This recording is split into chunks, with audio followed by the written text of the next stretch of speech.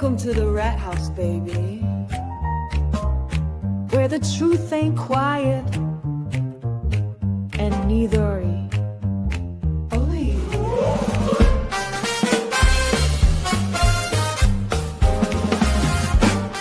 Where the CHATRATS crew slide in, pull up a seat, crime talk, cold facts, and a jazzy backbeat. We got stories to tell, got some justice to serve, so pour up that coffee or something with a swerve. There's Rat Daddy leading 6'5", a cool Toys the queen with the sharpest of tools. Dean's cracking jokes, Mary B's got the tea, and Lawleen lays the law down, real boss energy. MJ's got the fire, Gingy's taking names, Cassie's dropping Angel Baby's in the game. The clerk's keeping order, Misty's watching close. Pinky promises, keeps receipts, and she does the most. We're the CHATRATS, baby, worldwide and bold. Stories unfold while the crime scene gets cold. Puff, puff, pass, and the truth gets exposed. At the rat house, baby, that's how it goes.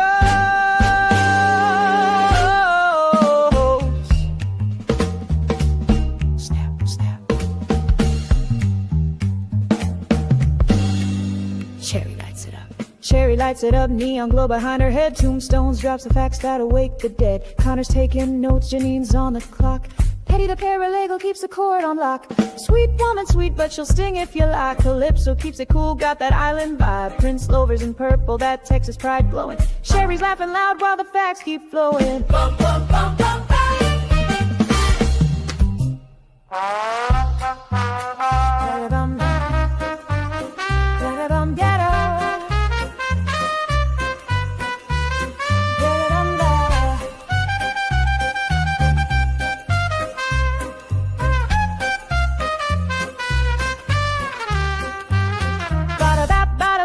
OG coming through, crazy-eyed cheese, oh you better believe. Robo-rat clicks, sparks, ears in his head, breaking the code till the lies drop dead. Jump, feel the confidence, jump. We're the CHATRATS, baby, worldwide and bold.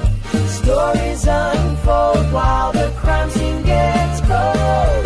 Puff, puff, pass, and the truth gets exposed. At the rat house, baby, that's how it goes.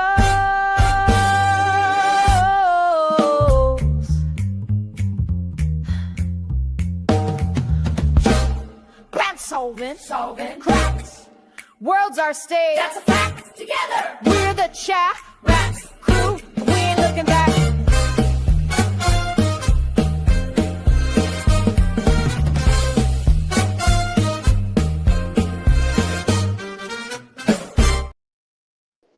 What up? What's up, everybody? Hey guys. Hey, all you cool cats and kittens. Yo, What's up? What you doing, Dean? I'm just Driving I'm at my hotel room. Ooh, EB. What's up, EB? Cranky and tired? Yep, that's normal. My wife, Angel Baby, Prince Lover, Tombstones. What's up, MJ? Not much. Robin G was up in here.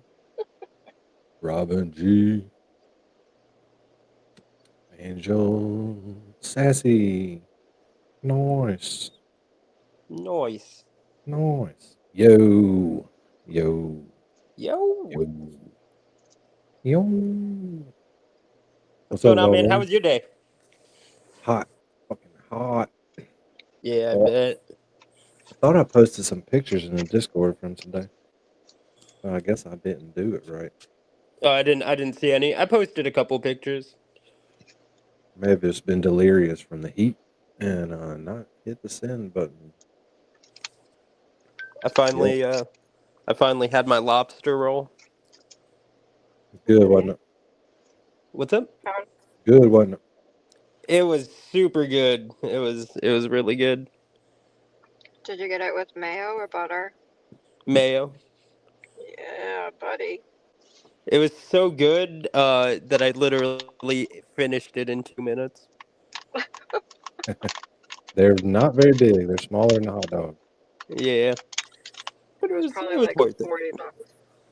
Yeah, it was like $46. Yeah, it's a pricey little thing. Yeah, but I was still hungry afterwards, so I have some KFC right here. Oh my god. I'm waiting Sorry. for it to I'm waiting for it to get cold because I love cold chicken for some reason. Hmm.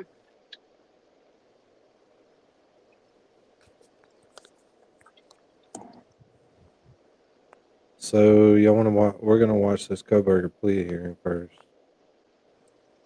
if they play it. If I can find Hell yeah, let's do it. it. But we can just goof off for a minute. What's up, Hey, MJ? are we new boot goofing? We are new boot goofing. We're always new boot goofing. Fuck yeah. Fuck yeah. The Reno 911 is fucking great. Yeah, I love that show. Yeah. Like I loved it. It was hilarious. And the new boot goofing was just crazy. Yeah. I do love that scene though when like with the new boots and then he goes to get his bike. That's hilarious. Uh, That's so funny. Yeah, so I'll show you some pictures, Dean. yeah, let's see it. Let me figure out how to do this. Anybody know how to use this thing? Anyways, there's some giant doors behind me that had to use these. Basically a ramp to slide those big doors up. Oh, okay. So we had to put 4 giant doors up there for this hole. So we just left it up and used it. Nice. And I don't know why I took that picture, but I added it. That's right below there. And then this is after it's in. Nice. It's in. Oh, he Doesn't got it look in, like much, guys. but those panels are 10 foot tall. 10 foot, 10 foot, 10 foot, 10 foot. Holy shit. It didn't look Oh, that big in the first picture, but this one you can tell better. Yeah, it what? took me a while to see the people, and then once I saw the people, I'm like, holy shit. Alright. Yeah, see how high up on the scaffold they are? That's the Yeah. framers. They're out there working on the ceiling, porch ceiling. Fuck that. But look how high they are. That'll tell you how tall the panels are. Take Yeah, 5 that's people to huge. slide it up that right there, and I then bet. 1 person to hold it, 4 people to run around and grab the top of it, pull it up. Crazy. Have you guys ever dropped one trying to do No, that? no, I don't do that. You know how much Nice. those panels are a piece? It's got insulated low E double 3/16 glass, so it's about probably $2,500 for that glass. Yeah. You just do it like the Egyptians did. Many hands, many Yeah. hands. Walk like an Egyptian. Yeah. But there's one going right here under it, and there's one over here in the master. So I went ahead and put that one in today, and then I want to put this one in today, so that we do all the heavy lifting and the long walking. And the last one we got to do is not gonna be easy. It's just they're all the same size. Yeah. My day wasn't nearly that much, but I was Carrie B. I was driving and I was listening to songs on my phone and Oh, She nice. Fucking Hates Me by Puddle of Mud came on and Nice.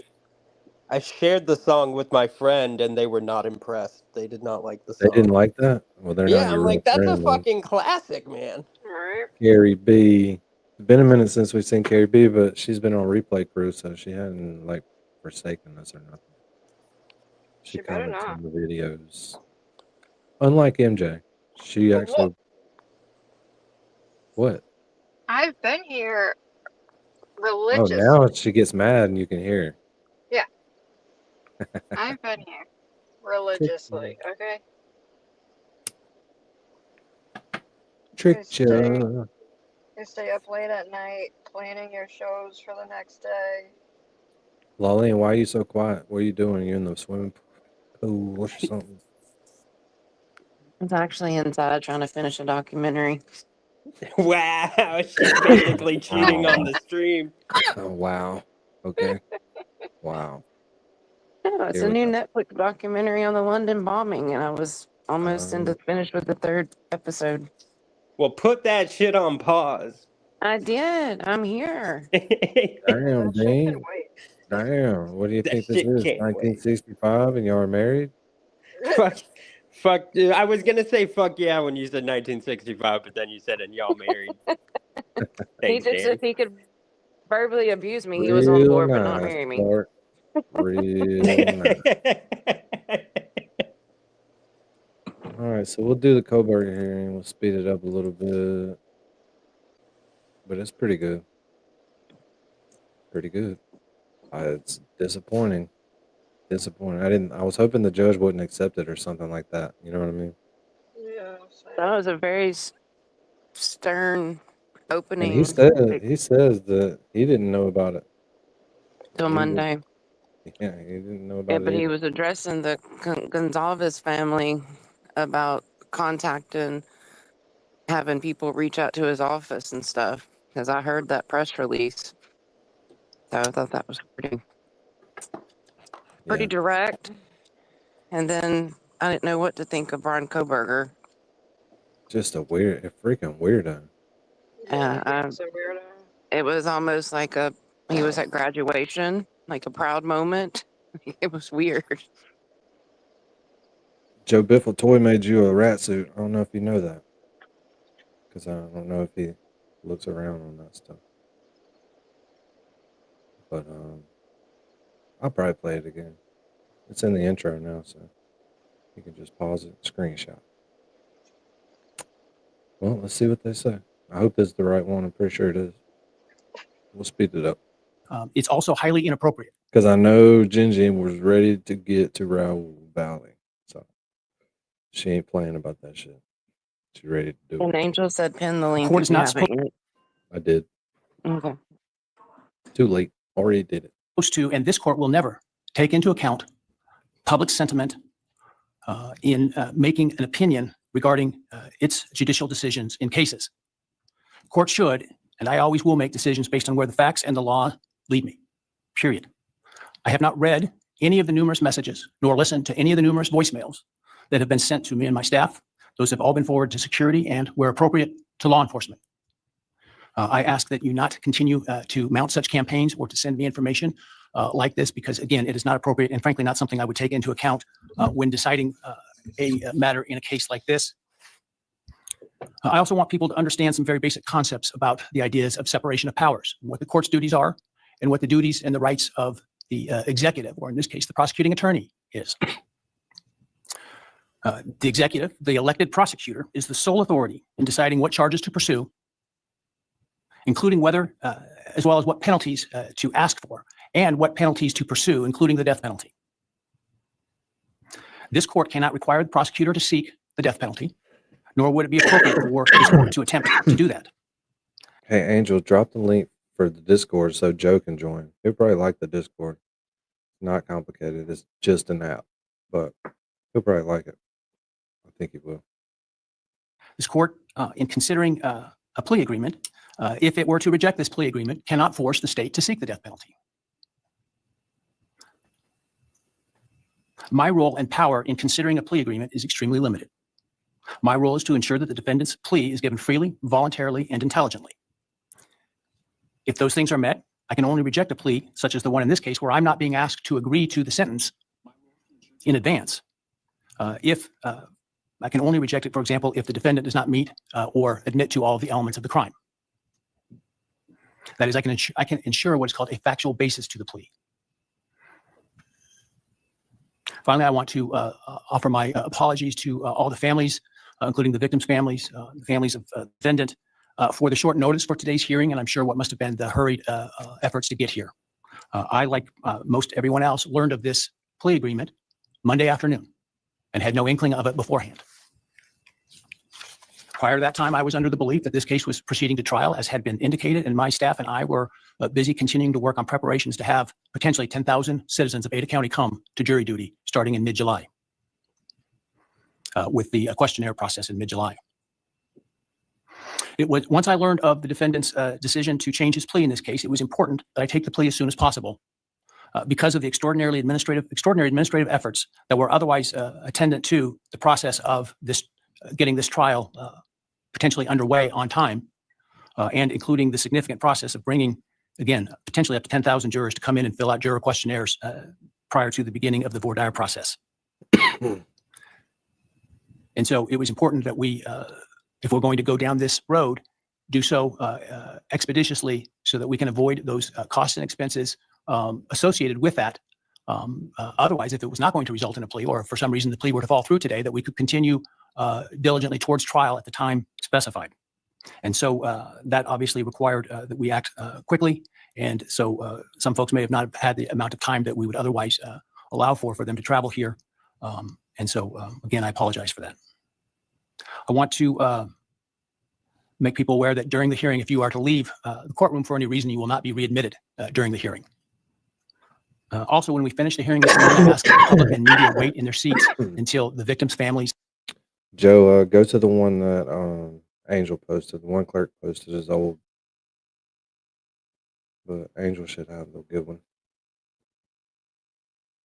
And the defendant's families and others are escorted out of the courtroom before you start to leave. Finally, I want to acknowledge the trial court administrator and her staff, the Ada County Sheriff, and Ada County 4th District Marshal Service for the huge lift that they've accomplished in preparing for and orchestrating this hearing today, as well as to all the security attendant today that you see, and some of whom many of whom you don't see, with less than 48 hours notice. And so I appreciate the hard work that they've been doing. And frankly, some of them while they were on some vacation prior to the trial starting and had to call that short. And so I appreciate very much their professionalism and dedication. All right, that said, let's move to the business of today. I understand the state and the defense have reached a plea agreement in this case. For the record, I have a written plea agreement which indicates in sum, the defendant will plead guilty to all 5 counts in the indictment: burglary, felony, and first-degree murder, 4 counts. The state and the defendant stipulate, that is, that the defense is not free to argue for a lesser sentence at sentencing to the following: the defendant on the burglary charge will be sentenced to 10 years fixed, and that the defendant on counts 2 through 5, the 4 counts of first-degree homicide, on each count would receive a fixed life sentence, all 5 of those counts to run consecutive to one another. Defendant, as part of the plea agreement, waives his right to appeal, as well as his right to appeal the sentence and his right to seek leniency or reconsideration of the sentence under Idaho Criminal Rule 35. This is not a Rule 11 agreement, meaning the court is not bound by the plea agreement and could impose a different lawful sentence at sentencing. The stipulated agreement between the parties is the maximum on each count. So theoretically, the only thing the court could do would be a lesser sentence at sentencing. But the defendant is not free to ask the court to do so under the plea agreement. Are there any other material terms of the plea agreement that the parties would like to make? Obviously, the plea agreement, the written plea agreement will speak for itself and be part of the court record. Not from the state, Your Honor. Thank you. No, Your Honor. Thank you. Right, very well. All right. Ms. Taylor, have you had sufficient time to discuss this case and all of its ramifications with your client? I have, Your Honor. Have you discussed fully with him his rights, defenses, and possible consequences to him of the guilty plea? Yes, Your Honor. Have you been able to do all the discovery you feel necessary? Yes, Your Honor. And have you informed your client of the importance of providing the court truthful and accurate answers in taking this plea today? I have. Have you apprised your client of any and all offers and counter offers and answered his questions about those? Yes. Do you consent to the entry of the plea today? I do. All right, Mr. Kohberger, I need to ask you some questions this afternoon, or I guess it's this morning still. I do this to ensure that you so that I am assured that you understand the nature of the charges to which I understand you're going to plead guilty, as well as the possible consequences to you of your guilty pleas. I want to make sure your plea is given voluntarily, and I want to make sure that you actually committed the crimes to which you're pleading guilty, because I don't want you to plead guilty to a crime you didn't commit. If you attempt to plead guilty today, but for some reason I don't accept your plea, then it is possible that your statements today could be used against you later at trial. Do you understand that? Yes. All right, thank you. And now, while you're standing, actually, why don't you take the oath from the clerk? Do you solemnly swear or affirm that the testimony you shall give in the matter not being before this court shall be the truth, the whole truth, and nothing but the truth, so help you God? Yes. All right, and Mr. Kohberger, just to make it easier, you don't need to stand when you speak to me. I appreciate the sign of respect, but for convenience, you can remain seated, all right? Before I start asking you questions today, have you consumed substantive questions. Let me ask you, have you consumed any alcohol, drug, or other intoxicating substance that would impair your ability to understand or exercise reasonable judgment? No. You feel like you are thinking clearly today? Yes. All right, I want you to understand what the possible penalties are for each of the crimes to which I understand you're going to offer a guilty plea today.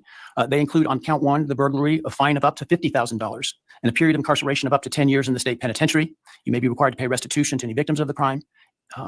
Count 2, 3, 4, and 5 for first-degree murder. The consequences include a fine of up to $50,000, a period of incarceration of life imprisonment, which is a requirement of a sentence, that it be a life sentence with a mandatory minimum sentence of at least 10 years on each of those counts.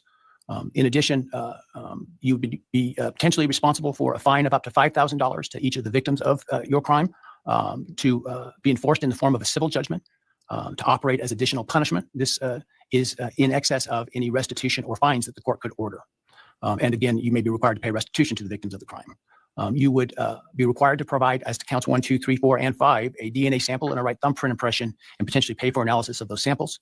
You would lose any right to possess, purchase, or carry a firearm, the right to serve on jury duty, the right to hold public office, and the right to vote. Do you understand the charges and all those possible consequences? Yes.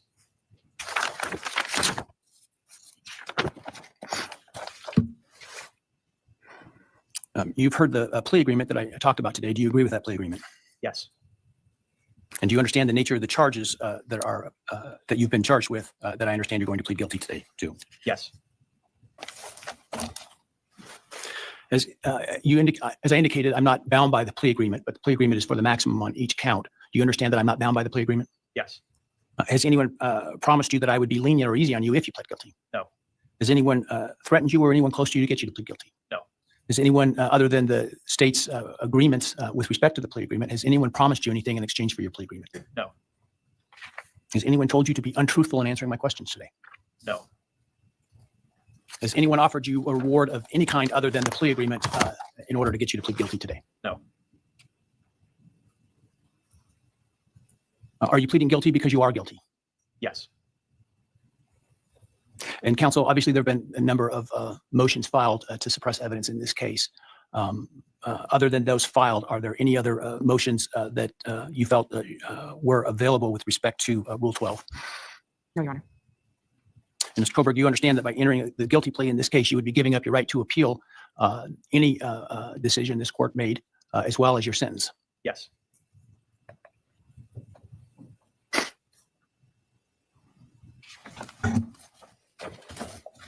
Have you had enough time to decide whether or not to plead guilty?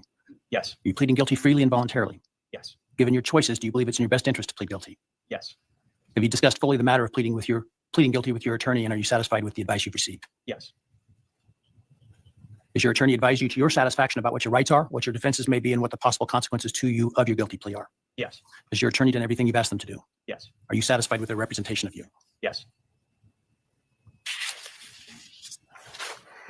I have received a written guilty plea advisory questionnaire that is purported to be filled out by you. Did you fill that document out? Yes. Did you understand the questions that you answered in this document? Yes. And are the answers that are outlined in this document your answers? Yes. Are those answers truthful? Yes. Did you sign the document? Yes. And this document outlines many of the rights that you have in this case should you not plead guilty. Did you understand those rights? Yes. They include a right to a jury trial. Do you understand that? Yes. They include a right to the presumption of innocence. Do you understand that? Yes. You have the right to require the state to prove your guilt as to each element beyond a reasonable doubt. Do you understand that? Yes. They include a right to confront your accusers and cross-examine witnesses presented by the state, including by utilizing the subpoena power of the court to accomplish that. Do you understand that? Yes. You understand you would have a privilege against self-incrimination and a right to remain silent, meaning you would not be compelled to testify if you did not wish to, had you not pled guilty. Yes. You understand you're giving up that privilege and those rights that I've just outlined by pleading guilty. Yes. All right, I want you to understand what the state would have had to have proven at trial had you. What's up, Janine? Yo, brother. You see what we're watching here? Yeah, this dick. This judge was such a dick. Fuck him. Yo. We can always rely on Janine to give it to us straight. Yeah? Yeah. 2025. Janine from Queens, right? Janine from Queens. She's unleashing the queen. Janine from Queens and Connecticut both give it to you straight. Yeah, I fucking hate him. What an asshole.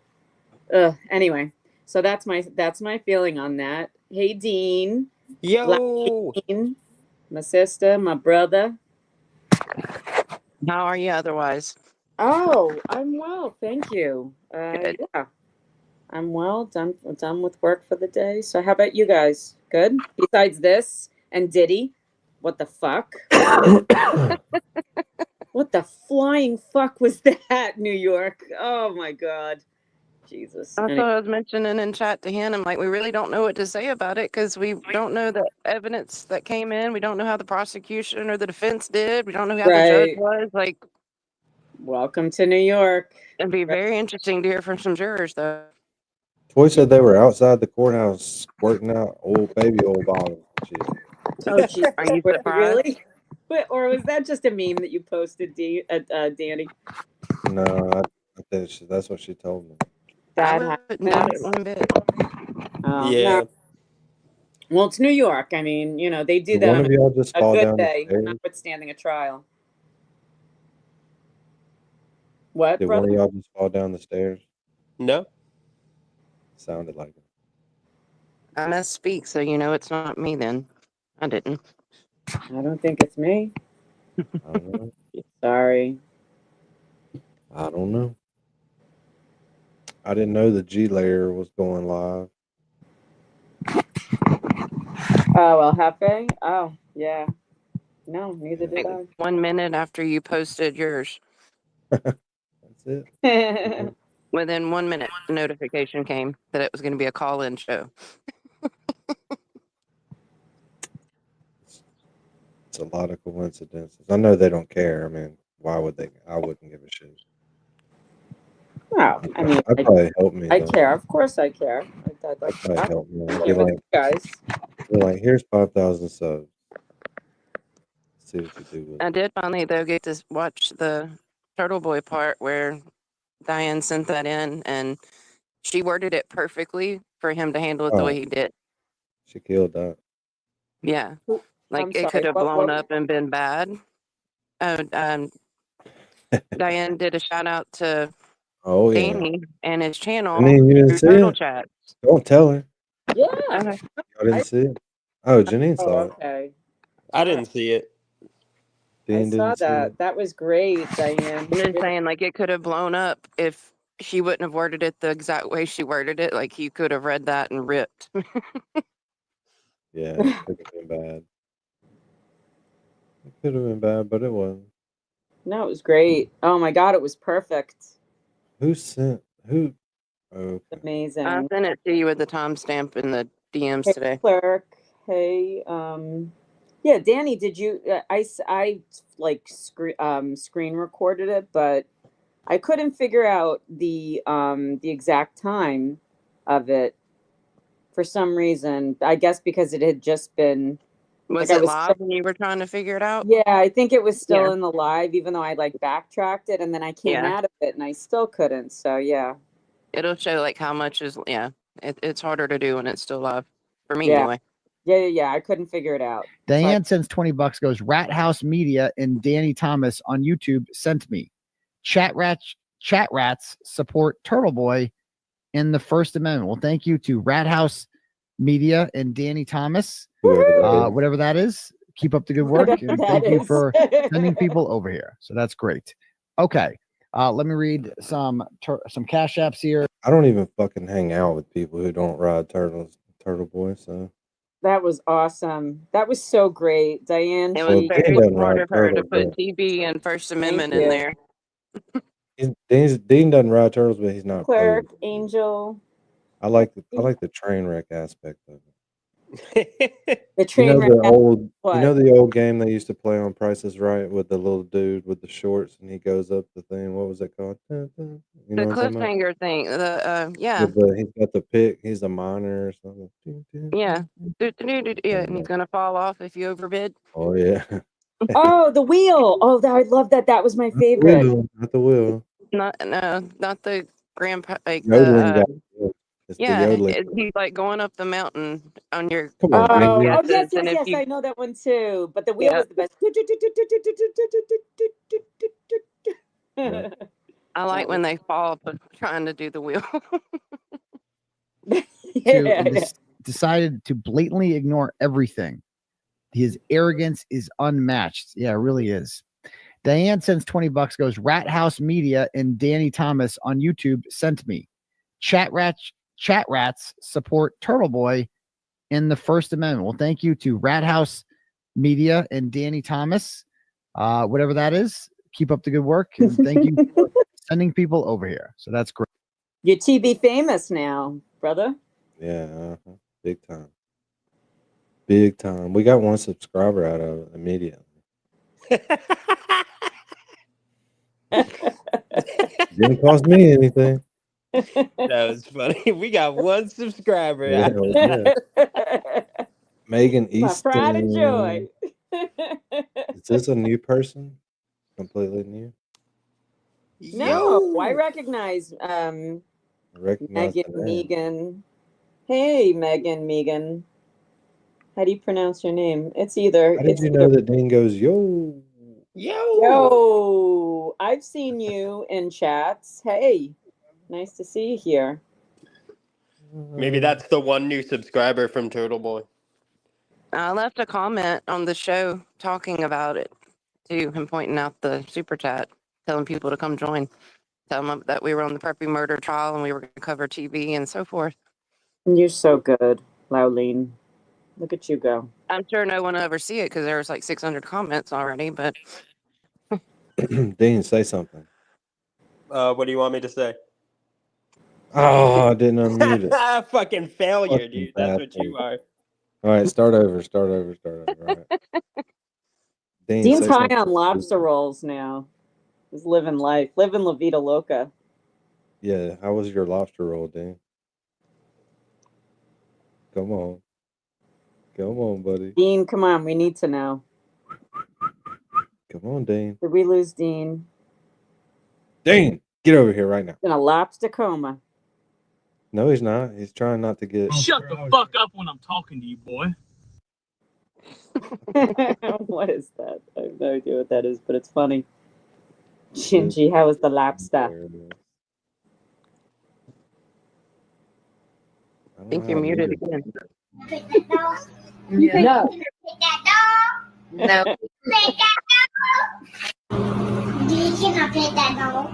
No. No. Pet that dog. No. Little rodents. Can I pet that dog? Pauline's right though. She's gonna be hard to deal with all that screaming and shit. You gonna make me some breakfast? You gonna make me some breakfast? Yeah. You gonna make me some breakfast? It's probably a fire sign. Gotta be. Demanding little type. All right. This isn't very long. Let's get it over with. Let's do it so that Ginger What about the can Kohberger get in thing? on this So what do you Raul guys Valle. what did you guys think of this whole thing? Are you as angry with this asshole judge as I am? You don't like this judge? The fucking asshole. No, I didn't like the whole fucking monologue about The opening about People are not ups- contacting the office and Right, fuck some you, of the dick. stuff has been forwarded to the police, and that makes me think that there were some threats sent in. I thought it was good. He has Let's to watch it. understand why the families are so upset. I totally get it. And he should have just kept his idiot mouth shut in my opinion, but whatever. Anyway. If you watch the people I behind like the this. prosecution, there's a lot of media, and there's several times they're all looking at the family. So there's like with the family. Let's watch it. I'm just telling you, since you're about to start it, it was I interesting. know you're like previewing the preview, like.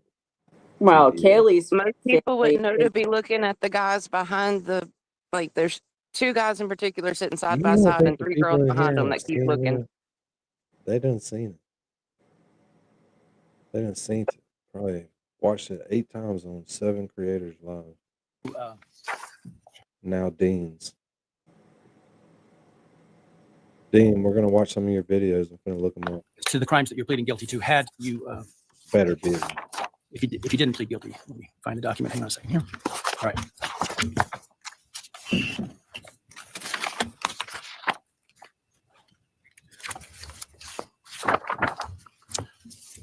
So as to count one burglary, the state would have to have proven that on or about November 13, 2022 in Latah County, Idaho, you unlawfully entered a residence located at 1122 King Road in Moscow, Idaho, with the intent to commit the felony crime of murder.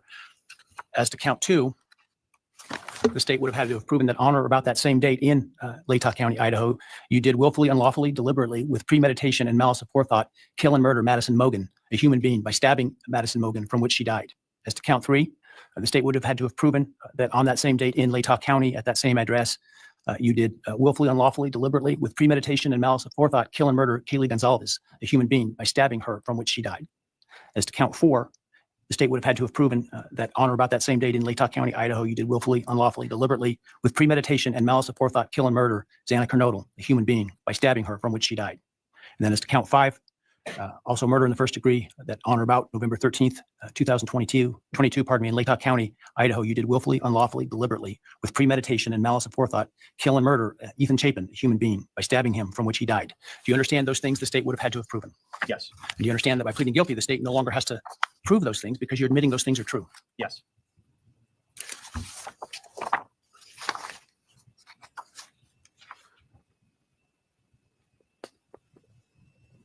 I want to also make, for the record, the defendant has provided with the guilty plea advisory form a document entitled Written Factual Basis that purports to have the defendant's signature dated 1 July 2025. Did you sign that document? Yes. And did you agree with the written factual basis that is included there? Yes.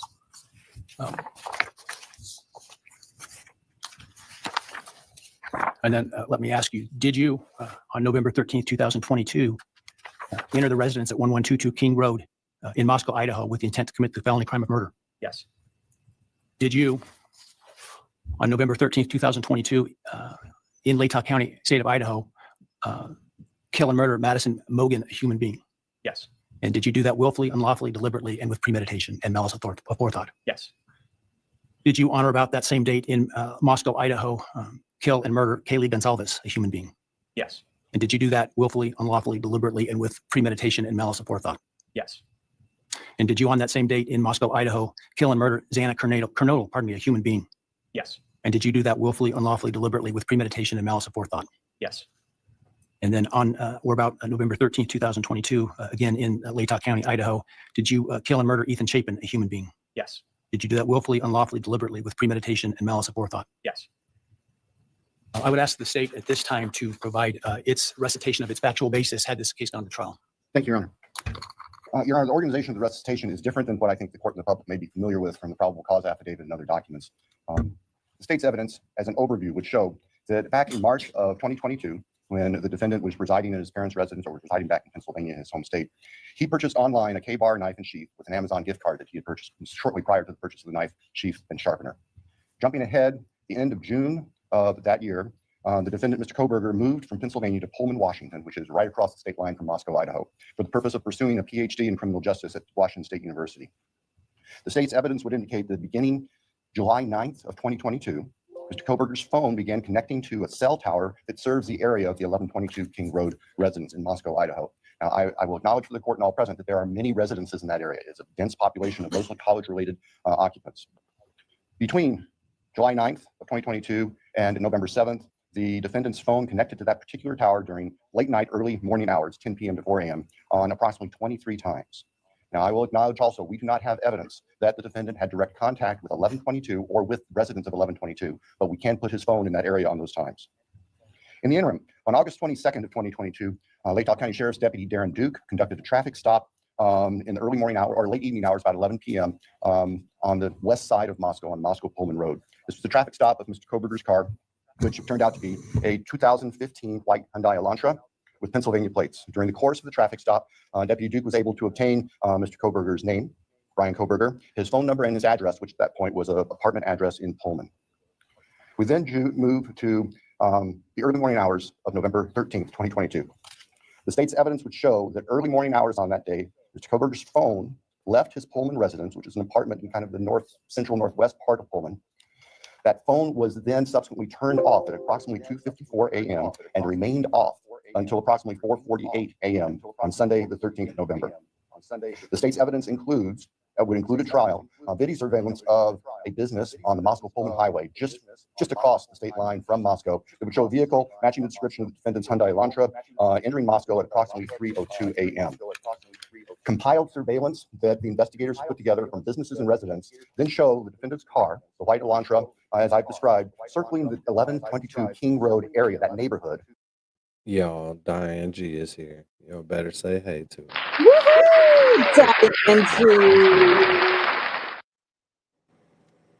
Our beautiful friends. Hey, how you doing? Good to see you. Decided to blatantly ignore everything. His arrogance is unmatched. Yeah, it really is.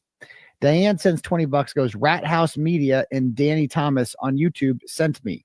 CHATRATS support Turtle Boy in the First Amendment. Well, thank you to Rat House Media and Danny Thomas. Whatever that is, keep up the good work. And thank you for sending people. That's cool.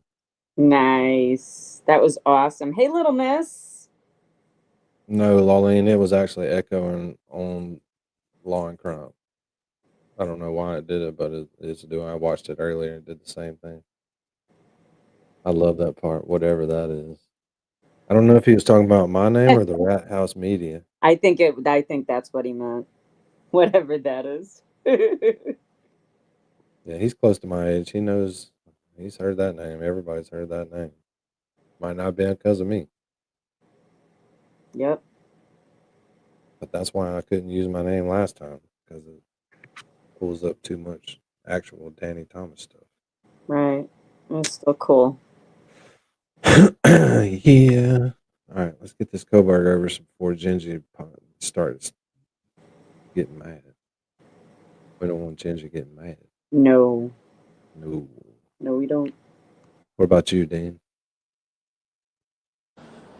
No. Dean's oh. He's here. Yeah, I'm here. Just outside smoking. Oh, cool. You still stuffed from that smaller than a hot dog lobster roll you ate? Sure, rub it in, Dean. Well, I had the lobster roll, and now I've had 2 pieces of fried chicken as well. So, Can we tell them about? You like to mix your proteins, huh? Can we tell them about your ex last night from voice chat? Oh, nope, can't. Sorry. Nope. Gotta get this over with. Yeah, Ginger's gonna get mad. 3:30 or so in the morning. Comes into the immediate. What were you saying? I said Gingy's gonna get mad. Bitch made boy. Shut the fuck up when I'm talking to you. Damn, boy. that's 2 fails, dude. Bitch made boy. I tried. It's 2 times you failed at it. That sucks. It's harder than it looks. It's harder than it looks. That's what I tell my girlfriends, dude. If you only had one. The area of 1122 King Road, which is actually not dead end, and then leaves several times. It's approximately. It was cold, wasn't it? It was pretty cold. 4:05 that morning. The defense car had entered that area, was leaving, stopped at the intersection of King and Queen Road, did a U-turn, and the state's evidence would show that the defendant's car came back and parked behind and above the 1122 King Road residence. The state believes that its evidence would then show that the defendant entered the residence of 1122 through the kitchen sliding door on the back side of the residence, which is the side of the residence that would face the area above where the defendant's car was parked. The defendant entered the residence, went to the 3rd floor, and with a knife, killed Madison Mogan. And Sassy said, is that video from the Preppy murder trial when they were driving away? No, this is an old video. It's hilarious. He's pretending to be an old guy in the neighborhood telling these young kids to slow down. And he just told them when he walked up to slow down when they're coming around that corner right there. And the kid went to say something. Shut the fuck up when I'm talking to you, boy. Bitch made boy. It's hilarious. Shut the fuck up when I'm talking to you, boy. Oh, well. You'll be tired of it by the time I get to playing it. That's for sure. the defendant, as he left that room, for whatever reason, ended up leaving, or the sheath for a K-bar knife was left on the bed next to Madison Logan's body. And I can jump ahead. That sheath was tested by the Idaho State Police Forensic Lab, and single source male DNA was found on the snap of that sheath, as well as blood from both Kaylee and Madison and other trace evidence. But it's important to note single source male DNA was on the snap of that sheath. The state's evidence would show that Xana Knodel was still awake at this time. In fact, had taken a DoorDash order not long before this started. Her room was not on the third floor. It was on the second floor on the west side.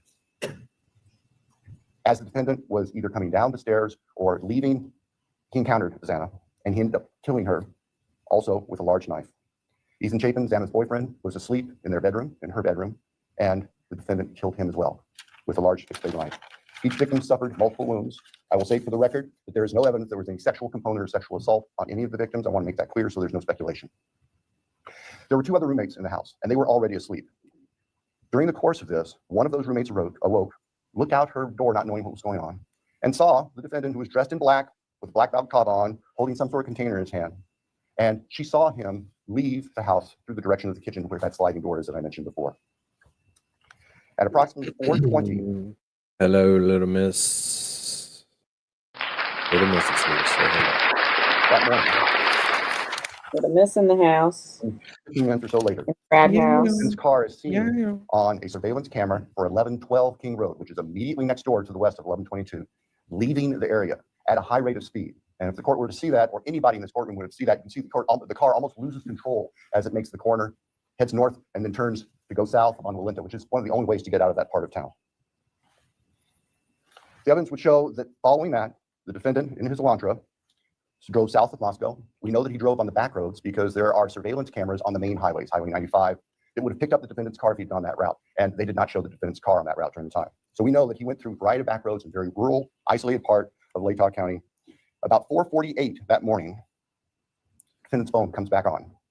And the evidence will show that that phone was located south of Moscow, likely at a side road intersection with Highway 95. From there, the defendant's phone activity tracks him back north towards Pullman, Washington, where the defendant lived. About 5:26, starting approximately 5:26, various surveillance cameras in Pullman, Washington pick up the defendant's vehicle as he enters Pullman from the south and heads north and slightly west towards his apartment, where he arrived at approximately 5:30 in the morning. Later that morning, Sunday, the 13th of November of 2022, Mr. Kohberger's phone returned to the area of King Road. We don't know exactly what he did, but it returned to that area. It's about 9 o'clock in the morning. There for about 10 minutes, and then returned to his Pullman residence. About 9:30, the state's evidence will show, evidence taken from the defendant's phone, that he took a selfie of himself on his phone in what appears to be the bathroom of his Pullman apartment with a thumbs up. The defendant's phone then went to the Lewis and Clarkston Valley, approximately 30 miles south of Moscow and Pullman. And the defendant is actually seen with his car at various businesses down there. This area is the confluence of the Clearwater River and the Snake River. Lewiston is Idaho's seaport. Large bodies of moving water down there. In addition to tracing the defendant's activities, as I've just outlined, on the 13th and leading up to the 13th, the state's evidence will show that following Sunday, November 13th, 2022, business records show that the defendant began searching for a K-bar knife and a K-bar knife sheath, as the state believes, to replace the one that was left at the scene of the murders. The evidence also will suggest, I keep thinking he says a K-bar knife and cheese, that there were at least attempts by the defendant to delete or alter his purchase history on Amazon, where all these transactions had occurred. Later that week, the state's evidence will show that Mr. Kohberger went to what we would call DMV, motor vehicle licensing here in Idaho, in Pullman, to change his car registration from Pennsylvania to Washington. That's of note because Pennsylvania cars do not require a front license plate. The vehicle seen on the surveillance cameras of the defendant's car showed it didn't have a front license plate on it. At the time of the traffic stop by Deputy Duke in August, it was Pennsylvania plate, no front license plate. Mr. Kohberger proceeded to finish his semester of studies at Washington State University and returned to Pennsylvania for the holidays. Law enforcement at this point were aware of Mr. Kohberger, had been accessing information about him, were trying to find him. They located him in Pennsylvania, and they conducted what's called a trash pull. During the nighttime hours, agents of the FBI, who assisted immensely with this case, working with the sanitation department back in this neighborhood in Pennsylvania, took trash that had been set out on the street for collection, sent the contents of that from the Pennsylvania residence of the defendant's parents to the Idaho State Forensic Laboratory, where the lab experts there were able to identify DNA on a Q-tip as coming from the father of the person whose DNA was found on the knife sheath that was next to Madison Logan's body in the bed. Subsequently, an arrest warrant was issued here in Idaho, and a search warrant was issued in the state of Pennsylvania with the What's up, Connor? Connor been MIA, but he must have got woken up when the glare went live.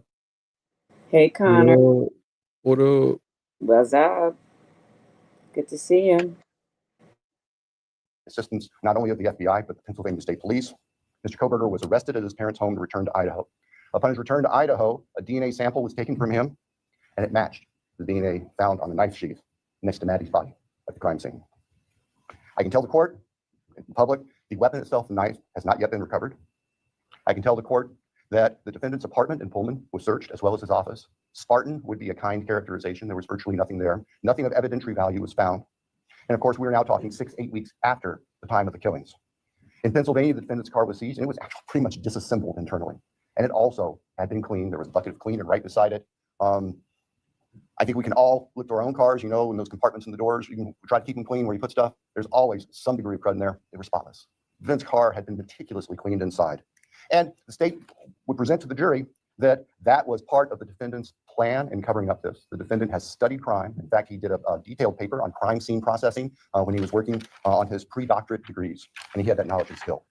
So, Your Honor, at the end, the state submits that the evidence that I've given just a quick overview of, and that to present in court would consume weeks, which the state is prepared to do and has been prepared to do, would show that as the defendant has just admitted and pleaded guilty on November 13th, 2022, excuse me, Ms. Kohberger entered the residence of 1122 King Road in Moscow, Idaho. He did that with the intent to kill. We will not represent that he intended to commit all of the murders that he did that night, but we know that that is what resulted, and that he then killed intentionally, willfully, deliberately, with premeditation, and with malice forethought, Manny Mogan, Kaylee Gonzalez, Ethan Chapin, and Santa Cruz. Thank you. Thank you.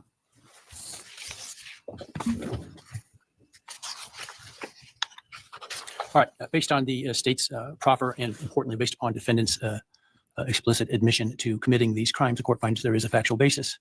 Therefore, with respect to count 1, burglary, felony, how do you plead, Mr. Kohberger, guilty or not guilty? Guilty. As to count 2, murder in the first degree, as it relates to the murder of Madison Mogan, how do you plead, guilty or not guilty? Guilty. As to count 3, as it relates to murder in the first degree for the murder of Kaylee Gonzalez, how do you plead, guilty or not guilty? Guilty.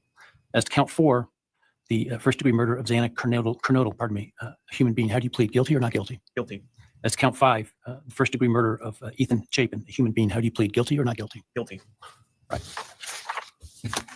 The court will find that the defendant understands the nature of the charges and each offense and the possible consequences to him of his guilty plea. The court finds that there is a factual basis for the plea and that finds the defendant believes the plea to be in his best interest. I find that the plea was given freely, voluntarily, and was intelligently made. I accept the plea. I direct that it be entered. I'll continue the matter for sentencing in this case.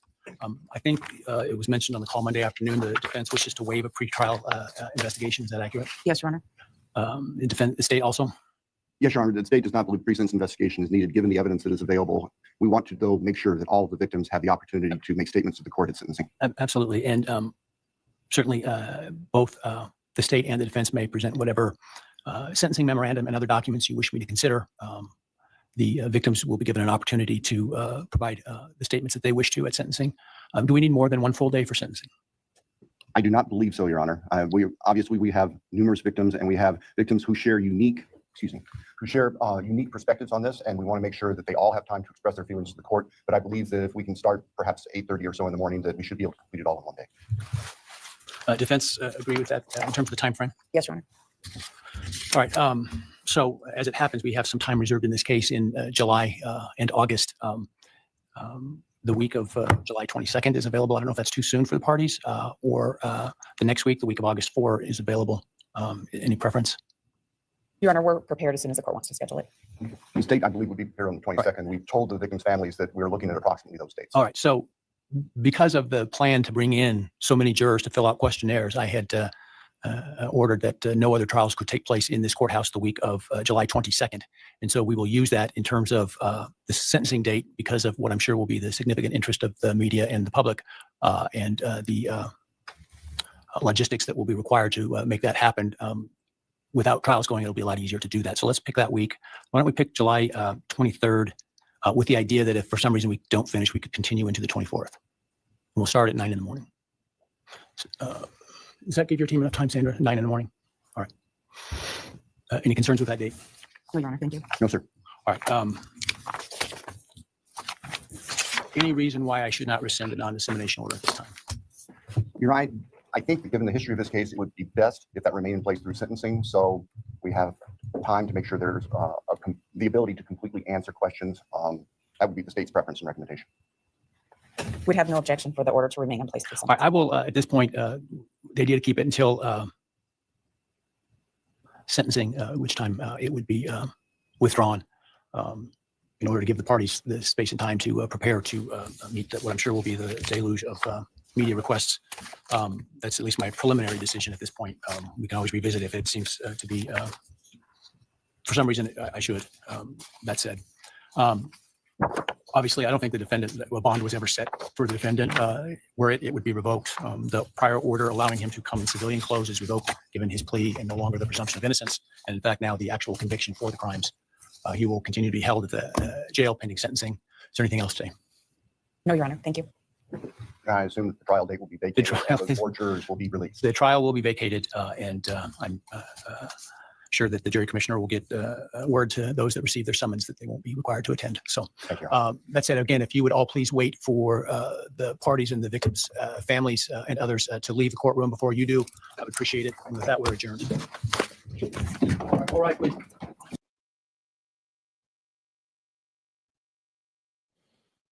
All right. I don't really want to watch the judges.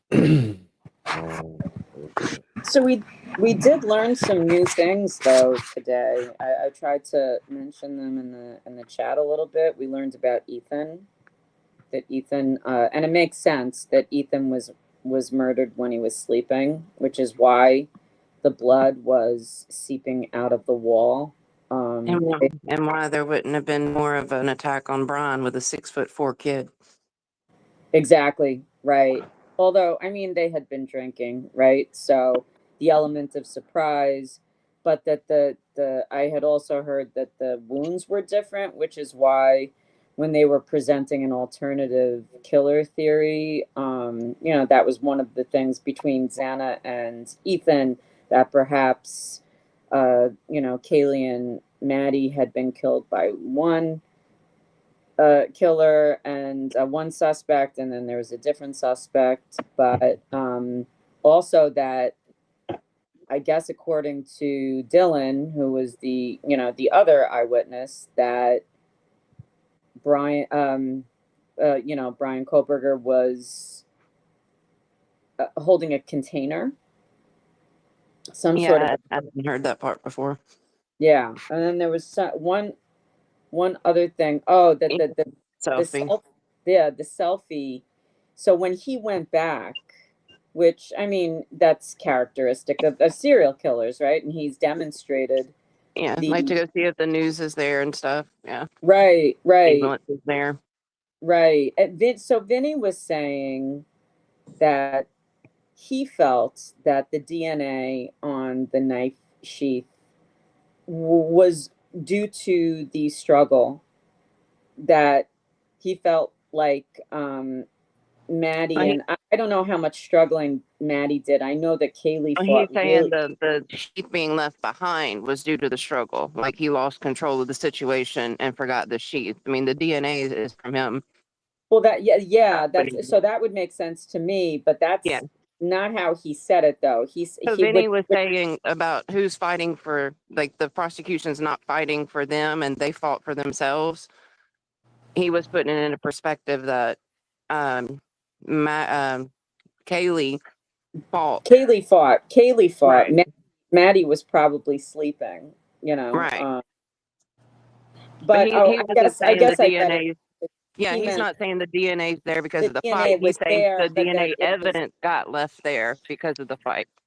Right. Okay. So he had the sheath, in other words, on his person, and that because it was such a vicious struggle, that the sheath was shaken, like knocked off of his pants, whatever. Yeah. Right. Into the bed.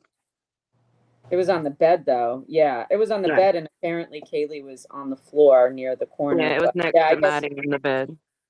We'll hear more about that. But yeah, and then that the selfie. So he went back, and then there's two points now that you look for patterns. So ordering the knife. So he was reordering the knife very quickly. So he likely wanted to do this again. So, Yeah. you know, thank God they caught him. Just wanted to be a serial killer, and he And I gave wouldn't the be thumbs up. surprised if he would plan something at his parents, you know, to have that distance between the two, like for them not to be related or connected. I wouldn't be surprised if he might try something while he was home over break. Wow. 'Cause he just got fired. I never thought of that. But yeah, oh, so also right that his phone was picked up in July. And that was my question. Were the kids and we'll find out more about this hopefully, because the dissemination, right? That's they'll be Will able be to lifted, yeah, after after the it's lifted, penalty. right? So, but that he had been pinging from Yeah. July. So What number did they say today? Like 29 times or something like yeah, that? I knew it was a 23. lot. I think it Yeah. was 23, something like that, But right? it's And also important to say that that doesn't mean he was at the house. I mean, he could have a friend in the neighborhood or a drug dealer, like something he visited often, but it was really weird hours too that he was pinging, like right, 11 or 4 a.m. ish on most of right, them, is what I've understood. right. Yeah, and that selfie really, it was you know, Know that everybody he did that after going back to the house and seeing going if he back, had been found out. Yeah. right? For whatever reason, right? Was he found out? Were there police there? Like, who is it? What serial killer like to I know, I think several of them do, but there was one in particular. Was it Richard Ramirez, or the one of them went back to the scene? I remember having read I about can't remember them by name, but I know a lot of them do. a And lot of like to them watch do the that. They like to investigation. revel in it. Not Yeah, just serial killers, but anybody. I mean, if they kill somebody, they'll go back and watch the police work and stuff. But yeah, they even right. pointed But that out in that copycat movie. right in the copycat. That's right. Yeah. But especially serial killers, because it's deeply personal. So yeah, it's just fucking crazy. He's a monster, and I mean, like, you know, I'm hoping he gets the Dahmer treatment. I mean, it's just a wish. It's just a hope. It's whatever. I'm not saying Well, they anything. said that he would be like in protective custody at first, but transition to Gen Pop. I mean, like a special Gen Pop, like where kind of like what Lori Vallow's in. Like Right. she's in with other people who are also either Profile. highly dangerous, yeah, profiled and stuff like that. You So get a good he's name taking for the better yourself end in of the prison deal. if you took him out. Oh my God, right? Yeah. Yeah, You'd be right on up there with them points with everybody. yeah. But Vinny was Can I pet that dog? No. Can I pet that dog? No. Can I pet that dog? No, Can I pet that dog? but Vinny was saying, and I think this was what was so upsetting. And Vinny was really he was really exercised Yeah, about it I yesterday, watched that that when you posted. he was going through, yeah, he was really, I have to say, like, he was channeling my anger, and I really had a lot of respect for him. He seemed genuinely outraged.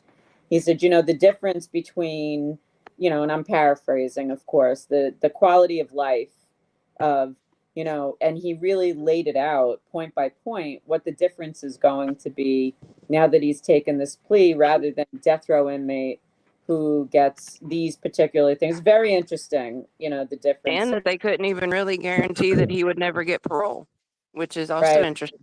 Exactly, right. Yeah. And I so understand Steve Robin Gonzalez G said, "What link was that? Where was that? Y'all upset. sent that?" I'll resend it. I think I sent it in the in Danny's, in the Kohberger tab or page or Yeah, whatever. Vinny, Yesterday, Vinny made the Robin. comment on it like Vinny gets fired up or something on the post. Right. It was yesterday. It was yesterday's. It was good. It was really good. Yep. All right. We only got 7 hours of this to watch. Let's get We're on here this for stuff it. for a long time. God, this is gonna suck. It's so gonna suck. I don't think so. I think it's gonna be pretty good. No, Most I of mean, it's just good. it's gonna feel like it's horrific, right? So Oh yeah, well in that sense, yeah, in it that sense, sucks it's a little bit. yeah, it's awful. But this is what Gingy's been waiting for. All right, Gingy. Being She's married gonna to mail office, us a bomb actually. threat Let's if fucking y'all don't go. hurry up. She's gonna mail me a bomb threat if y'all don't hurry up.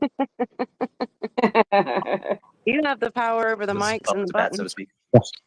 And the next I'm trying, yeah, just being nice. I mean, that's what we were talking about for a little while. We need to talk about it. So, but yeah, I think the judge will issue something. I mean, he issues a small. Robin G, have you seen his little summary at the end? Because if not, I guess we could play that after we do this 7 hours of shit. It's finna get good though. pillow, was that something that you also passed around, or were you the only one wearing that? No, I was the only one wearing that. How long were you there at the party just engaged in this behavior you've described? About an hour and a half. And after an hour and a half, did there come a time when some people arrived that you were not familiar with? Yes. And how did you become aware of these people? We were by the door, as that side of the beer pong table was by the door of the garage, and they came up. When you say they came up, what did you see? 2 kids arrived and came up to the door. And what did those 2 kids do? No, Gingy, I have not cheated because they didn't have court today, so nobody should have cheated. We can actually catch up. I think we'll be almost caught up before they go back to court tomorrow. So closings are tomorrow then, right? I don't know. The defense rested.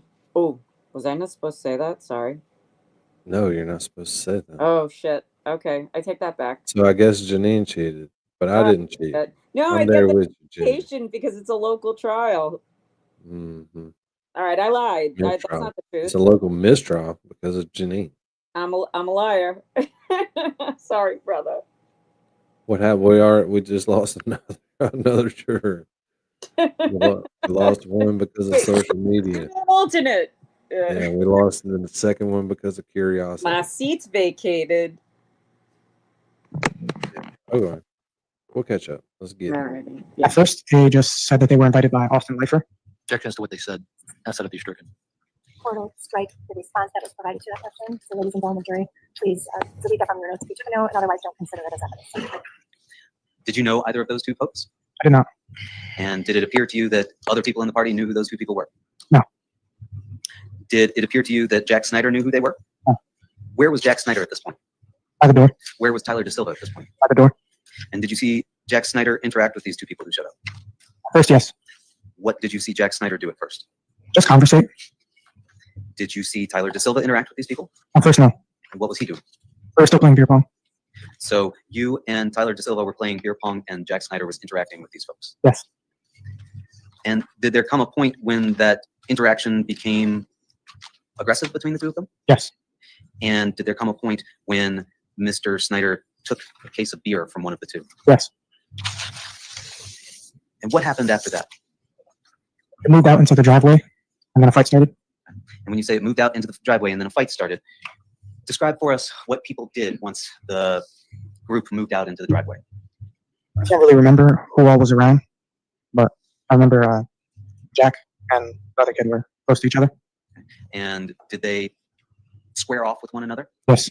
Where were you when they squared off with one another? Off to the side. Did you put the helmet on in order to go outside? Objection. No. Leading. Sustained. I'll strike the response, ladies and gentlemen. Thank you. When you went outside, what were you wearing? A motorcycle helmet and my regular clothes.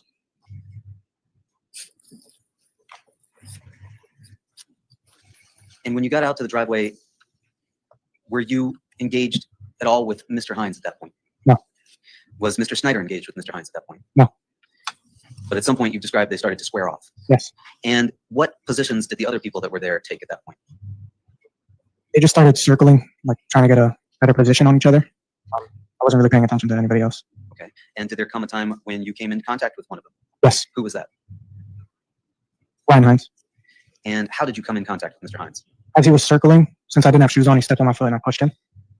You pushed him? Yes. Did you punch him? No. After you pushed him, did you continue to attack him? No. What did you do? He tackled Jack and he was beating on him while he was on the floor. I'm sorry? He was beating on him while he was on the floor. Who was beating on him while he was on the floor? Ryan was getting the better of Jack. Ryan was getting the better of Jack? What happened next? We went over to break it up. He wasn't getting off at first, so we started pulling him off. You started pulling him off? Yes. Did you take off your helmet? No. Did you swing your helmet? No. Were you intending to fight Mr. Hines? No. Did you use your helmet in any way to attack Mr. Hines? No. As you were pulling, or as you were getting involved with this fight that's going on between Mr. Hines and Mr. Snyder, what were the other people doing? There was a couple people watching. Tyler DeSilva was helping me break it up. And what did you do? Still was trying to pull him off. By doing what? What were you doing with your hands? Describe for us what occurred. I was grabbing him by his waist, trying to pull him off of Jack. You were grabbing Mr. Hines by the waist? Yes. Were you punching him? No. Were you kicking him? No. Did anybody else come over to join you? Other than Tyler DeSilva, no. Did you see anybody filming this? At the time, no. Have you since, as we sat in the courtroom, seen a video of what appears to be the fight at 5 Lazy Brook? Yes. And did you see other people come over to join this breaking up of the fight? Yes. Did you know any of those other people? Yes. Who did you know? Emily Robinson. How did you know Emily Robinson? Just seen her in school a few times. I really didn't know her. And after the fight was broken up, what happened next? Miss Leifer came outside. Who's Miss Leifer? The mom of Maddie Leifer. Was she the homeowner? Yes. Had you met Miss Leifer before? No. And what did Miss Leifer do at that point? She came up, snatched the beer from Jack that he was holding, and gave it back to the kid and said, "Get out of here." And what else did she do, if anything? At that time, she walked over to the garage and was able to see like how many people were actually at her house. Did you go back to the party? I did. I'm sorry? I did. And how long did you remain at the party? 15 to 20 minutes. And did you come to leave the party at some point? I did. And why did you leave the party? Miss Leifer had shut it down. How did you leave the party? With Jack Snyder, Anybody else? Tyler DeSilva, my girlfriend at the time. Will Sinjwald needed a ride, so he came. Same with Keenan and Dimitri. So there were at that point 7 of you in Mr. Snyder's car? Yes. Where were you seated in Mr. Snyder's car? Behind the driver. And Mr. Snyder was driving? Yes. And who was in the passenger seat? Tyler DeSilva. You were seated behind Mr. Snyder? Yes. And where was Ms. Traficante seated? So on my left. Who was beside you in Ms. Traficante? To my right it was Will Sinjwald, and then to his right it was Keenan. To his right was Keenan Prasic? Yes. He was against the passenger side rear door? Yes. And where was Mr. Arfanis? In the trunk. Was there a plan at that point for what to do? We're still kind of early in the night, so we were looking for another place to go. If there was another party, and where we were going to go next. At that point, did you have any weapons on you? No. Were you planning to go fight anyone? No. Did you see anybody else in your group with weapons? No. What was Jack Snyder doing at this point? Just driving. Did you know where he was driving you to? No. What was Tyler DeSilva doing at this point? In the front talking to Jack. Could you hear what they were saying? No. And what was the music like if it was on? Loud. And what were you doing at this point? Just talking to my girlfriend and Will. Conversating. And were you doing any texting at this point on your phone? No. Did you have your phone with you? Yes. Did other people have their cell phones with them? Yes. Could you see anybody on their cell phone at that point? I saw Jack Snyder on and off his phone while driving. And where did the car go? We ended up at Trumbull High School. You say you ended up at Trumbull High School. Is that someplace that you've been before? Only for football games. As the car was driving, did you know that you were heading towards Trumbull High School? No. And what was going on when you arrived at Trumbull High School? There was a couple cars from the party before, and we're also trying to figure out what to do. And did Jack Snyder stop the car there? Yes. Did you see anyone there that you knew? Yes. Who? The car closest to us was a car full of girls, and there was 3 of them that were in my grade. Do you remember who they were? I don't remember the driver. And who was that? Maya Fagan. I'm sorry? Maya Fagan. How did you know Maya Fagan? She was a friend of mine in the same grade. She was also a cheerleader. Did she know Ms. Traficante? Yes. And did Mr. Snyder park the car? Yes. And what did the people in Mr. Snyder's car do? 2 people got out. No, I don't think anybody stayed in the car. Did you get out of the car? At one point, yes. And did Ms. Traficante get out of the car? Yes. And what did you do when you got out of the car? Talked to the car full of girls. And did you see what the other people were doing? I saw Jack and Tyler go over to another car, and I can't remember what Dimitri and Keenan were doing. You saw Jack and Tyler go over to another car? Yes. Do you know who was in that other car? Did there come a time when folks got back into Mr. Snyder's car? Yes. What led to people getting back into Mr. Snyder's car? Everybody was getting back in their cars, and I was assuming we had some place to go now. You say you were assuming that you had someplace to go. Was there a plan at that point of where to go? One of the girls in the other car had told me about it. Objection as to what they said. Without telling us what anybody said, and as you understood it, was there a plan to go somewhere else at that point when you got back into Jack Snyder's car? Another party in Trumbull. Another party in Trumbull. Yes. And did you at some point become aware of a group chat that was going on? Yes. Was this a group chat that you had created? No. Were you a part of this group chat? Yes. How did you become a part of this group chat? I got added to it. You got added to it? How did you know that you had been added to it? As soon as you're added to a group chat and people are texting in it, you get a notification that pops up. And did you get a notification? Yes. What, when you got that notification, did you look at your phone? Yes. And what was the nature of the texts that were going back and forth on this group chat? There was a lot of people in it, and they were just talking crap to each other back and forth. Did you know any of the people that were in that group chat? Yes. Who? A couple of my friends I noticed were in there from my football team. Some kids that weren't even around. They were at farmhouses in different states or stuff like that. Did you ask Jack Snyder or Tyler De Silva to add you to the group chat? No. Did you ask anyone to add you to the group chat? No. And what was the tone of the group chat? Not positive. It was just people talking shit to each other pretty much. Did you participate in the group chat after you were added? Yes. What was the nature of your participation in the group chat? Around the same time we were leaving Trumbull High School, I texted in it. Do you recall how many texts you sent? No. Do you recall how many texts you received? No. This occurred while you were leaving Trumbull High School? Around the same time, yeah. Did there come a point when you realized that you were not going to another party in Trumbull? Yes. How did you come to realize that you weren't going to another party in Trumbull? After driving for a little bit, Jack had turned down the music, and I asked him where we were going. And what did you learn from Jack at that point? He said Objection as to what he said. Stating as to what Jack said. I asked what he learned. You just can't tell us what Jack said. Okay, it's what you learned upon speaking. So what did you learn from Jack about where you were going or where he was driving the car? We were going to a house in Shelton, And do you recall what the address of the house in Shelton was? 43 Laurel Glen. Was that an address that you had seen in the group chat? Yes. Was that an address that you were familiar with before having seen it in the group chat? No. Had you ever been to 43 Laurel Glen Drive before? No. Did you know whose home that was? No. Did you remain in the group chat?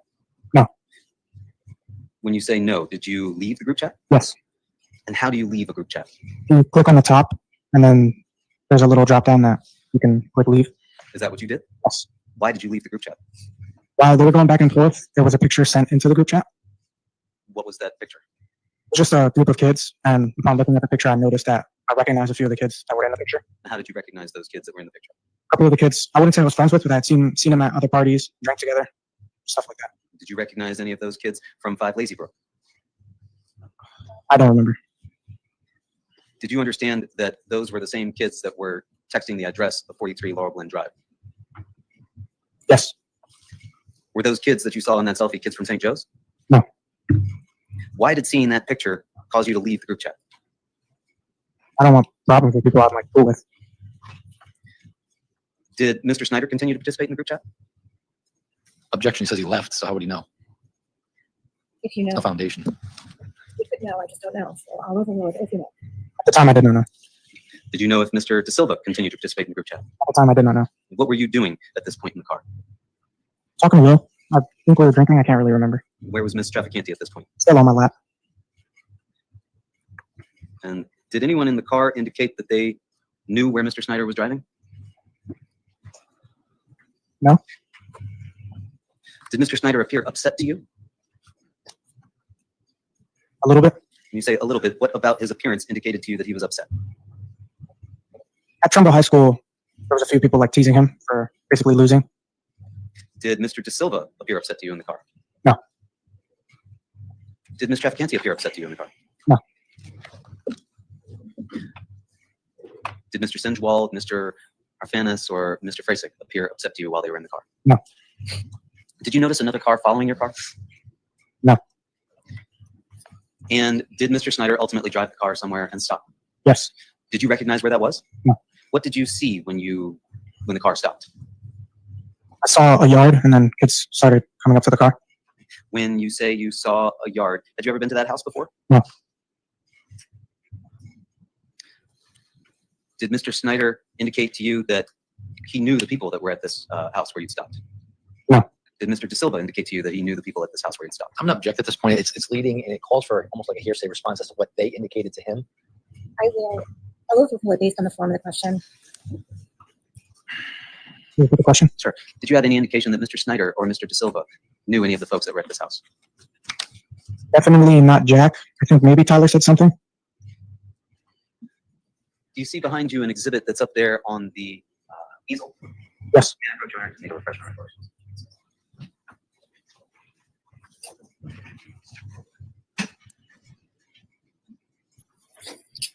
So on the easel behind you, Mr. Valle, it states exhibit 52. Do you see that? Yes. And do you recognize that as the address which Mr. Snyder parked his car at? At the time, you couldn't really see much, so now Well, can you put us there? Describe for us what could you see when you arrived there? I wasn't really looking around. The only thing I saw was kids coming up to the car. How many kids did you see coming up to the car? I want to say it was like rows of people. There was about 10, and then at the max, it was probably 30. And what did these people that you saw do? At first, I had my window rolled up. I didn't know if I saw anybody I knew. Jack started conversating. Tyler started conversating. And then I saw somebody I recognized. Who did you recognize? Ricky Fiola. How did you recognize Ricky Fiola?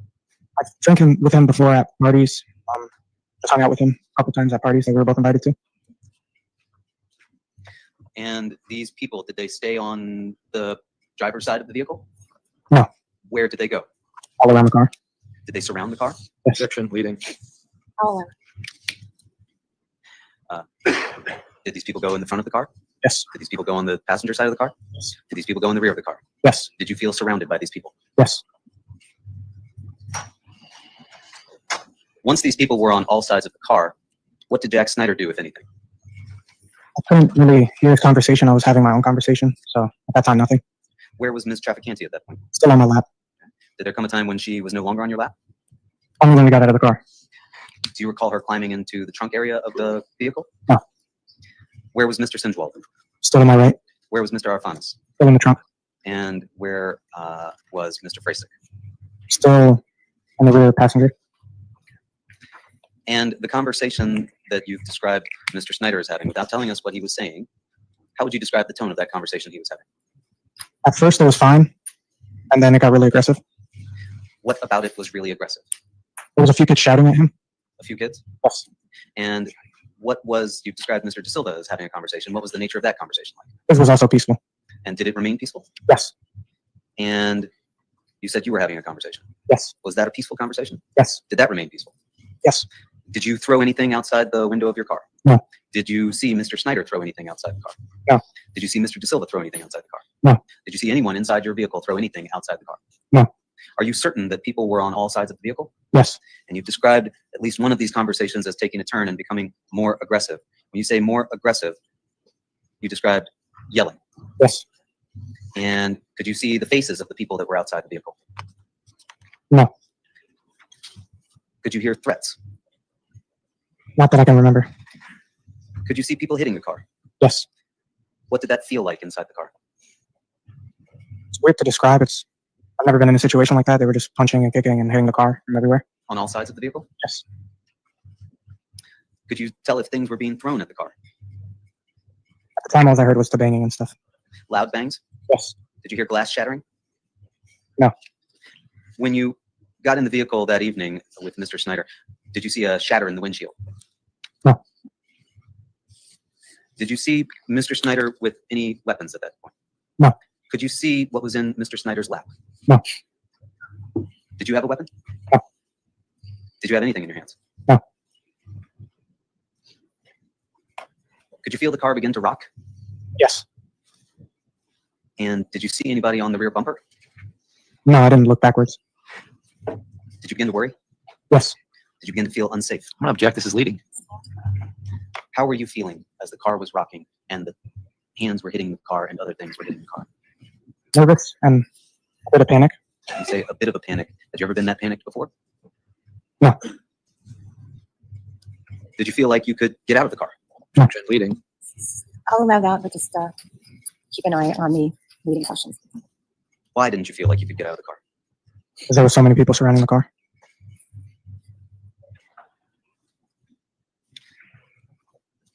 Could you see the faces of the other people in your car? The only face I remember looking at was Tyler. What did Tyler's face look like? Pretty scared. Do you remember what Ms. Trafficanti was doing at that point?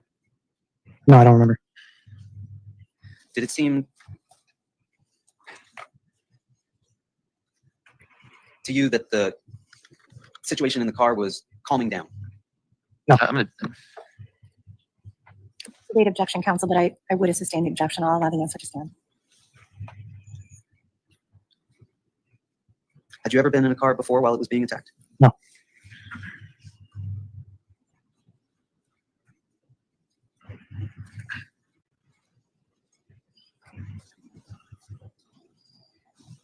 What sorts of things did you worry about as you sat there with the car surrounded and being rocked? Mainly that they were going to break the windows Why did you worry that they were going to break the windows? because they were punching me. Did you worry that anything else might happen if they broke the windows? At the time, I was just wondering why Jack wasn't driving. Could you tell if the car was still on at that point? Yes, it was.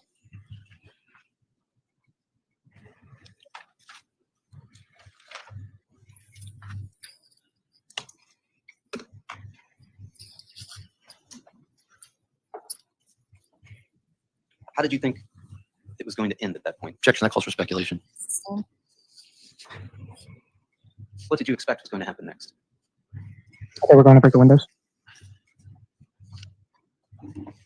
Did you have a plan if they did that? No. Anything about the demeanor of the people on the outside of the car lead you to believe that they were going to stop?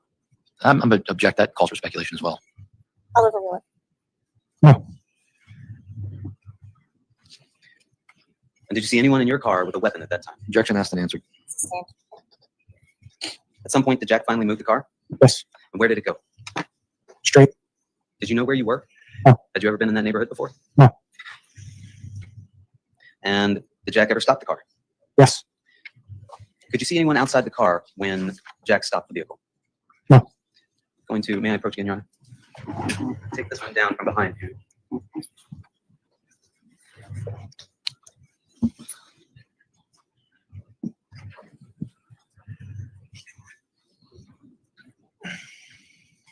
What you're looking at there is State's Exhibit 1.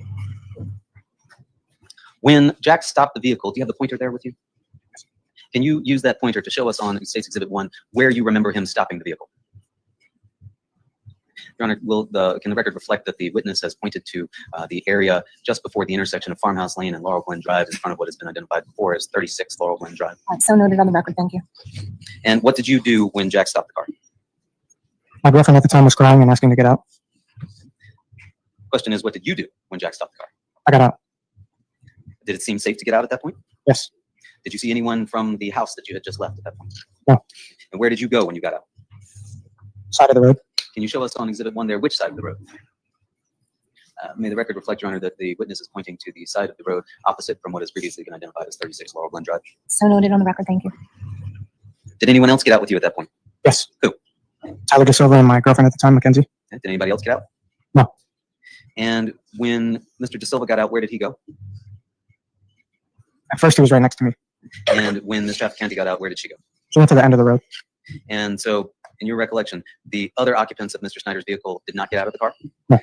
Where did Mr. Snyder drive the car at that point? Straight. Did you see where he went? No. Could you see any of the folks from 43 Laurel Glen Drive, the house that you had left? No. At some point, did you see any of those folks again? Yes. When was that? Yeah, when they came running down the road. What were they doing when you saw them come running down the road? I believe screaming and just running. Were they throwing anything? Yes. Do you recall what they were throwing? I believe only one person threw like a water bottle. Did it hit you? No.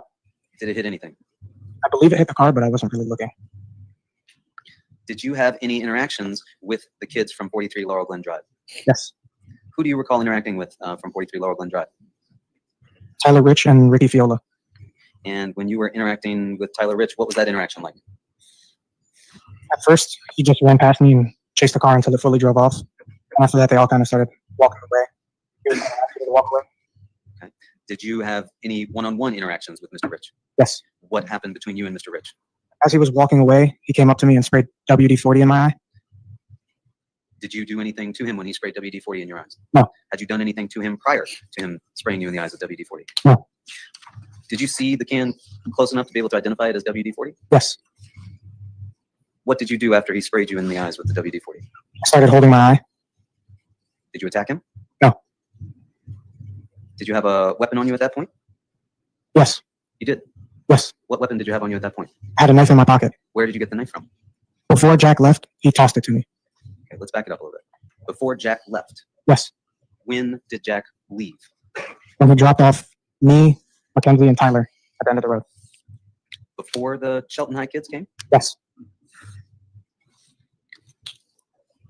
Put us there. Tell me how Mr. Snyder gives you this knife. Mackenzie exited the vehicle. I got out right behind her, and then Tyler got out. I'm the passenger. Me and Tyler were standing on the side of the road right before Jack's about to drive off. He says, Objection as to what he says. You can't tell us what anybody else says. You can tell us what they did. he tossed a knife. And what did you do when he tossed the knife? At first, it hit me and then fell on the floor. I picked it up and said, "What are you giving me a knife for?" And what did Mr. Snyder do at that point? He said, Objection. Can't tell us what Mr. Snyder said. You know, I would claim it not for the truth of the matter so much as the effect on the listener. We'll lay the foundation for that because I'm going to ask the jury to leave. Just leave the jury.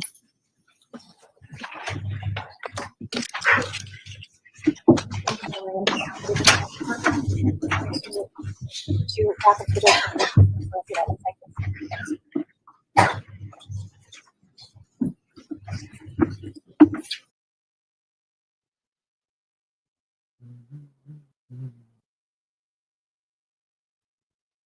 Listener that you're looking for. I'll hear from the state on that. I don't think that it's even relevant at this point. If he's confused, he should just say, you can testify to whatever he's testifying to. And at that point, I felt confused. I don't think the statement of what Mr. Snyder says comes in for effect on listener at this point. And to me, I'm concerned with it. We're really bootstrapping here because really we want to hear what he says Jack said for its truth. And that's the concern, right? So, Snyder testified. Defense counsel could have asked him what was said. And I believe he may have asked him what was said. And Mr. Snyder actually said, no. The defendant asked him for the knife. So now we're getting into this bootstrapping of hearsay statements and trying to guise it under effect on listener. The response is what the response is. Now, if he felt confused, so to me, it doesn't come in for the effect on listener. That can be elicited without the hearsay response. I have to agree. You can ask him how he was feeling at that point in time to extract from the witness that he felt confused. So the court is having a difficult time understanding the relevance of that particular hearsay statement. Court's going to sustain the objection to the hearsay statement. Understood. Thank you, Rebecca.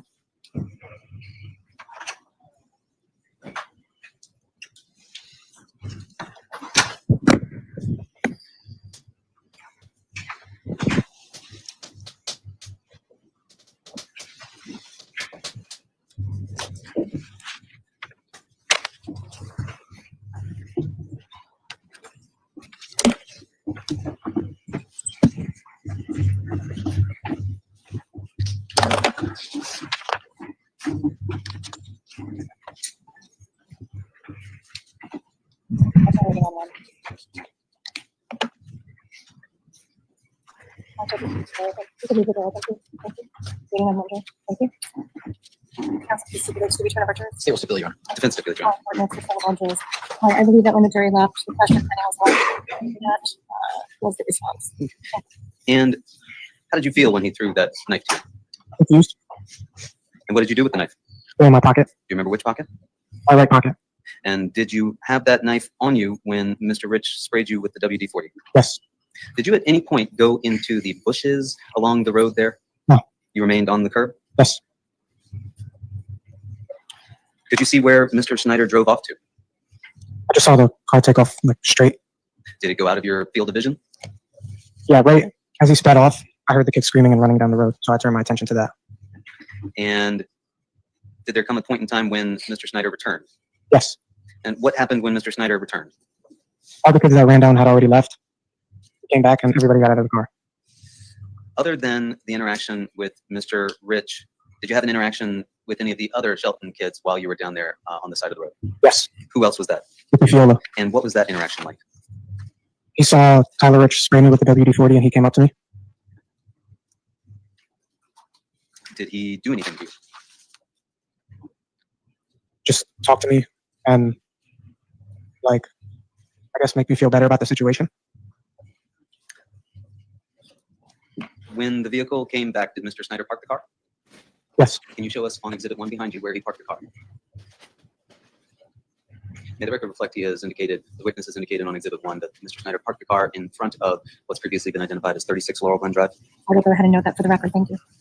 What did Mr. De Silva do at that point? When Jack started inspecting the car, And what did you do at that point? I was still rubbing my eye. What did the other occupants of the vehicle do at that point, if anything? Mackenzie was still sitting in the same spot she was previously. I can't remember where Keenan and Dimitri were. I believe they were also standing by her. Were you upset at that point? Yeah. What were you upset about? And I got sprayed with WD-40 for no reason. Were you angry? No, more confused on why he did it. Did you know Tyler Rich prior to that? Yes. How did you know Tyler Rich prior to that? Same as all the other kids I knew from Shelton. Seen him at parties, drank with them before. But you'd never been to that house before? No. Did you know that that was Tyler Rich's house? No. Were you still scared at that point? Yeah. Were you more scared or more confused? More confused. What did you do next? I walked over to where my girlfriend was sitting. Where was she sitting? The same spot at the end of the road on the curb. And what was her demeanor like? She was really upset. Did you, at some point, go over to inspect the car? No. What did you do next? I asked Mackenzie for a ride home from her sister. And was her sister present? No. And what did you do after you asked her for a ride home with her sister? I saw her waiting there Where were you waiting? by my girlfriend and by the car. Can you point out to us on the exhibit where that was? Had she remained in the same position during the course of these events at the end of the road that you've been describing to us? Yes. And what was she doing while she was waiting on the curb? Did you see? She had her head down, like in between her legs, looking at her phone.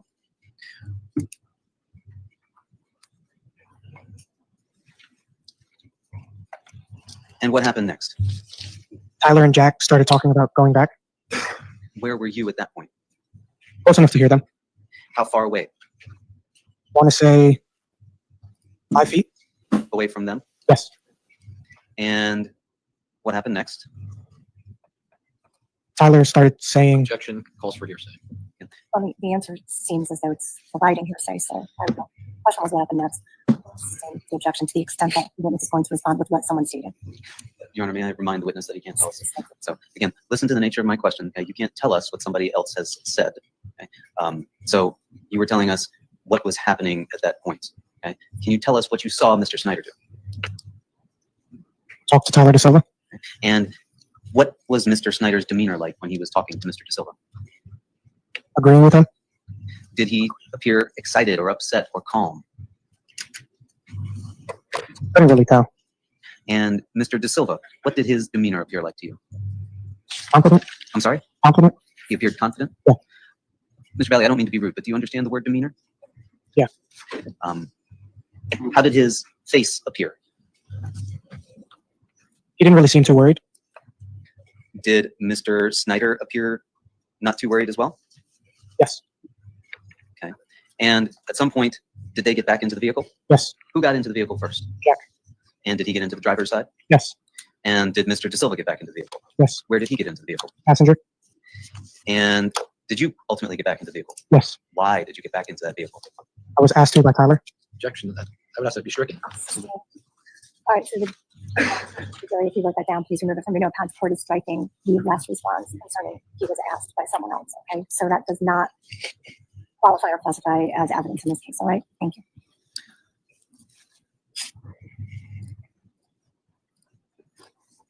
When you got back into that vehicle, what were you thinking? I trusted my best friend that everything was going to be okay and we were just going to go and make peace. Did you understand that there was some plan to go and make peace in this situation? An object that's leading. Sustained. You just said that you trusted your friend to make peace. Yes. What's up, Mary B? Sorry. I'm eating, so I saw you. You're fine. What's happening? Hey, Mary. What's up, Janine? What's up? Hey, maybe. Hey, Laleen. Good to be here. Great to be here watching with y'all. Great. Couple boots on the ground. That's right. Karen Reed for years. Hello. Woohoo! Boots on the ground and boots on the south. Say it Yeah, again. You broke it. You broke up. The boots on the ground and boots in the south. There you go. Yep. But this day of trial is almost over, so we'll get a Yeah. first day here. And we didn't even get to see the Jackie, you did ring. not say that. Not yet. Oh, not yet. The ring's always there now. Yeah, they're just I would not not say showing them restricting. enough. This is leading. All right, so I will strike the response, which was yes, sustaining the objection. You got back into that vehicle last. Yes. Where did you get back into that vehicle? Behind the driver. Behind the driver? Yes. And did you still have the knife on you? Yes. Was it open? No. Where was it? Still in my pocket. Still in your right pocket? Yes. Did you have your hand in the pocket? No. Were you scared to get back in that car? A little bit. Where did you think the car was going to go? Back down to the house. Did you think that was a good idea? At the time, a few interactions had already been peaceful here and there, so it didn't seem like the worst idea in the world at the time. You understood that Ms. Traficante was not going to be getting back in that car? Yes. Did you think it was a good idea to leave her there? Yes. Why? There was other people with her, and her sister was on the way. Were you upset or angry as you got into that car? I'm gonna say I'm gonna object. This asked and answered. At the time that he got into the car, I don't believe that we've been to that location yet, so I'll overrule it. Repeat the question? When you got back into that car, were you upset or angry? No. Not about your eyes being sprayed with WD-40? No. And did Jack Snyder drive the car back to 43 Laurel Glen Drive? He did. What was that drive there like? Nobody said anything? Was the music on? No. Was it a fast drive? I can't remember. And did Jack Snyder ultimately stop his car at the same house as before? Yes. Did you see any people in the yard? Yes. How many? At first, they were far back in the yard, so I want to say 10. You say at first they were far back in the yard. Were there any on the curb or near the street? No. And you could see 10 people in the yard? Yeah. Did you recognize any of those people? No. Did they remain where they were? Yes. What did Tyler DeSilva do when the car stopped? He opened his door and got out. What did Jack Snyder do when the car stopped? Nothing. Where did Tyler DeSilva go when he got out of the car? As soon as he got out, he started walking onto the lawn. Walking? Yes. Not running? No. Did you stay in the car? No. What did you do? As soon as Tyler got out, I got out. Why?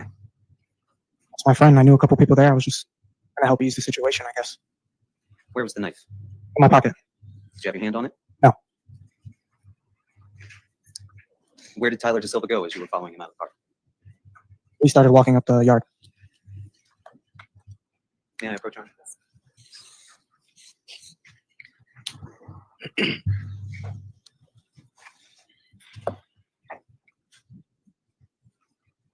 On the easel, it states Exhibit 52. I'd ask you to use that pointer that you have and show us where you saw the initial 10 kids in the yard. It's kind of out of the frame. Out of the frame? Yeah. But you could see them from where the car parked? Yeah. Where did Jack Snyder park the car?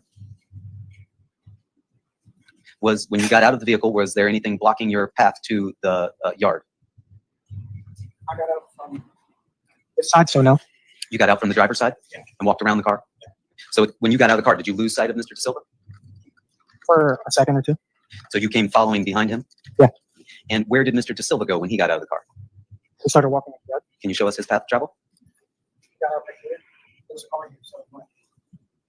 And he went onto the grass? Yes. And where did he go once he got on the grass, if anywhere? I met him around this area. We started to walk up, and we were approached by somebody right here. Did you get up to where the red bush is? No. Did you get up to where the black truck is? No. Did you get any further than where the tree is in the middle of Exhibit 52? Yes. Where did you get up to? Probably around right here. And so you got just past where the tree is? Yeah. And then what happened? After we were approached by the first person, which was a girl, she moved out of the way, and then we were approached by Tyler Rich and a whole bunch of other people. And how many people were you approached by that included Tyler Rich? At first, they were all in front of us. I'd say it was about 30 people spread out in a line almost. Okay. And when you met Mr. De Silva on the grass as you came around the car, did he indicate to you in any way that he was surprised that you had followed him? No. Did he indicate in any way to you that he did not want you to follow him? No.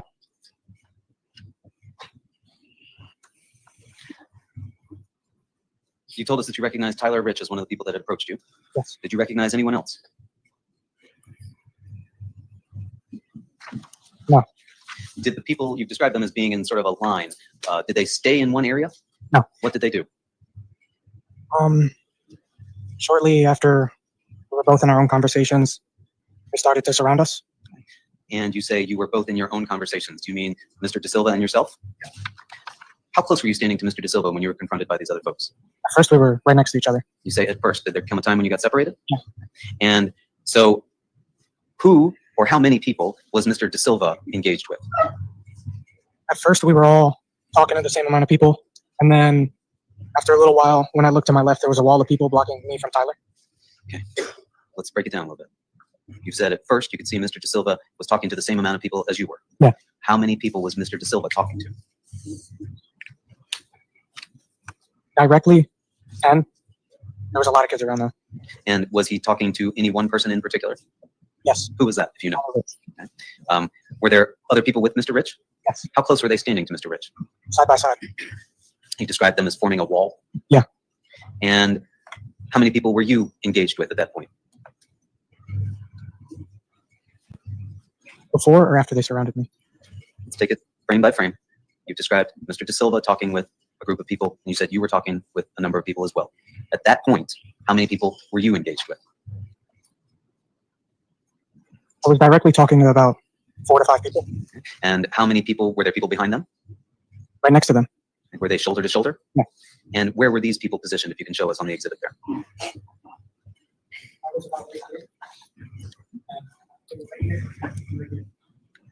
And did they stay just in front of you? No. What did they do? They started to surround me. Did you have, how were you wearing your shirt at this point? Normally, Did you ever at any point pull it up over your head? No. Where was the knife at this point? in my pocket. Did you have your hands in your pockets? No. How were you feeling at this point? Nervous. Why were you feeling nervous? Because there was a lot of people just surrounding me.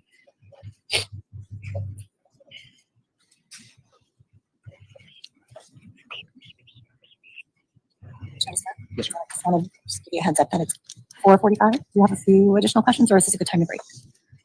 If Your Honor is inclined to take a break, I suppose this is as good a place as any to take one.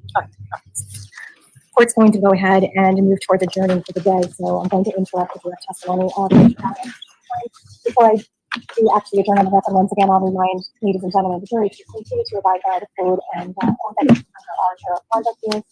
Again, please don't discuss this case with anyone. And once again, there's been a lot of media attention. Please try to avoid that attention and avoid others trying to speak to you about this particular case. There have been multiple locations that have been mentioned. Do not go to any of those locations. Do not attempt to perform any of your own experiments or research or investigation into any of the issues that have arisen during this call. Thank you so much. Turning with your notebooks behind. Have a good evening, and we'll see you back tomorrow. Okay. Yeah, You he did the you took a charges little bit of a and he- bet. What's that, Lolene? I was telling Danny I sent him the charges and his DMs that were in Reddit to break down how the lesser included and all are going to be available to the jury. Who thinks that this chick took a little bit of a Bev pill?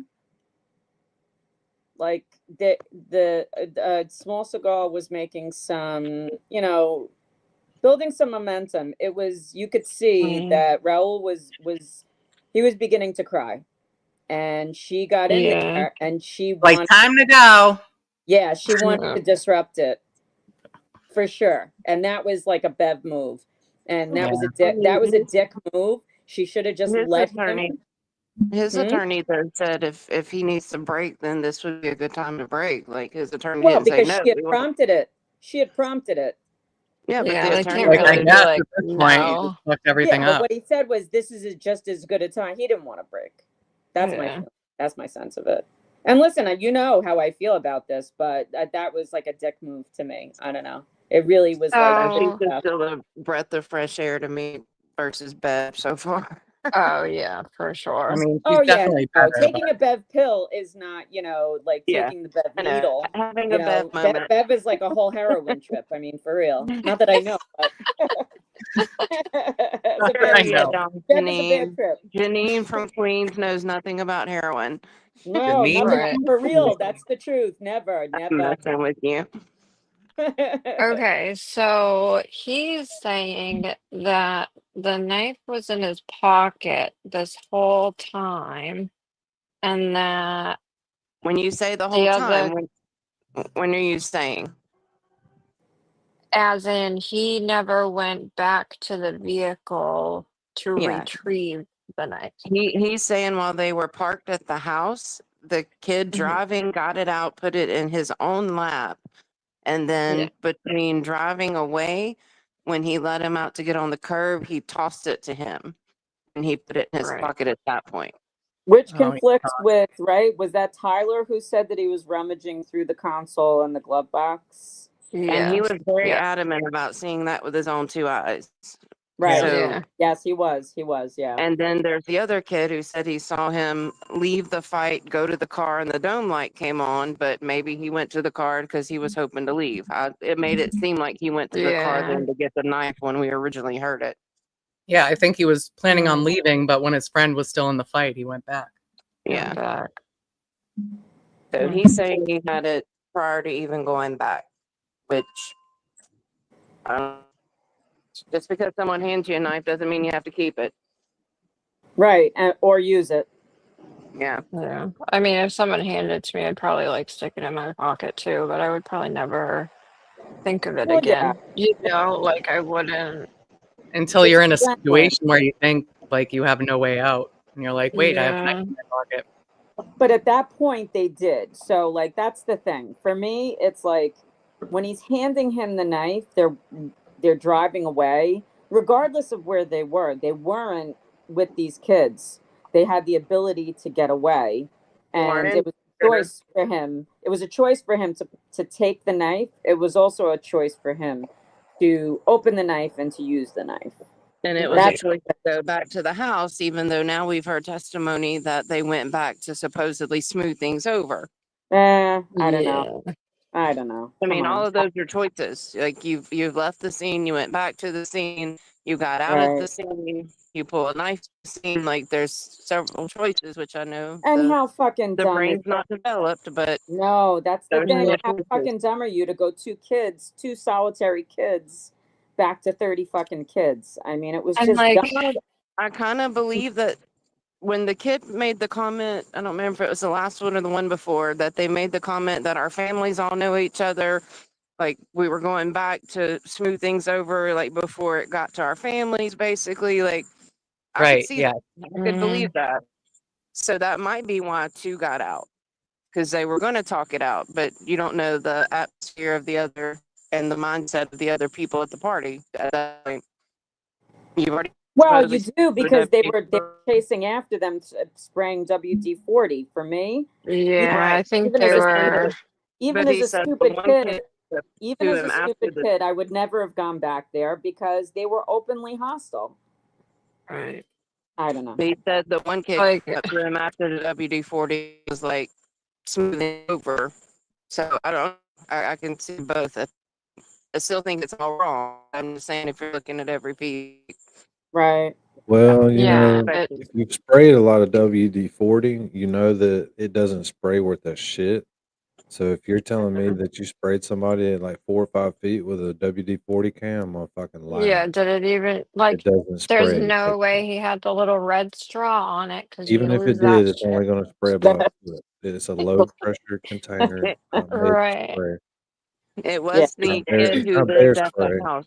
I saw Tombstones earlier says she keeps her WD-40 in the glove box They're next to very bear spray. It's a good idea. Yeah. Shit. Doing the real investigating here. I think she's But being My it's not sarcastic. gonna mother-in-law. immediately is blind you if innovative. you got spray with WD-40 either. It's just Right. lubricant. No. It is innovative. It's My gonna hurt like mother-in-law keeps hell. WD-40 in her van, Yeah, it's gonna hurt like like hell. right in the door. Well, I they Yeah, didn't mean, it's keep gonna. bringing it up, but they The threw it at creaky the car. doors. yeah, it's So it like sounds like they threw it at are at the Now, if you house, and sprayed it then on your hand really good and saturated your hand and rubbed it in somebody's eye, probably fucking hurt like hell. But that little mist in the wind thing, that ain't gonna hurt that bad. No. Wow. You don't know, right? You just don't. I Well, don't when I know. was he didn't when I was say how close 17, he I was. never Did would have grabbed a Some people WD-40 are little and bitches. spray a dude in the face with. they say how Dean, close he was when Crazy he thing to sprayed think it? about. Right. They don't have enough human interaction these days when they're that young, so they don't know how to disagree with each other, and it's just ridiculous sometimes. It and they're does. all It drinking.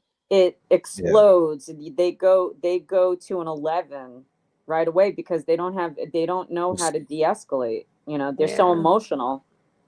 Yeah. Well, And have a lot of excuses for their like, feelings. how can you de-escalate when you have your phone in your hand 24 hours a day? And you can't even Right. leave the situation. And as soon as you do, you're in the group chat. Good. Now everybody's Yeah, talking shit to each other for an hour. that was crazy how quickly True. all got added to the basketball So chat to ramp it up. when we rode off on our bikes, the shit was over. Yeah. Right. You could know about Yeah. it till school the next day. Right. Yeah, even maybe you could call later one-on-one and talk smack to If somebody. your parents weren't on the phone, like you had to wait for the phone to Yeah. be available. Yeah, busy Right. signal. Right. And not get the busy signal. I Mhm. remember before call waiting. The So if it dreaded was busy, it was busy just signal. fucking Oh, busy. call Call waiting. back later. It was like a godsend, that call waiting. Jesus. That busy signal was like, oh, that was a fucking nightmare. Teenage girl's Star, worst nightmare. Oh, Star yeah. 69, game changer. 69 was a game It changer. didn't What? give you the number. It would just call them back, and they'd be like, "Hello," and like, "You just called me." Star Like, no, I 67 didn't. to Like, block your oh call. yeah, you did because I star 69'd you. I know you did. Right. And you could star 67 your number so it wouldn't show up or they couldn't call you Yeah, back. yeah. Right. Not that I ever did that, but Oh my God, we used to prank call people all the time. yeah. Prank calls. Let's get us some of this. See how Good, long. clean fun. Yeah. Good, clean. Thank you. Good morning, Your Honor. Kevin Smith for the defendant, Mr. Valley. Good morning. Is there anything that needs to be addressed by the court before bringing the jury in this morning? I don't believe so, Your Honor. Not from the defense, Your Honor. All right. So, Attorney Smith, you were in the middle of your direct examination. I'll leave it to you or defer to you as to whether or not you would like to be standing at the podium or take the podium at the time the jury presents. ING, exactly. They were all hopped up on 2 fucking blue Milwaukee No, Spells. there's 2 bottles of vodka Right, that the still 2 unaccounted beers. for. The 2 beers. We believe you. Yeah, 2 there's 2 beers. bottles of vodka still unaccounted for, and there's the 2 mysterious hot blue beers dream. too because they've been carrying around that damn 12-pack box. Yeah, 2 skunked beers. Bloop. Yeah. When you open And you it, know the what? quarter of the There's beer been a shoots out the top. there's been a fight with the beer, and the beer's been thrown back at the kids. Like you're gonna open that stuff immediately. Yeah, hold your mouth over it when you open it. Yeah. Shotgun.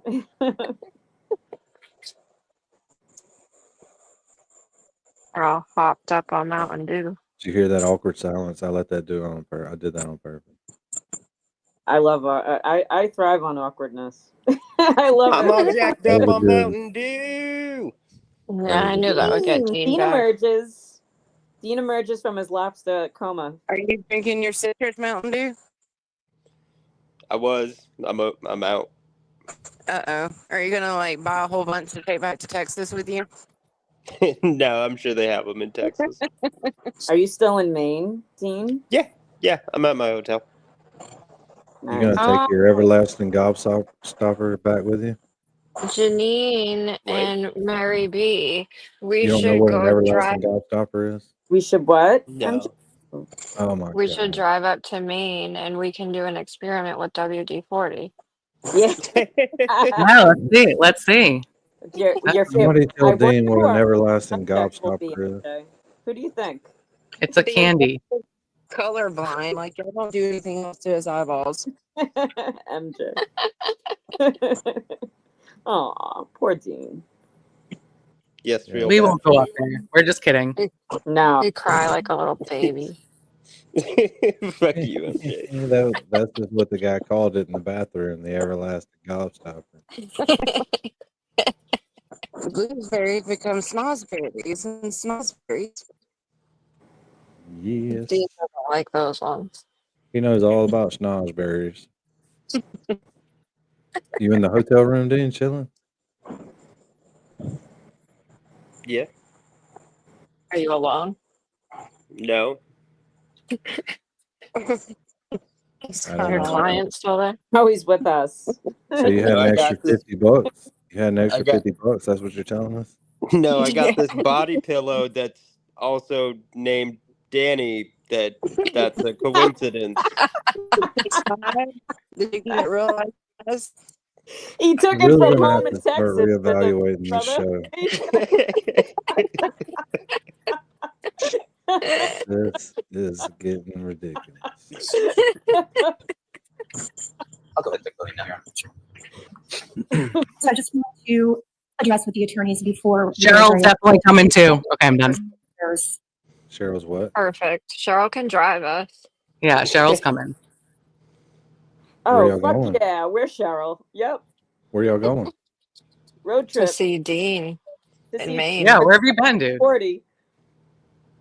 Don't worry, I gotta- Danny's here I told already. you I was eating. You think I'm gonna pay attention to y'all while I'm eating, even though this is my stream? No, You were conversing Probably a with good us, idea. dickhead. no. Typical man. I was reading the chat where all the smart people are. Mm. Oh, wow. Well, I'm in Bolt, though. Sweet woman's definitely I coming. sent her Sweet the link. She woman. can Drive come too. hang out with us if she wants to. Yes, of course. You're She part said she of wasn't gonna come up here while MJ was up here though. Who said that? Sweet woman. She would never say that. Sweet woman. We Prove it. making plans. All right, so how many cans of WD-40 do we need? 1, 2, One for each of 3. us. Yeah, Just like one's 20. all you need because it doesn't work. Yeah. You can pass it around after you get beat up and spray Tax yourself in the eye.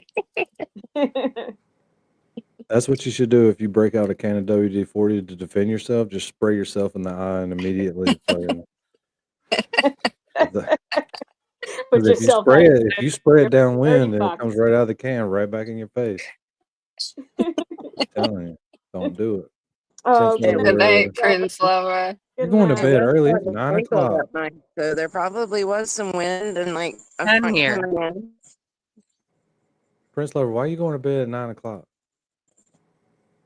That is just. Yeah, he can get the discount on the oil. Just spray somebody in the eyes with baby oil. That would freaking hurt. That would not feel good either. I'm waiting though awkwardly until Prince Lover answers why she's going to bed at 9 o'clock.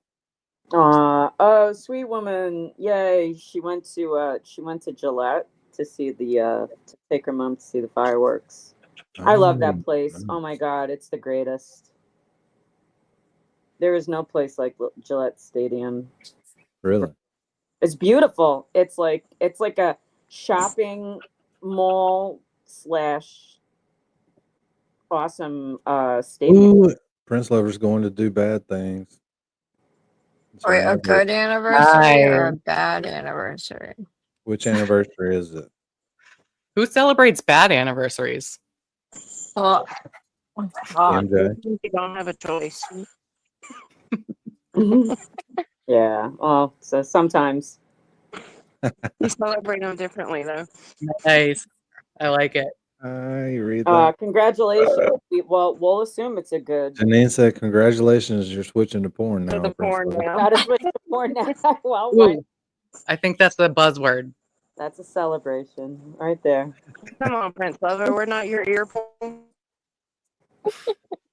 No, that ain't gonna help Mr. Prince Danny Lover can get turn it his camera back on. up. listening to MJ is not gonna help Mr. Prince Lover get it up. Maybe if she gets in her car and sounds like she's a bikini bottom again, it might do it for him. When that blue pill kicks in, though, boy, it don't matter who's talking. Just kidding. No, you don't celebrate that, really. Celebrate I mean, what?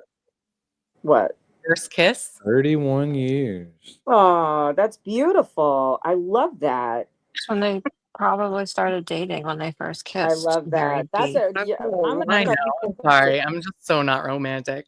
We need to start. We need to start a movement. First kiss anniversary. A romance I don't know. movement? Count me out. Why not? Why not? Prince Lover, congratulations. Go have Yeah, fun. have fun. Have a good an kiss. idea of what the schedule looks like, and I just want to make sure that I confirm that with all of you.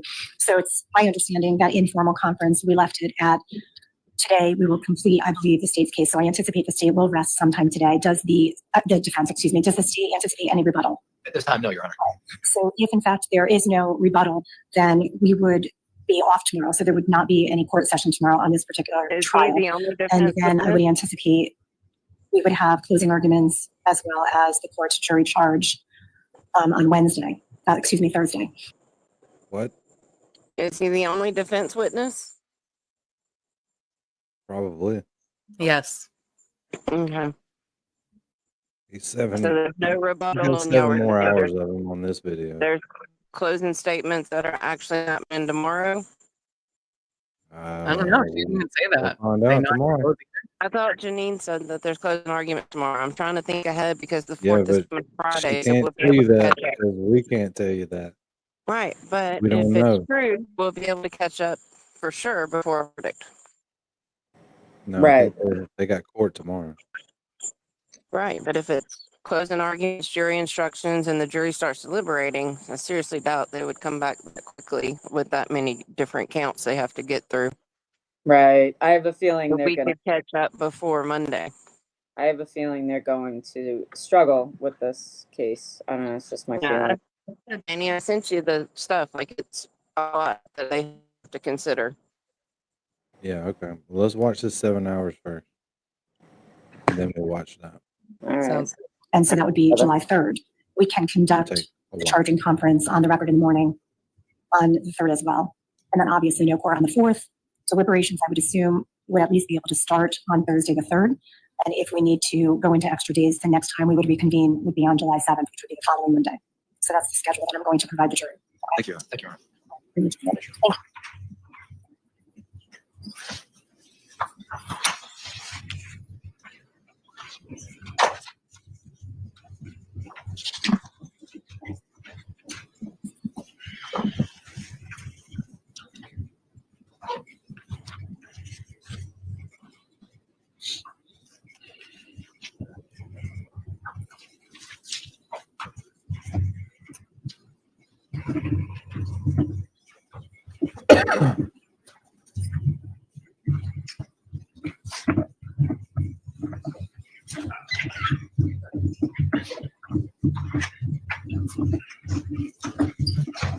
Good morning, ladies and gentlemen of the jury. Welcome back. Good morning. Thank you. I would ask counsel please stipulate to the return of the jurors. State will stipulate, Your Honor. Defense will stipulate. All right, ladies and gentlemen, before we commence the proceedings, I just wanted to give you an idea of what the anticipated schedule is going to look like because I'm trying to keep you informed. I know that I said I would do that. Sometimes it's a bit difficult, and I apologize. However, I anticipate that today the defense will rest. I do not know whether or not we'll have any rebuttal on behalf of the state. I don't anticipate any at this time. That could change. So I do believe today will not be a full day, perhaps a half day at best, but that is. Once the evidence closes, of course, you still need to hear the closing arguments as well as the jury instructions as to how to apply the law to the facts you find as the jurors. In this particular case, we will not be in session tomorrow. So there would not be court for this trial tomorrow. That would bring us to July 3rd for closing arguments, the jury charge to you, and then the commencement of your deliberations at that point in time. We are not in session on July 4th. So if additional time is needed, and you'll be told that you'll take as much time as you need for your deliberations. So if additional time is needed, then we would be back to reconvene with deliberations on Monday, July 7th. Okay, until of course, and it will be day to day until of course the jury indicates to the court that they are done with their deliberations. Okay, so I just wanted to give that information to you now so that if we have a morning recess and you need to reach out and adjust your schedules at all, you'll have an ability to do that and you know what the rest of the week looks like. So thank you so much. All right, with that, when we adjourned yesterday, Mr. Valle was on the stand for his direct examination on behalf of the defense. I am going to, at this point in time, direct Attorney Smith to continue on with that direct examination. Thank you. Good morning, Mr. Valle. I'm going to remind you again, you've got to keep your voice up. You are soft-spoken. We are competing with the fans, but everybody's got to hear you, okay? Yes. Okay. So yesterday when we were here and we left off, I believe you had taken us to the front lawn of 43 Laurel Glen Drive. Do you recall that? Yes. And you were describing for us the scene there on that front lawn as you and Mr. De Silva walked up to a group of individuals that had come out of the house. Do you recall that? Yes. Okay. And I believe that you had told us just shortly before we dispersed for the day that you thought there were about 10 people facing you and about 10 people facing Mr. De Silva. Do you recall that? Yes, but I'd say it was around 50 kids altogether. 50 kids altogether? Yes. Were you counting them? How can you be sure that there were 50 kids? I wasn't able to see behind them because there were so many people. It felt to you like there were 50 kids? Yes. But you weren't counting 50 kids? No. Do you recall how many kids? Do you recall yesterday you had described for us that there were essentially two groups that started to form, one that was dealing more with Mr. De Silva and one that was dealing more with you? Yes. And how far away were you from Mr. De Silva at that point? Once the two groups started forming, it was hard to say how far Tyler was from me. I want to say 5, 6 feet. Okay. And you had described that he was trying to have some sort of a conversation with somebody that he was dealing with. Do you recall that? Yes. Were you trying to have a conversation with anybody? What were you doing at that point? Yes. I was trying to have a conversation with Ryan Hines. Ryan Hines was one of the people that was facing you? Yes. How many other people do you remember that you were dealing with in the group that was facing you? After they separated into two groups, I want to say there was around 25 to 20 people just on me. And where were they positioned? At first, they were just in front. And then once they made the two separate groups, they were on both sides and in front of me. May I approach the witness? Yes, thank you. I'll put back up there for us, State's Exhibit 52 behind you on the easel.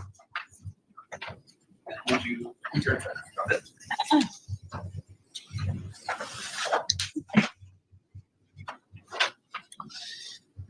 Where do you recall standing as this group starts to form around you? I want to say around 2.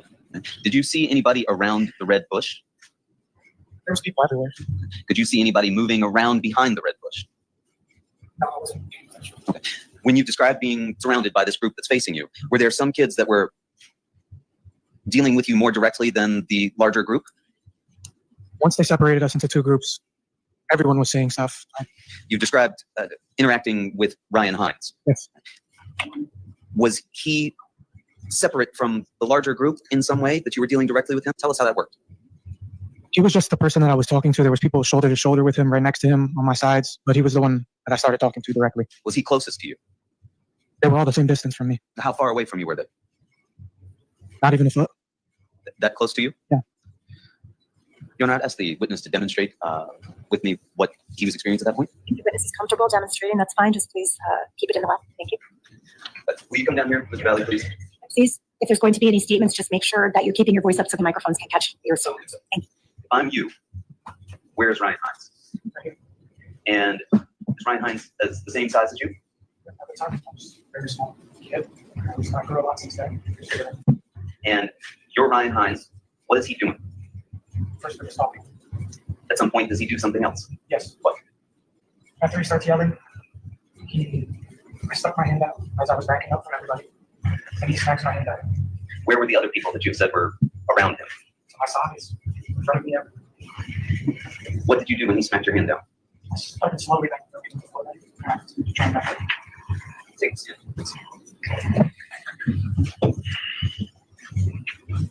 As you began to try to back up, what happened at that point? I got hit. Where did you get hit? It was the side of my head, I want to say, but I couldn't really tell where. When you say it was the side of your head, could you tell which side? I only found out after. And how were you feeling at that point? Everything just went black. When you say everything went black, what's the next thing that you remember? My face was in the ground. Did you see where Tyler De Silva was? What did you see? Just the ground. And people were just stomping and kicking and punching everywhere. Did you have the knife in your hand at that point? No. Where was the knife? It was in my pocket. Could you see any way to escape? No. Did you try to get up? Yeah. Could you get up? No. Why not? There was just so many people hitting me and just everywhere. What could you hear? They were yelling and just, it was so weird. They were just yelling like, I can't even describe it. Did you hear anyone say, yes, sir? I heard a whole bunch of things I can't. Could you hear anything from Mr. De Silva? No. Could you see the vehicle that you had arrived in, Jack Snyder's car? No. Could you see any way to make an escape from your position? Where were the other people that were kicking you, as you've described it? All around me, on top of me, behind me. Could you see who was on top of you? No. Could you tell what the person or persons that were on top of you were doing? Hitting me. Where were they hitting you? My head, the back of my head, kicking at the front of my face, my ribs, everywhere. Did you get the sense that they were going to let you up and let you go? What did you do at that point? I went to cover my head in like a fetal position. Did that seem to have any effect? What did you hope would happen if you went into the fetal position? They would stop. Did they stop? Put us there on that lawn with you in the fetal position. What were you feeling? Hopeless, scared, terrified. Why hopeless? Because they just weren't stopping.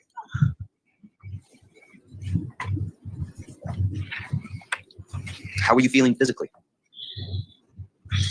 Hurt. What hurt? Everything. Did you lose consciousness? After the first hit, yeah.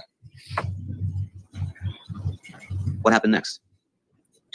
As I was in the fetal position, covering the sides of my head and the top of my head with my forehead into the dirt, I was almost like hunched over, and then I reached in my pocket and grabbed the knife. What were you thinking when your hand touched that knife? I felt like the only thing that would help me. What were you seeing at that point around you? My face was in the dirt. I couldn't really see. I just felt nothing changed. Could you see Tyler DeSilva? No. Could you hear Tyler DeSilva? No. What could you hear? Still just the same screaming. Did the group give any indication that they were going to stop or let you up? No.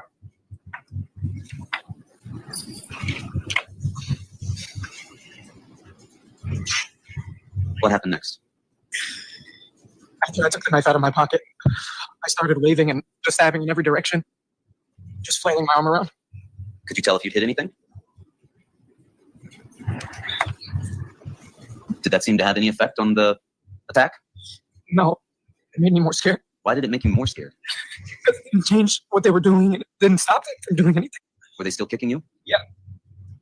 Was someone still on top of you? Yeah, there were so many people on top of me. Were you able to get up at that point? No. What happened next?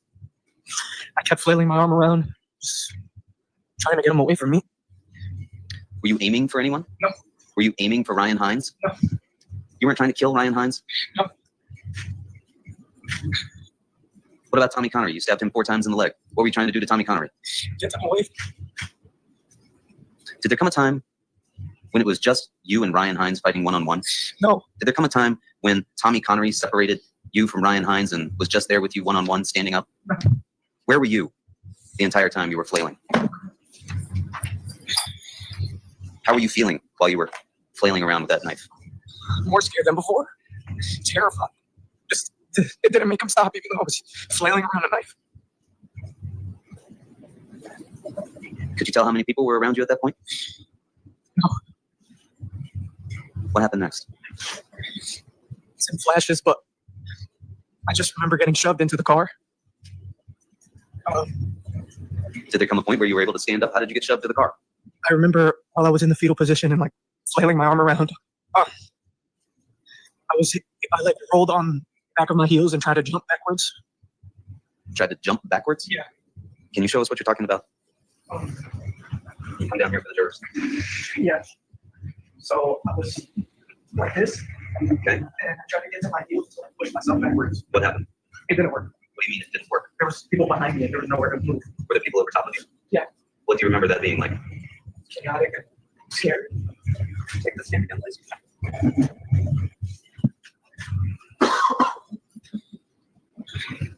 So there came a time when you were able to stand up. Do you recall that? No, I just remember somehow I got thrown into the car. You got thrown into the car? Yeah. Okay. Could you see Tyler DeSilva at that point? At one point, when I was at the car, I looked over and I saw Tyler DeSilva. And what did you see Tyler DeSilva doing? He was also on the ground getting beat on.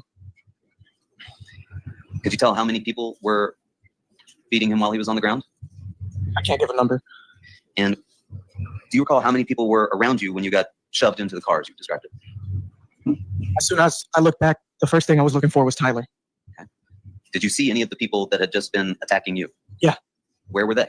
Right on the edge of the lawn on the curb, somewhere on the street going back. Did you see Ryan Hines anywhere? No. Did you know Tommy Connery before this? No. Did you know Ryan Hines before this? No. Did you know Faison Teal before this? No. Did you know Jimmy McGrath before this? No.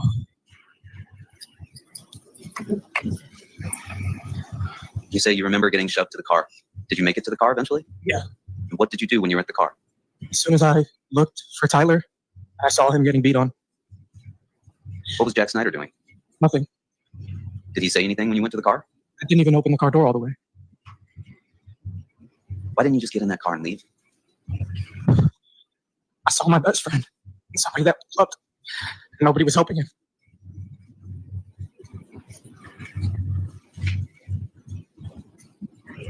How did you feel? It was still terrible, but I couldn't just let him be there alone. I felt like I had to save him. Did you think that Jack Snyder was going to wait for you if you went back in there? Objection as to what Jack Snyder was going to do. Did you have any indication that Jack Snyder was going to wait for you? No.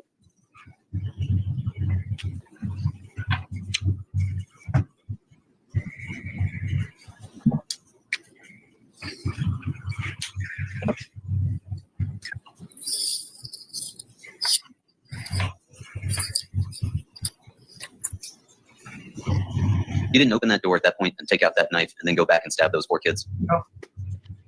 You already had that knife when you'd been attacked on the lawn the first time? Yeah. Are you sure about that? Positive. You weren't upset that you had been attacked and went back to get that knife? Had you known about that knife being in the car prior to that evening? No. When you got back to that car, you didn't get back into the car, right? Why didn't you just go running off back down the street, back down Farmhouse Lane or down Laurel Glen towards Farmhouse? I just couldn't tell him. Why not? He was my best friend. Looked at him like his brother. Like, what kind of man would I to just leave him there? What did you worry might happen to him if you left? If he was in the same situation as me, I thought he was. I'm going to object. Calls for speculation. This is what would happen to Tyler. Sustained. What were you worried about if you left and ran down to the end of Laurel Glen and Farmhouse Lane? That Tyler wouldn't have made it out of there.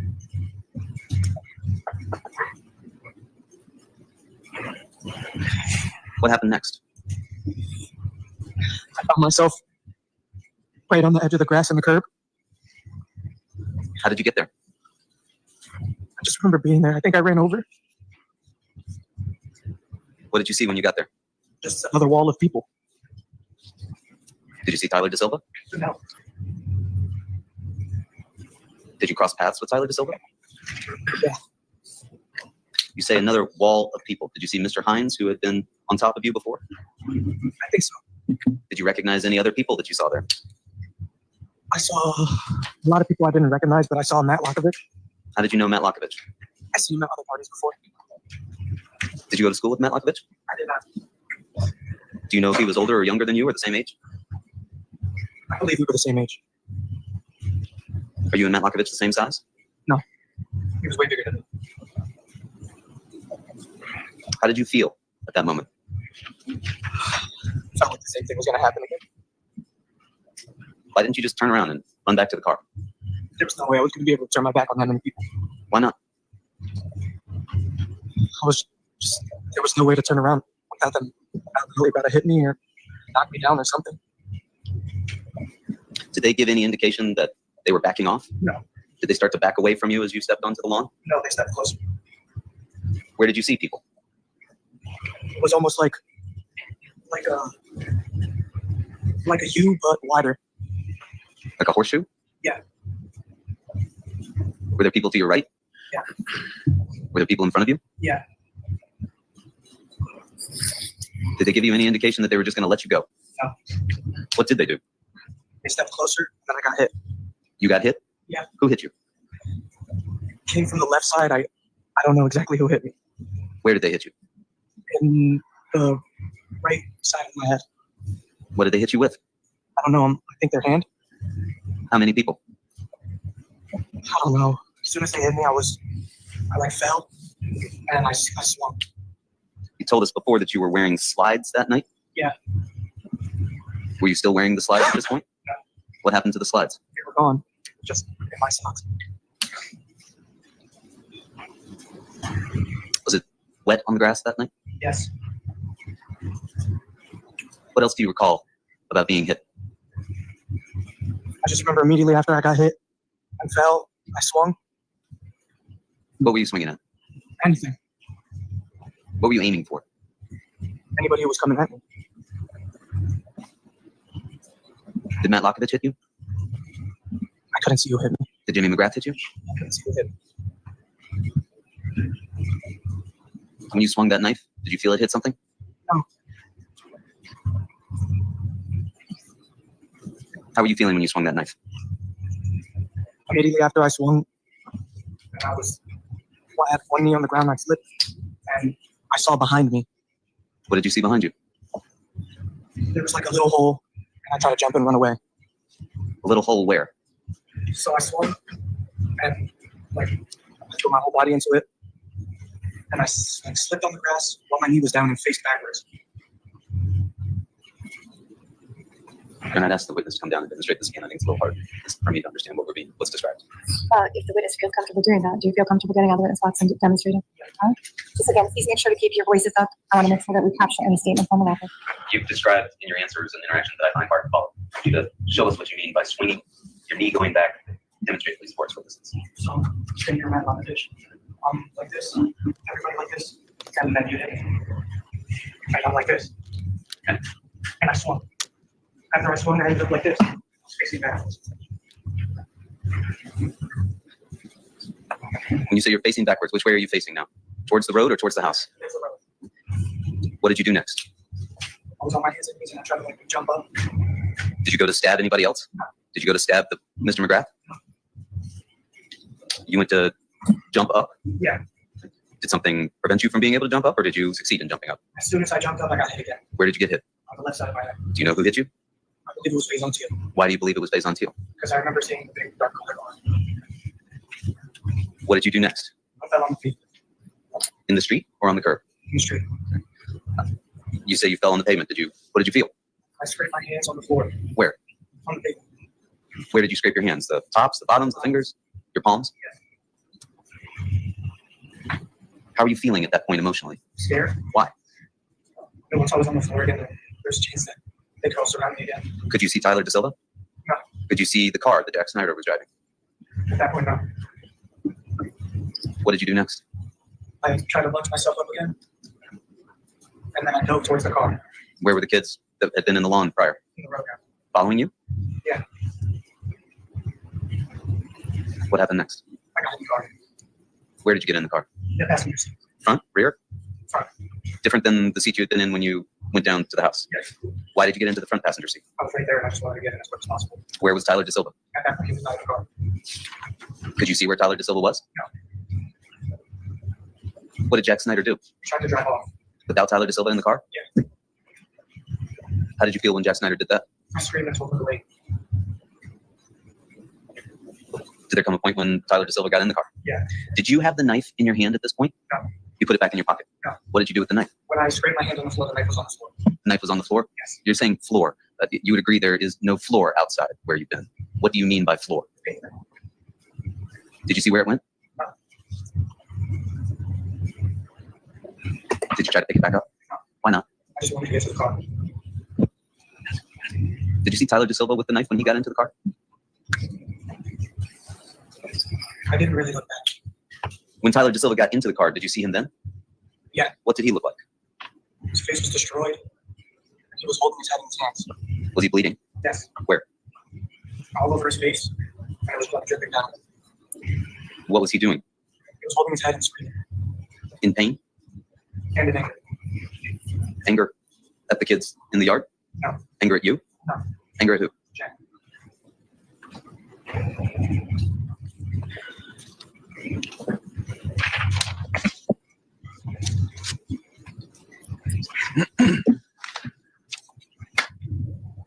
Can we see Exhibit 60, please? Do we have it?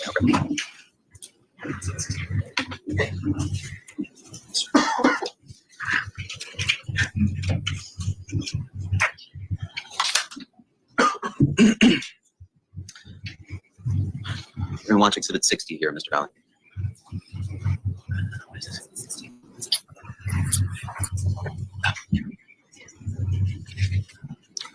Can you just see the normal version?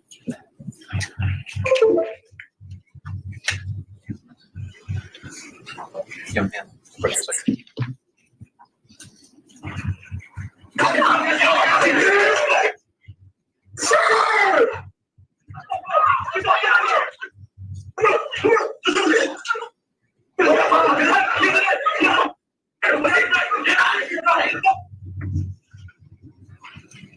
Mr. Valle, you would agree that that video does not show the initial punch that you've described to the side of your face when the groups were standing up initially, correct? Yes. But you did see there at least one fight that's going on the ground, correct? Yes. That's not you, is it? Who's that? Someone. What was going on while we see Tyler De Silva being beaten on the ground there before we see you back at the car? I was getting beat on. Could you see yourself in that video? In the beginning, you can see people getting attacking me. You can't see me. Is that the splitting up of the two groups that you've described? Yes. One stayed to, as we look at that, the left of the screen, and one went over to the right of the screen? Yes. And as this video ends, we see a figure that's on the far right of the frame, but we don't see you, correct? Yes. Where was that figure standing in relation to the U or horseshoe shape that you've described? On the end. On the, when you say the end, what do you mean? On the end of the horseshoe. Was there somebody to that person's left? Yes. Was there somebody across the way from that person behind you? Yes. Did you know who that person was that was on the far right that we can see there at the end of the frame? No. Do you know now that that's a person named Jimmy McGrath? Yeah. You did not know him that evening?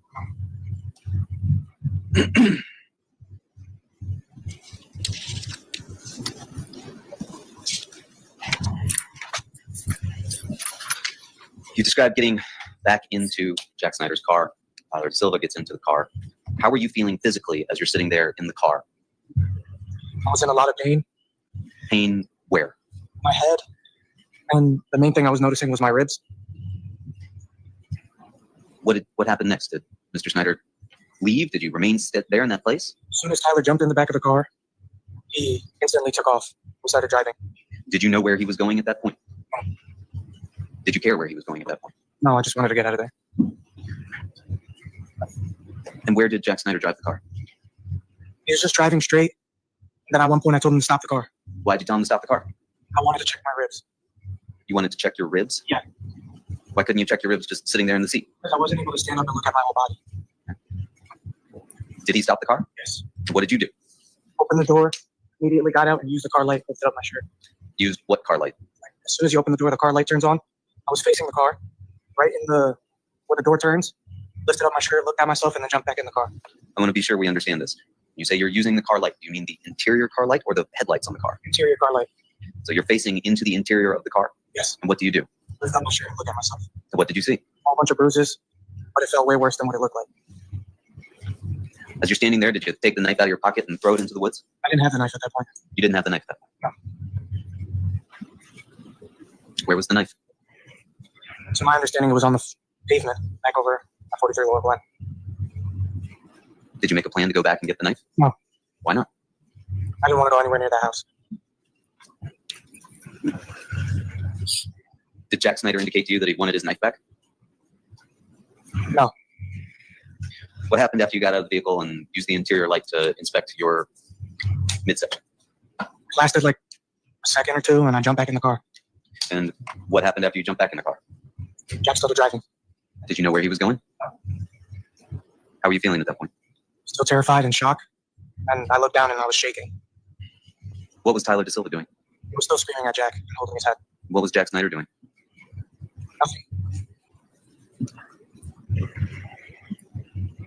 Did there come a time when the car stopped again? Yes. Did you recognize where you were at that point? No.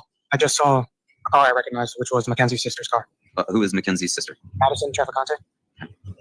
And where was that you saw her car? I just remember seeing it in the street. Was that a street that you recognized from earlier in the evening, or was it somewhere else? I can't remember. I just remember seeing the car and instantly wanted to get out and go in that car. And what did Jack Snyder do at that point? Stop the car and let me know. And what did Tyler DeSilva do at that point? I didn't turn around. I don't know. What did you do? I went over and I got into Madison's car. Where? Behind the passenger seat. Who else was in the vehicle when you got in? Keenan and Dimitri. Keenan Frasick? Yes. Dimitri Arfanis? Yes. Will Sinjwald? No. Will Sinjwald was one of the people that had come with you earlier in Jack Snyder's car, correct? Yes. He wasn't in Jack Snyder's vehicle when you got out of it? No. And he wasn't in Madison's car when you got into it? No. So in the vehicle at that point, it's just you, Madison, Mackenzie, Keenan, and Dimitri? Yes. Was the music on in the car? Yes. Were you texting in the group chat at that point? No. What was Dimitri Arfanis doing? I didn't look over. And what was Keenan Frasick doing? As soon as I got in the car and I started driving, he was looking at me. He was looking at you? Yes. What were you doing? Holding my head. What were you thinking? I was just in shock, scared. I didn't really know what to think. Did you call the cops? No. Why not? I was just terrified. I didn't even know what to do. Or really what even happened.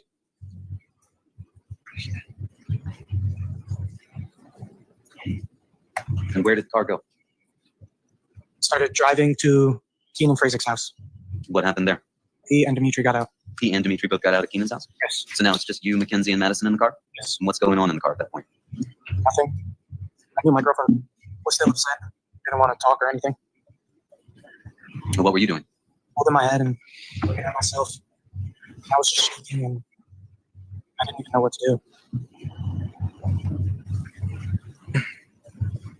Where did the car go then?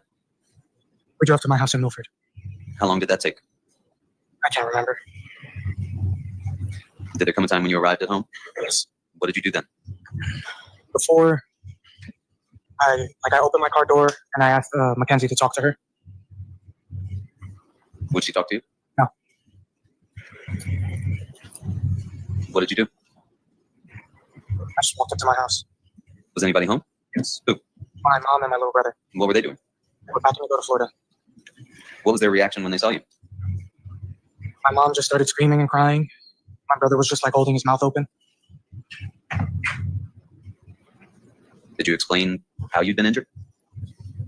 At that point, I didn't really know what to say. I couldn't even understand really what had happened, detail for detail. I remember telling her that I got attacked by a whole bunch of people. She just kept screaming and crying. What did you do then? I started crying.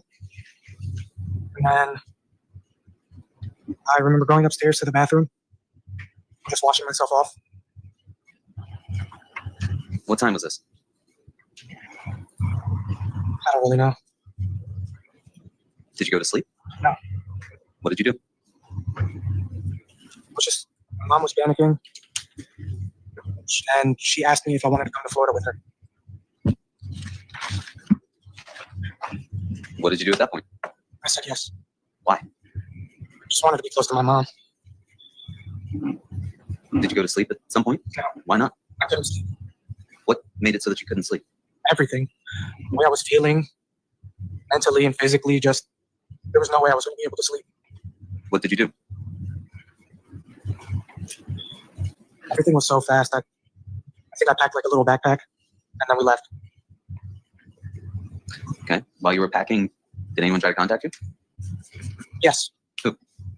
Mackenzie, my girlfriend at the time. She sent you some texts. Yes. We saw those texts here, those exhibits. Yes. How did it make you feel when you read those texts as they were coming in from Mackenzie? It just reminded me how I felt at the time when she was texting me and stuff.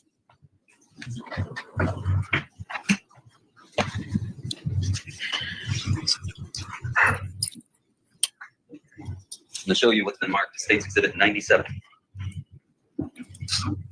Well, I'm going to try.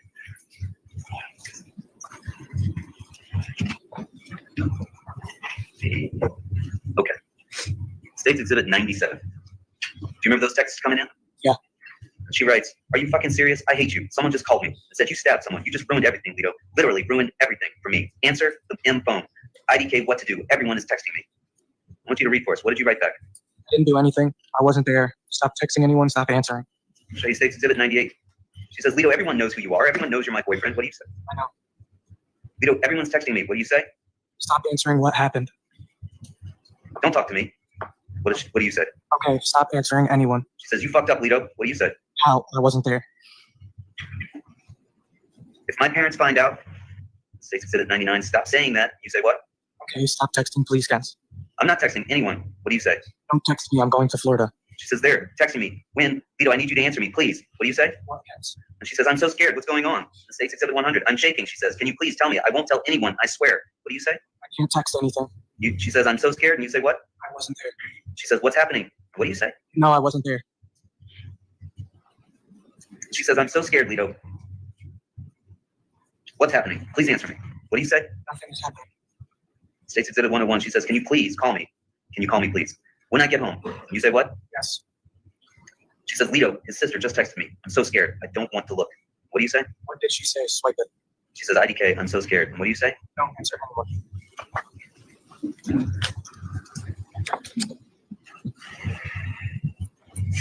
How fast were those texts going back and forth? One right after another. Were some of them coming in before you could finish the other one? Yeah. What were you thinking while you're writing those texts? Overwhelmed and shocked. I just didn't want her to worry. Were you thinking you could concoct some sort of a story that no one would know you'd been there? I'm object, it's leading. You knew you had been there, did you not? Yeah. Or objection, it's leading. Has to be true. I will strike the answer. Jerry, please remove it from your notes.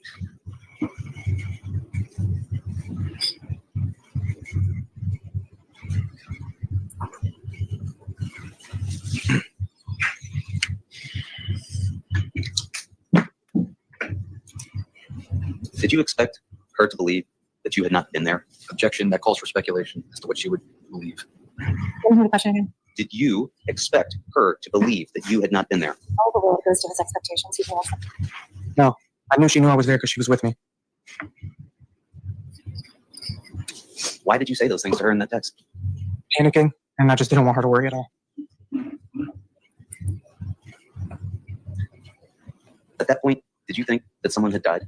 No.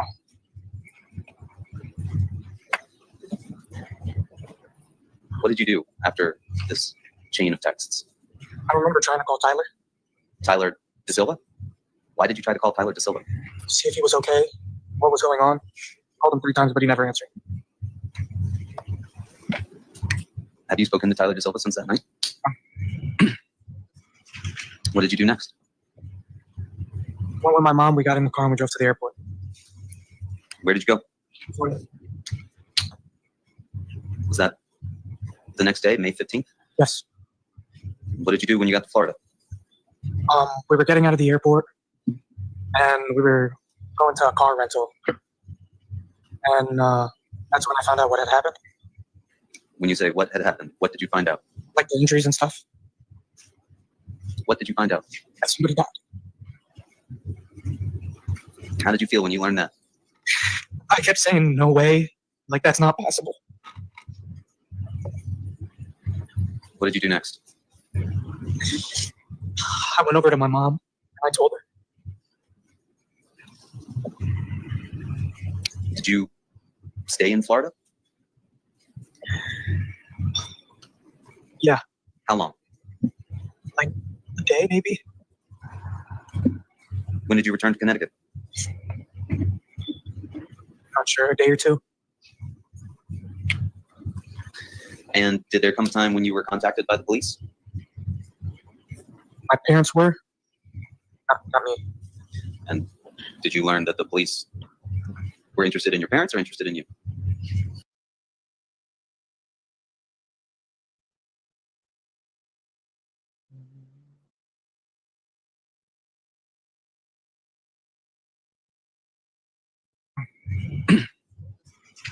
What did you do next? Went with my mom, we got in the car and we drove to the airport. Where did you go? Florida. Was that the next day, May 15th? Yes. What did you do when you got to Florida? We were getting out of the airport and we were going to a car rental. And that's when I found out what had happened. When you say what had happened, what did you find out? Like the injuries and stuff. what did you find out? That somebody died. How did you feel when you learned that? I kept saying, no way. Like, that's not possible. What did you do next? I went over to my mom and I told her. Did you stay in Florida? Yeah. How long? Like a day, maybe. When did you return to Connecticut? Not sure, a day or two. And did there come a time when you were contacted by the police? My parents were. Not me. And did you learn that the police were interested in your parents or interested in you? In me. And what did you learn about why they had contacted you? That somebody had passed away. Did you learn at some point that they had an arrest warrant for you? Yeah. How soon after you got back to Connecticut did you learn that? I can't remember. It seemed like 4 days or something. It may have been shorter. I can't really remember. When you learned that they had an arrest warrant for you, what did you do? At the time when it came out, I was sleeping. What time was that? Middle of the day. And what did you do at that point? I woke up and I talked to my father. Did you make arrangements to turn yourself in? Yeah. Did you go and turn yourself in? Yeah.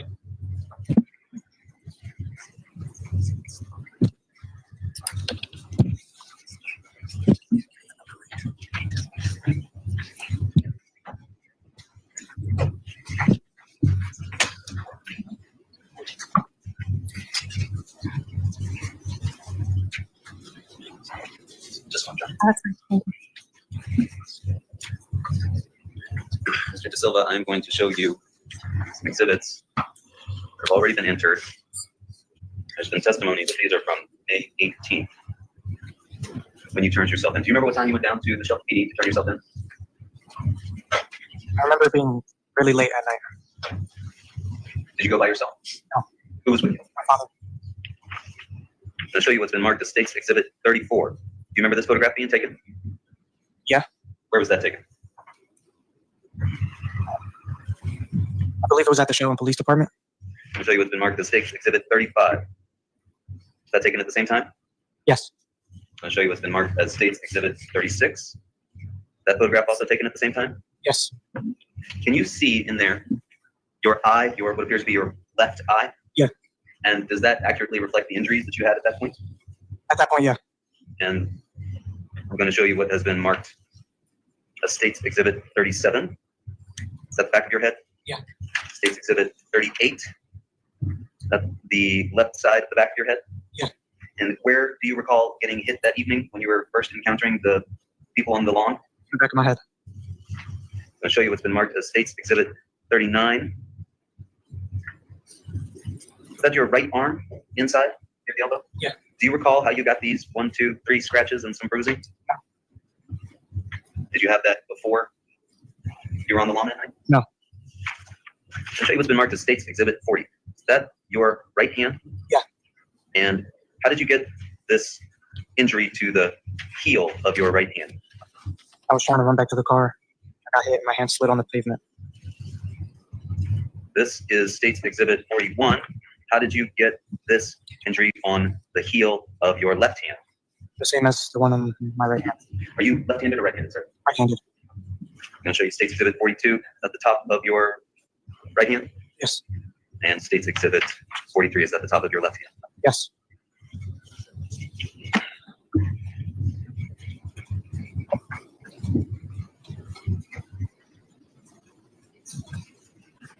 Did the police ever approach you and ask you if you wanted to perhaps talk to them in return for an immunity agreement from prosecution? I'm going to object. Calls for hearsay as to what the police asked.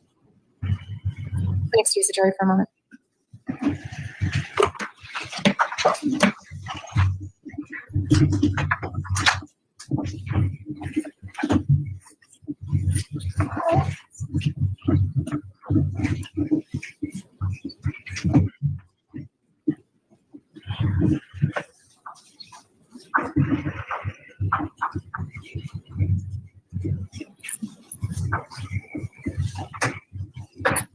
Is it a request for a yes or no response? The question is also inflammatory. it would also indicate, again, the defendant has Fifth Amendment rights, and there was testimony about the police going to try to talk to him. So now that it's out, I would submit that it's fair game for me to ask him on cross-examination whether or not he willfully went to the police to tell him his side of the story, which he did not. So with regards to what the police asked him, I think is hearsay. I think the question can be posed without content in the question. We can rephrase it without any content in the question. If it's a yes or no answer, then clearly it's leading as well. Your Honor, I could rephrase as whether or not he was ever offered such an opportunity. Again, it certainly goes to his knowledge.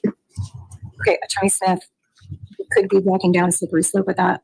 Your client is subject to cross-examination. I don't know what the actions of the police department were at this point in time, but certainly it'll allow the state the opportunity to explore if in fact there was such communication or any questions or anything leading to such communication and or the decision. So I understand. Again, I think that whether or not he was ever offered such an agreement is fair game as far as to ask the question. I don't intend to go any further into it beyond that. I am not aware of any offers being made to him to do so, to the extent that he was ever offered an opportunity to come down and speak with the police. I think that he can be asked about that. I would also submit that the police department is not under the authority to offer him any type of agreement with regards to that. That comes from the state's attorney. So with regards to that, if he had a conversation with the state's attorney or this office, that would be the appropriate question. Outside of that, when the answer is no, then there's nothing further to explore. Okay, so I want to be very clear here. So we're dealing with, first of all, a right to remain silent, potentially, post Miranda. We're also dealing with, in an improper form, the question relative to who has the authority to provide an immunity agreement. Obviously, it would not be the police who would provide the agreement. So if it's relative to asking what the state police or what the state's attorney's office, that's one thing.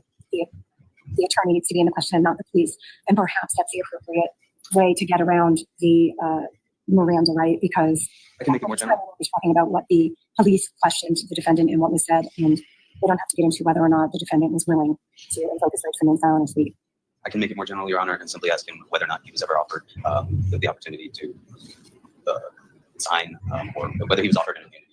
I can simply make it as well. Really, general as that. The question is inflammatory. I think we need to lay some type of foundation to get there. The question needs to be posed: did you ever speak to the state's attorney with regards to this investigation? No, I did not. The inquiry ends there. It doesn't go any further about any immunity agreement or anything else. So the question is inflammatory. It's being posed to inflame the jury's senses at this point. I think there's got to be a foundation to even get there. He's here to testify, Your Honor.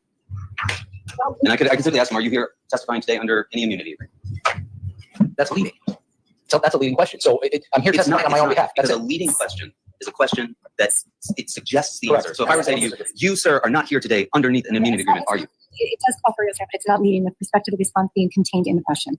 I will allow that question. The state's attorney is going to have an opportunity to cross-examine. However, the state's attorney should be very careful about approaching any type of. But this is opening post-Miranda inquiries now, because now the arrest warrant has been signed. He's entitled to Miranda warnings, and now we're being asked whether or not we're approaching him or he's approaching us for some immunity agreement post-arrest. And I will withdraw that question, Your Honor, with regard to the police officer. I will do that, and I'll do that in the jury's presence. But I do think that it's fair for me to ask him, sir, are you here today testifying under any immunity agreement?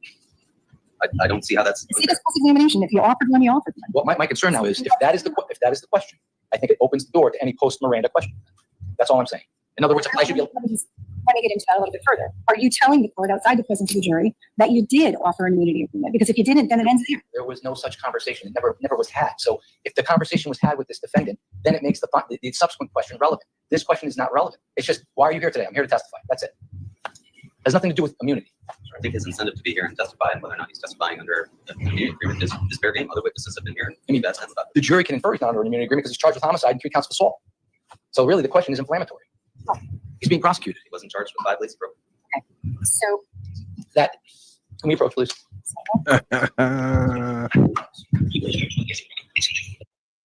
Oh, her mic was on. Dang it. Sidebar. Pull a little hanky panky there. Let's have a sidebar. Sidebar. I don't like it when you punish me. But why have a sidebar if the jury's not in there?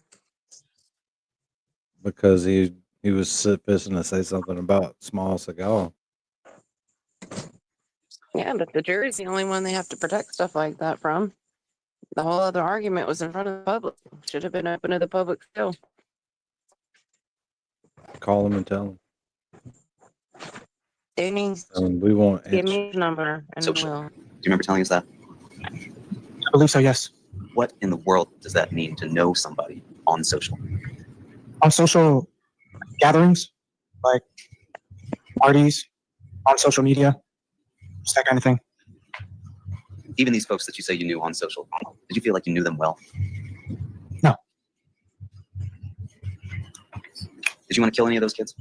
No. Did you want to hurt any of those kids? No. What did you want to do when you were down there on that ground and all those fists were punching you and those legs were kicking you? Get them away from me.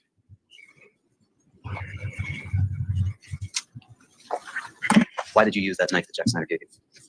I'm gonna object to ask an answer at this point. All right. Felt like the only thing that was gonna get me out of that situation. Thank you, Mr. Valley. Nothing further. Thank you. Ladies and gentlemen of the jury, we are going to move into our recess, so we will have our morning 15-minute recess and then after that, for the cross-examination. Just have a quick run through of where everyone is right now, since I missed like key parts. I What? don't know where I am anymore. No, me either. I want to get this over with. I don't want to talk about it for 30 minutes. You're Yeah. now the foreman. I Yeah. have to say, I cried. Like, and you know Yeah, how that I was feel that was about rough. it's just like That's why I wanted to hear how everybody felt after that. horrible. And Well, he it's is. going to get worse because I feel like the prosecutor's fixing to go in on him pretty Well, good. that's why I I wanted don't to get think the feeling so. right That would now. not be But wise. oh well. That would not Yeah. be wise of him, because I'll tell you, I have been solidly, and this is personal because this is something I've known about since it happened. And I see these kids as like my kids and their idiotic friends. And I have, as you know, I am just all about Jimmy. And I'm just, this, my heart is broken. I But don't know now what this I should kid's do. real to you too because he testified. He's so genuine. The small Seagal, this was the move to have him testify. And I feel like Yeah. if the prosecutor moves in on him, good luck, guy. He's gonna move in on him. He's gonna move in hard. I promise. And That's coming. he is incredibly sympathetic. That's why I'm curious to see how he's gonna hold up on cross. But I'm just wondering how many minds got changed or swayed during that testimony. Yeah, I don't know. Like I'm I torn. started to sway more towards the defense, like, acting in a situation, trying to protect himself, his friend, whatever. But then those pictures, that doesn't look like someone that was kicked and punched and Right. whatever They Well, didn't you can repeatedly. But you did can you get see kicked them in the beating ribs a bunch him of times in without a the bunch of video? bruising and still be in a lot of pain. Yeah, they didn't Yeah, even show that, any rib or abdominal injuries in those pictures, and right. that's where he That's said why he I was was complaining the wondering. most. Right. But Yeah. did I you mean, see on the your video hips, of your him legs.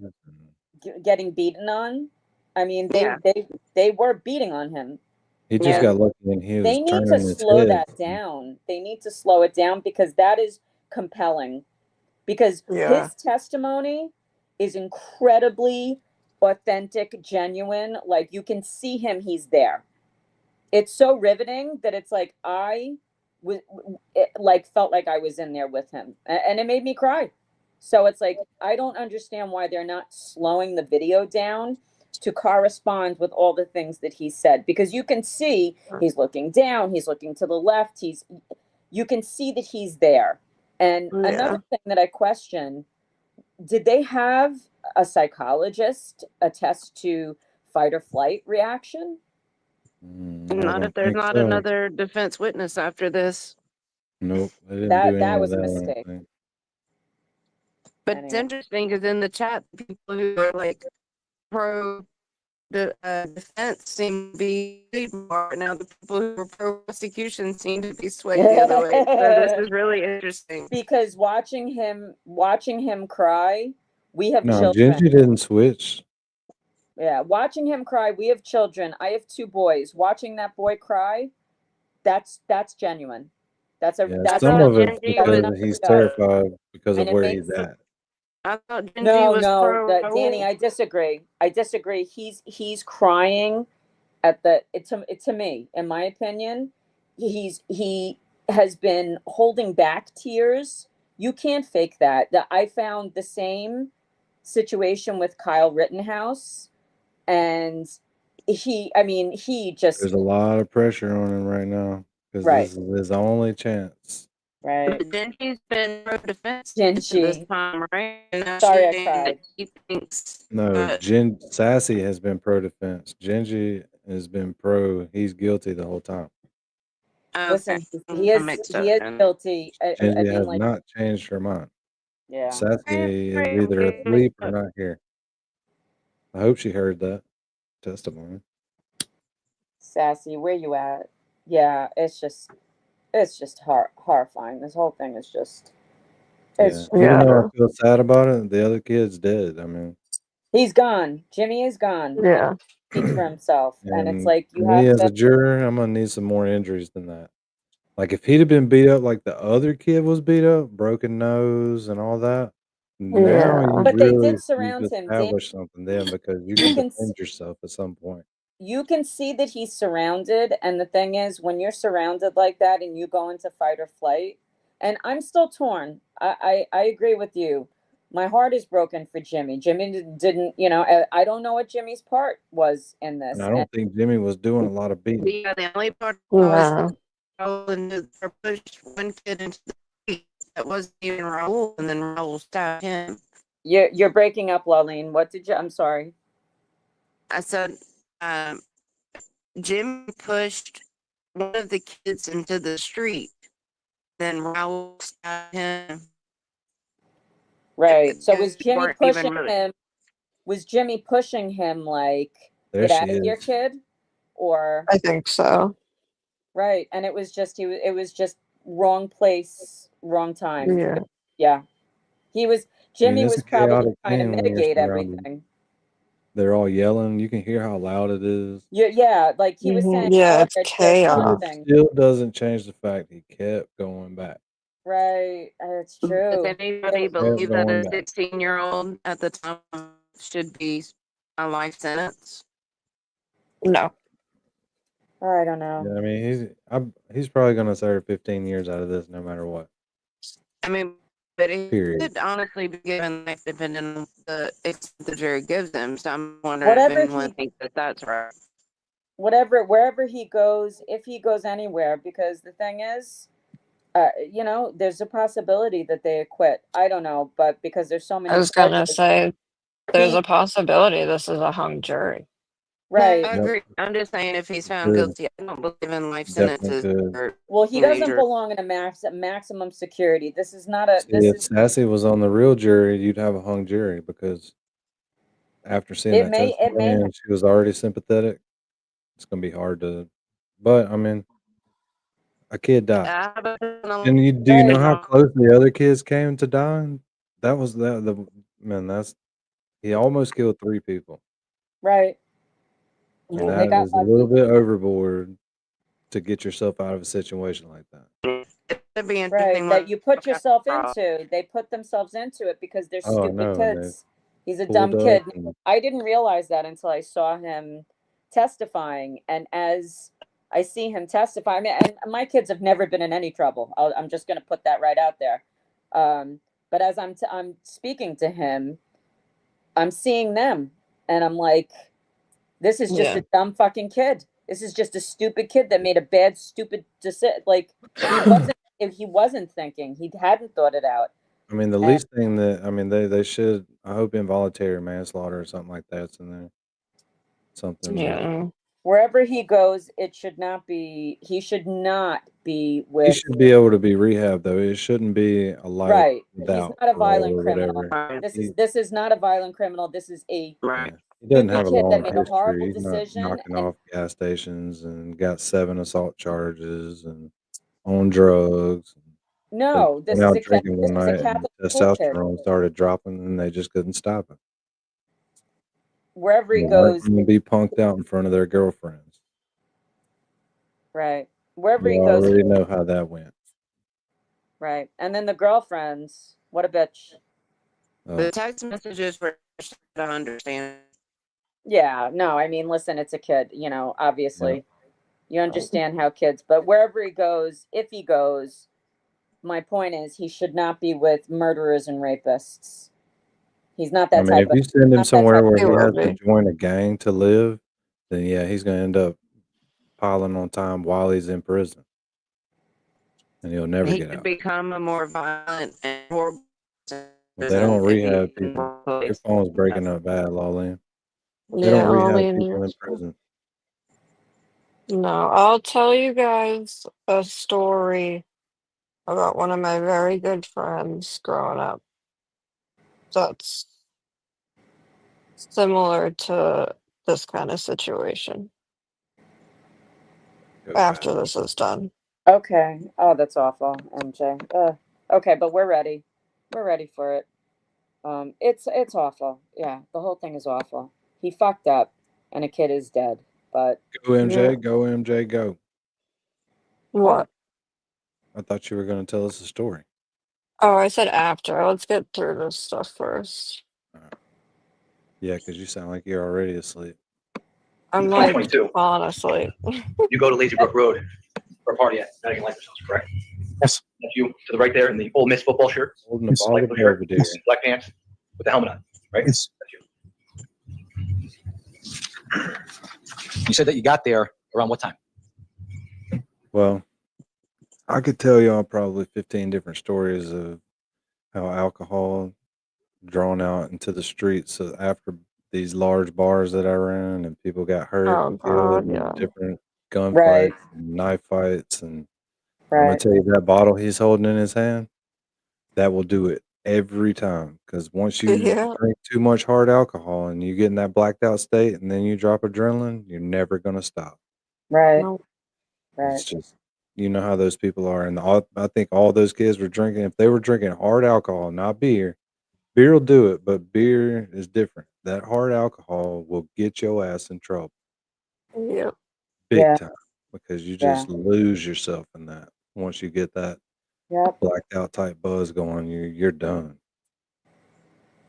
I want to say around 9 or 10. 9 or 10. You were there you testified on direct examination. You were there for about an hour and a half, correct? Yeah. People arrived at some point after an hour and a half, correct?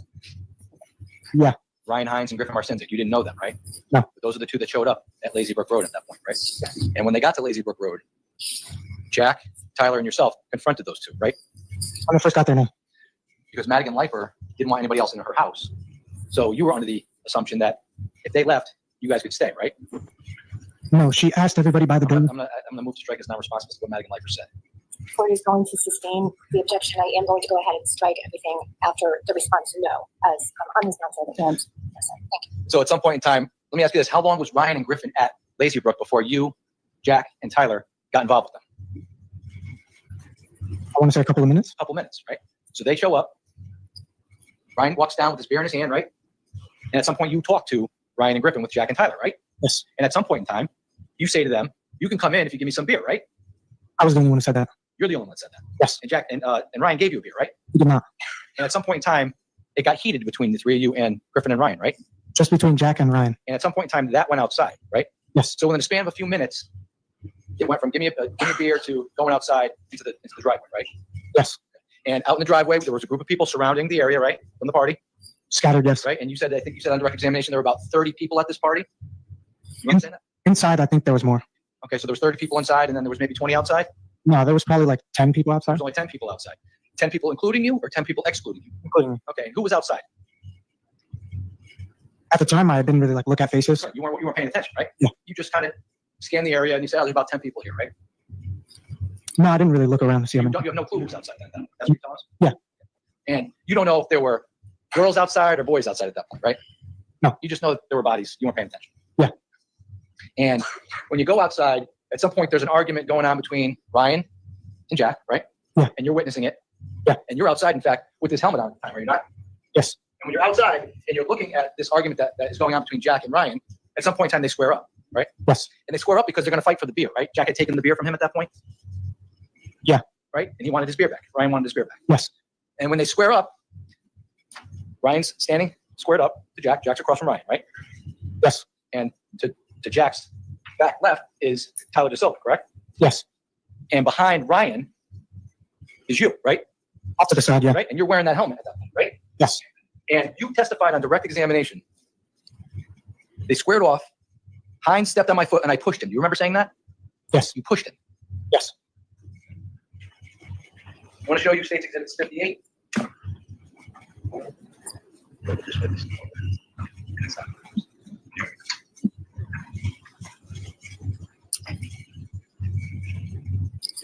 It's not there. So this is this person right here to the left in the blue shirt.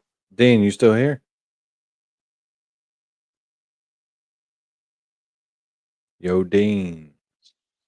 He probably fell asleep again. I say at least his mic is muted tonight. We don't have to Yeah. listen to his snoring for 5 minutes. Who's that? Oh, I missed that. I Tyler missed DeSilva? him snoring. Yeah. Yeah, little miss thought he was drinking something, and then she thought he was like doing some kind of mocking sound, and MJ and I are like, no, he's asleep. Oh, is that in the voice chat? Yeah. Yeah. Aw, I poor had to get guy. off stream to call him and wake him up just to make sure he'd set his alarm for the morning. Oh, you're so good. Man, they told me to. You did it. You still did it.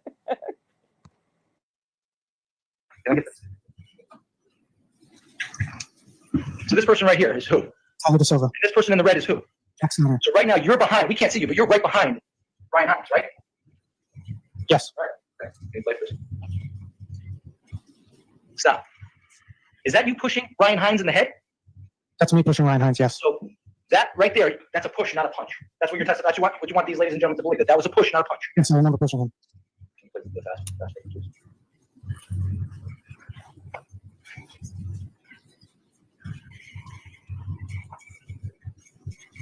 We'll stop it there. Can you shut the volume on?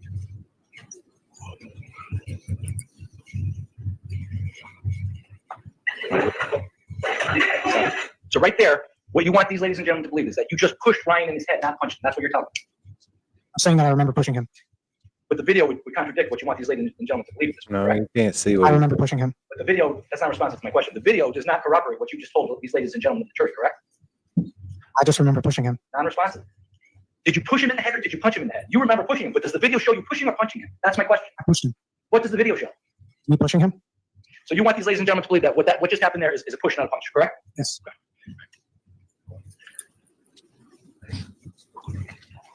And you also told these ladies and gentlemen of the jury, at some point during this fight, you go over and you try to get Ryan off of Jack, right? Is it Jack? Because at that point the fight was on, and Ryan tackles Jack, right? Yes. And your testimony was that at some point, Tyler DeSilva gets in and does the same thing, right? Yes. That's what you remember, right? Yes. But isn't it true that Tyler jumps in and also punches Ryan when he's on the ground? I think so. I don't remember that happening. Isn't it also true that at some point in time, towards the end of this fight, you use the helmet that's on your head and you slam it into Ryan's head? That's not true, no. That's not true. Is that not what you remember? Or is that what you're saying is that the video is false? I never did that. You never did that. Okay. So let's play the rest of this video and then we'll go to slow-mo.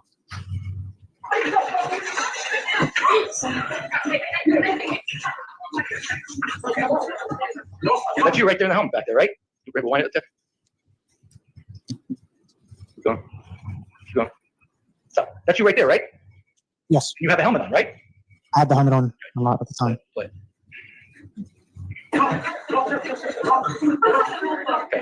Now we play the slow mo. Now you just saw the helmet slam down on Ryan, right? You heard the crack of the helmet on Ryan's head?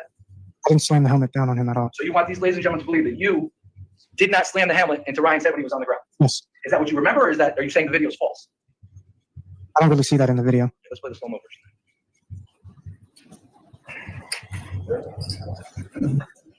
So here's the punch, or what you're saying is a push.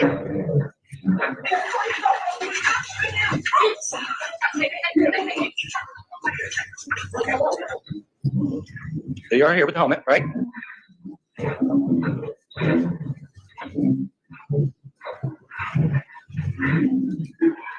Here's you right in here. Ready?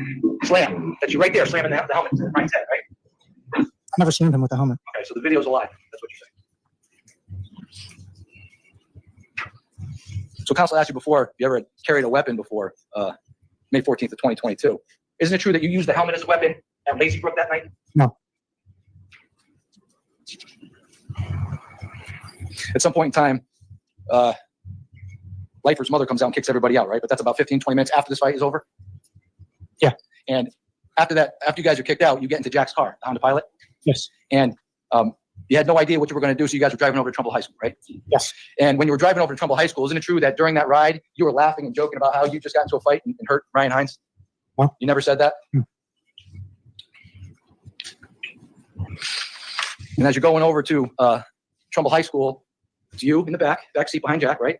Yeah. Jack's driving. Yes. Tyler's in the front seat. Yes. In the middle seat is who? Will Sinjwald, correct? Yes. To the right of him is Keenan Frasick. Yes. Mackenzie's on your lap. Yes. And Dimitri's in the back. Yes. And when you're driving over there, you indicated on direct examination you had your phone on you at that point, right? As a matter of fact, you had your phone all night, right? Yes.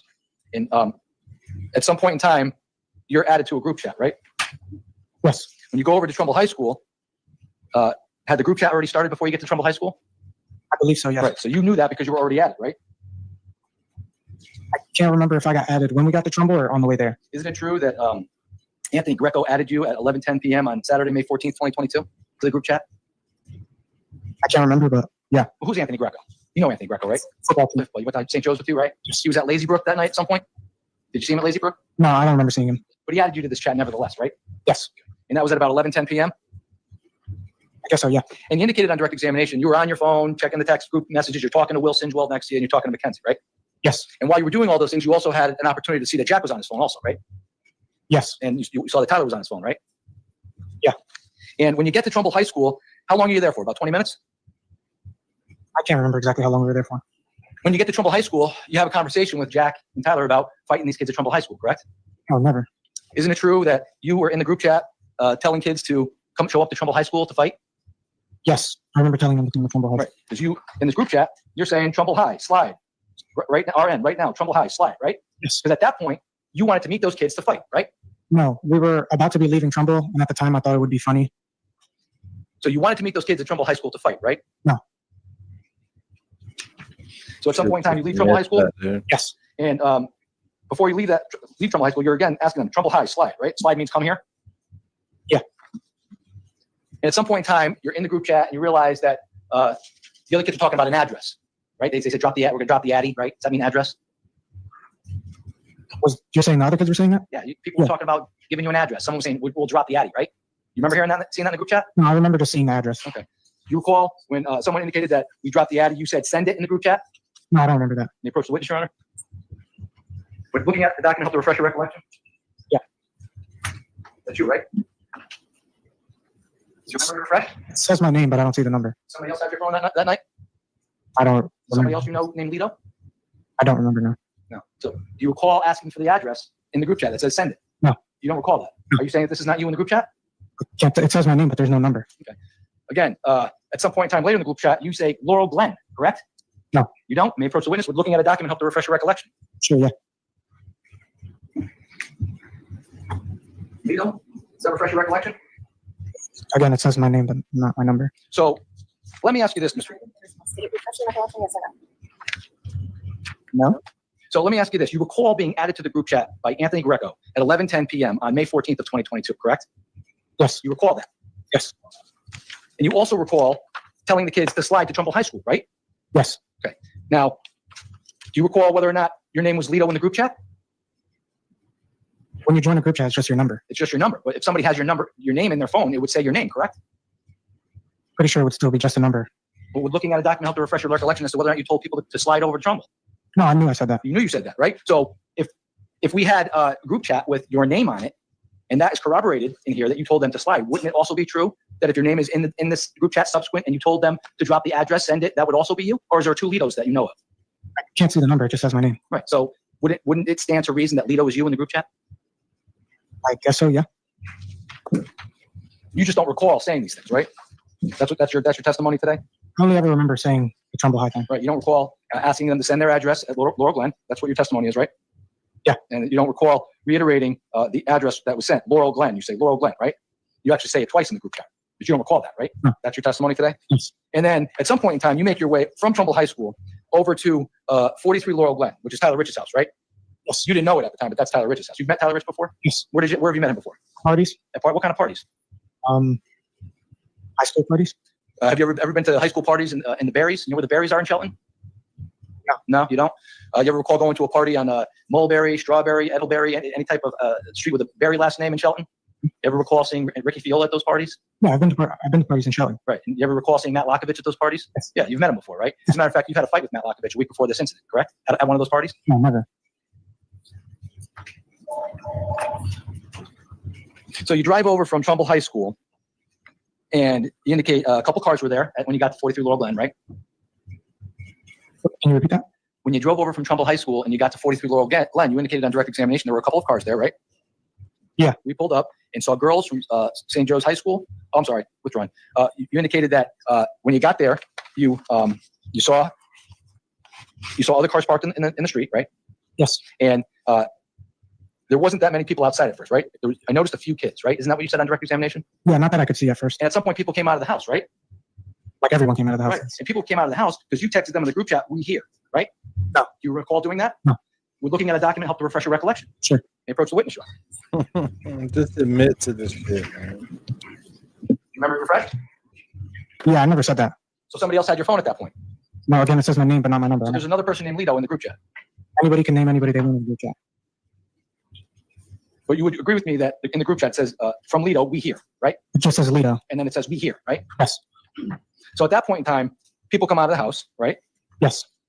And when the people come out of the house, what time of night would you say it was when people came out of the house when you were in front of 43 Laurel Glen? I can't remember. You don't remember, but it was dark out. Yeah. It was late. Clearly after 11, right? Yes. Probably sometime before 11:30ish.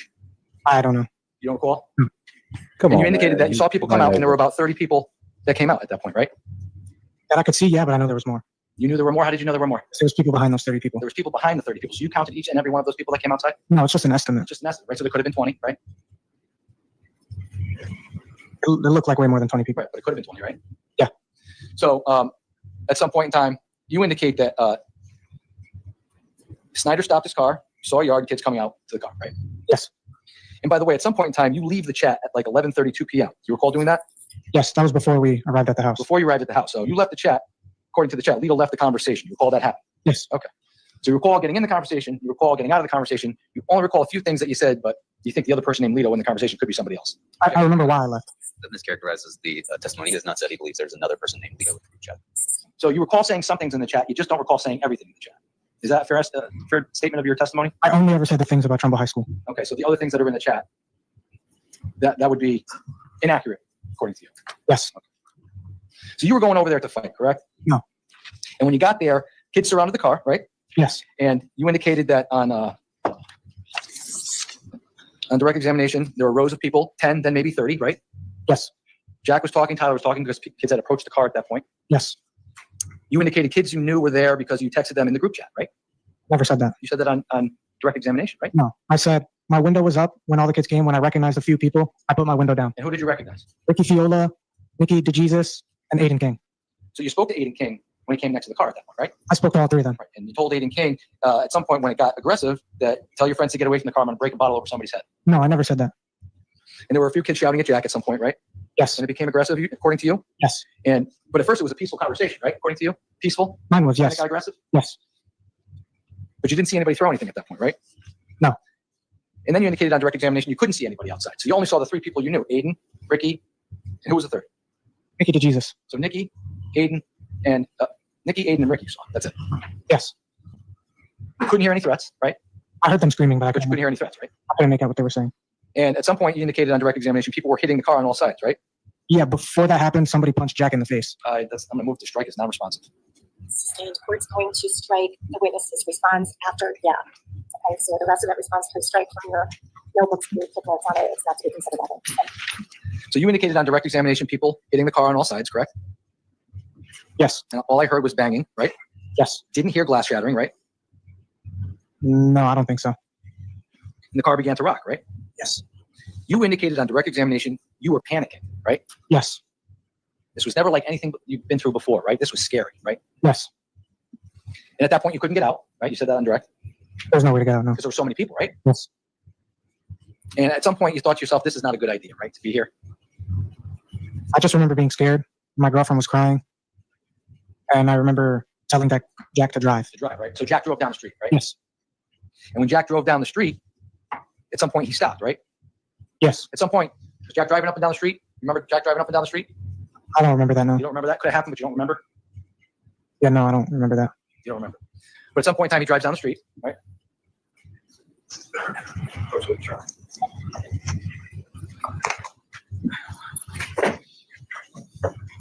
State Exhibit 1, you indicate that Jack drives down the street and at some point stops in front of the house near where we previously identified it as 36 Laurel Glen, correct? Yes. And it's at that moment that that Mackenzie gets out of the car. Yes. She's walking away.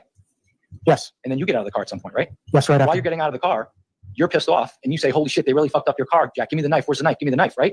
No, immediately after I got out, or Mackenzie got out. A move to strike is non-responsive. Everything after no. Court is going to go ahead and strike the response after the witness indicated the word no. Please just write that from your notes. Thank you. Now, you get out of the car with the knife, correct, at this point? No. Because according to you, on direct examination, Jack gave you the knife when you got out of the car at that point, correct? Yes. So you did get out of the car with the knife at this point, right? Objection, Your Honor, that mischaracterizes the testimony. He did not testify that he got out with the knife. So the witness indicated yes. I'm going to go back to the last question. I'm going to hear the last question again. So Jack gave you the knife when you got out of the car, correct? I was already outside of the car, yes. And he gave you the knife at that point, right? Yes. And he gave you the knife when you got out of the car, at that point when the car initially stopped, right? Car stops, you get out, you get the knife, right? Yes. So you're in possession of the knife when you initially get out of the car on May 14th of 2022, right? Objection, Your Honor, I think that mischaracterizes the testimony. Sustained. When you get out of the car stops in front of 36 Laurel Glen. You get out of the car, right? After Mackenzie, yes. Mackenzie's walking down the street, right? Yes. And you got out of the car, Jack gives you the knife, right? Tosses it at me, yes. Right. And at some point after that, Tyler DeSilva gets out of the car and walks around the car towards you, right? No, Tyler DeSilva was already next to me when that happened.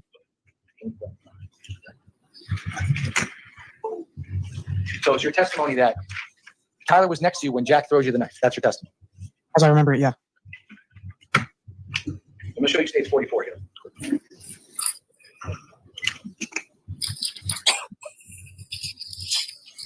Crazy.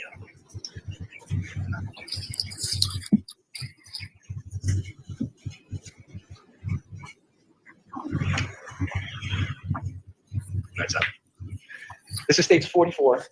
This person right here, standing right here with the dark pants and the shirt, is that you? Can you see where I'm pointing? Is that you out of the car? Yes. So you're in front of the car, correct? Yes. Okay. And at some point we see Tyler DeSilva get out of the car and walk next to you, right? Yes. So your testimony is as Jack's driving up the street, he tosses you the knife at this point? Yes. And you can see at one point he stopped. Everything after this. Pause for yes or no answer. I'm going to strike everything after yes. Ladies and gentlemen, the jury, so please make notation accordingly. And by the way, when Jack gives you the knife, do you catch it? No. Fall? It's out. Good job. Yes.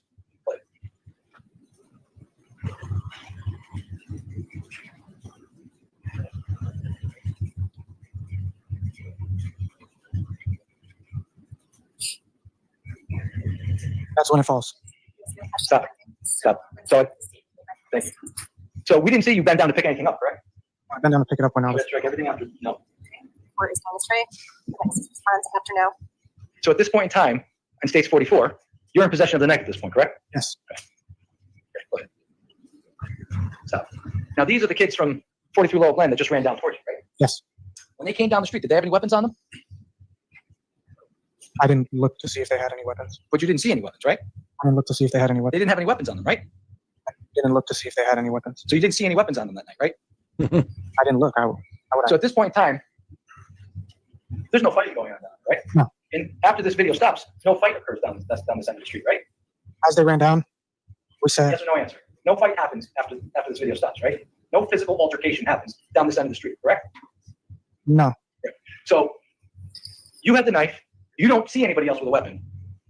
Jack drives off. Mackenzie's down the other end of the street, right? She's at the corner of farmhouse in Laurel Glen. Yes. And Dimitri, Will, and Keenan are still in the car as the car drives away, right? Yes. So when Jack gave you the knife, they were in the vicinity of seeing that happen, correct?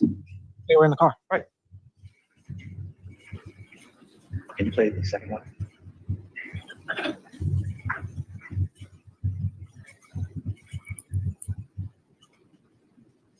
So again, this is in a different angle, right? Mackenzie's walking down the street, and this is you out here, just above this bush. They're on the not right side. walking down. And here comes Tyler walking to your right, right?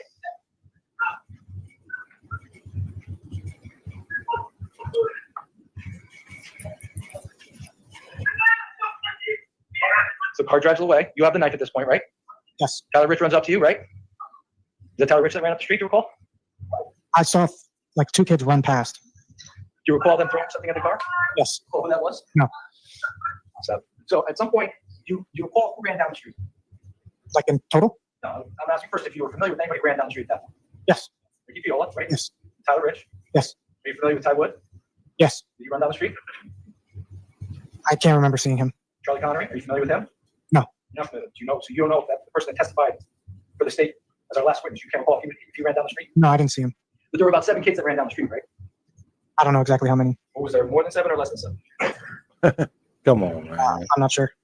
You would agree with me there was more than 3 kids, right? Clearly in the video there's more than 3 kids for the shop party? Yes. Right? And would you also agree with me that after this particular part of the video ends, there's a whole interaction that happens down the end of the street that's not captured on video, right? Yes. And that interaction that's happening is you having the knife, right? Yeah, it's in my pocket. You have this interaction with Tyler Rich, right? Yes, he sprays me with He sprays you with the WD-40, right? Yes. And at some point in time, shortly after that happens, Ricky Fiola comes and talks to you, right? Like right after, yes. Right. Because in your words, you indicated that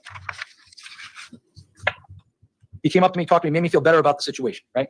Because you had just gotten sprayed, right? Yeah. And as a matter of fact, between the time you were in the car when you got to 43 Laurel Lane, up until the time when you spoke to Ricky Fiola, the people at that party indicated to you they didn't want you at the house. You were supposed to leave, right? I guess so, yeah. So when you spoke to Ricky, not what he said, but during your conversation, pretty much said you should not be here, you should leave, right? No. So he actually said you should stay? He was talking bad about Tyler Rich. Right. And then he said you guys should probably just leave, right? No, he never said that. He never said that. He said probably you should just hang out in the corner and figure it out, right? I can tell you what he said. Well, I don't want to know what he said, but the reality is the conversation you had with Ricky Viola was, hey, I was really messed up that he sprayed with WD-40, but look, there's a lot of us and there's only 2 of you guys, it's not smart, probably should just leave. Are you saying that conversation didn't happen? That's not what he said. So, but nevertheless, What the fuck? these 3, 4, or 5 kids that run down the street, including Tyler Rich, they do not engage you in a physical altercation down the street, correct? Just sprayed me with WD-40. And walked away, right? Yeah. He walked back to his house, right? Yes. And when he walked back to his house, you guys stayed down the street for a little bit, right? Yes. And so your testimony today is you were never told to leave the area? I've never heard anybody say that. Ricky Fiola 100% didn't say that. And at that point, you said on direct examination, you were scared and confused, right? Terrified about the group of people that were down the road, right? Just everything. And you were scared even when the people walked down the street, right? When they came down the street towards Farmhouse Road, that scared you? When they were running at us, yes. You were panicked? Yes. You were concerned? You had your phone on you at that point, right? Most likely, yes. Most likely, right? So, at any point between the time you got out of the car and the time the kids ran down the street, you never called for somebody to give you a ride home, right? No, Mackenzie's sister was going to give me a ride. And you never called for an Uber, right? To bring you out of that situation, right? Mackenzie's sister was going to give me a ride home. And you never called for a lift, right? Because Mackenzie's sister was coming to pick you up? Yes. So Mackenzie's sister was going to pick you up at the corner of Farmhouse Road and Laurel Glen, right? Yes. You knew that because you had a conversation with Mackenzie about getting a ride home. Yes. Because on direct examination, you indicated that you walked over to Mackenzie and said, hey, listen, can I get a ride home? I don't want to be here anymore, right? I don't remember my exact words, but I remember asking her for a ride. Because you were concerned. Yes. You wanted to get out of that situation. Yeah. Mackenzie had her head down, right? Yes. She was on her phone. Safe to say she wasn't paying attention to things going on around her? Yes. Isn't it true Mackenzie was mad at you at that point because she didn't want to go to Tyler Rich's house and you didn't stick up for her? No, she initially started crying and got upset when they were hitting the car. And by the way, the state called 25 witnesses in this case, right? Yes. And you were here for all 25 of those witnesses, right? Yes. And the story you're telling us today is the first time we've heard this story, right? I was never asked by anybody to tell me I'm something. going to move to strike as non-responsive. So the court's going to go ahead and strike the witness's response to the question Oh as being my non-responsive. Call for yes or no. So this is the first time we're hearing this story, correct? Yes. Mackenzie knew a lot of those kids at that house, right? You knew that. Yes. And she didn't want to be there, right? After they started hitting the car, I started crying. Right. And at some point in time after this video ends, Will gets out of the car, right? Yes. And Keenan gets out of the car, right? Yes. And Dimitri gets out of the car, right? Yes. And at some point in time, they sit down at the corner because they're waiting for a ride, right? I remember them sitting around Mackenzie at one point. But you were not under the impression that they were also waiting for Mackenzie's sister? The only person I knew that was waiting for a ride, like, definitely was Will Singemore because he was calling his girlfriend. Because his girlfriend, Carolyn Takis, was coming to get him, right? Yes. Right. So as far as you were concerned, Carolyn was coming to get Will, and Dimitri and Keenan had no ride home at that point? Is that what you're saying? Yes. But nevertheless, Will, Keenan, Dimitri, and Mackenzie don't get back in the car with Jack at some point, right? Can you say that again? At some point in time, Jack, you, and De Silva get in the car and go back down to 43 Laurel Glen, right? Yes. Right. But when that happens, Will doesn't get in the car, right? Nobody else gets in the car. Right. Mackenzie doesn't get in the car, right? Nobody else Dimitri doesn't get in the car, right? And neither does Keenan, right? Because they didn't want to get involved with what was going to happen, right?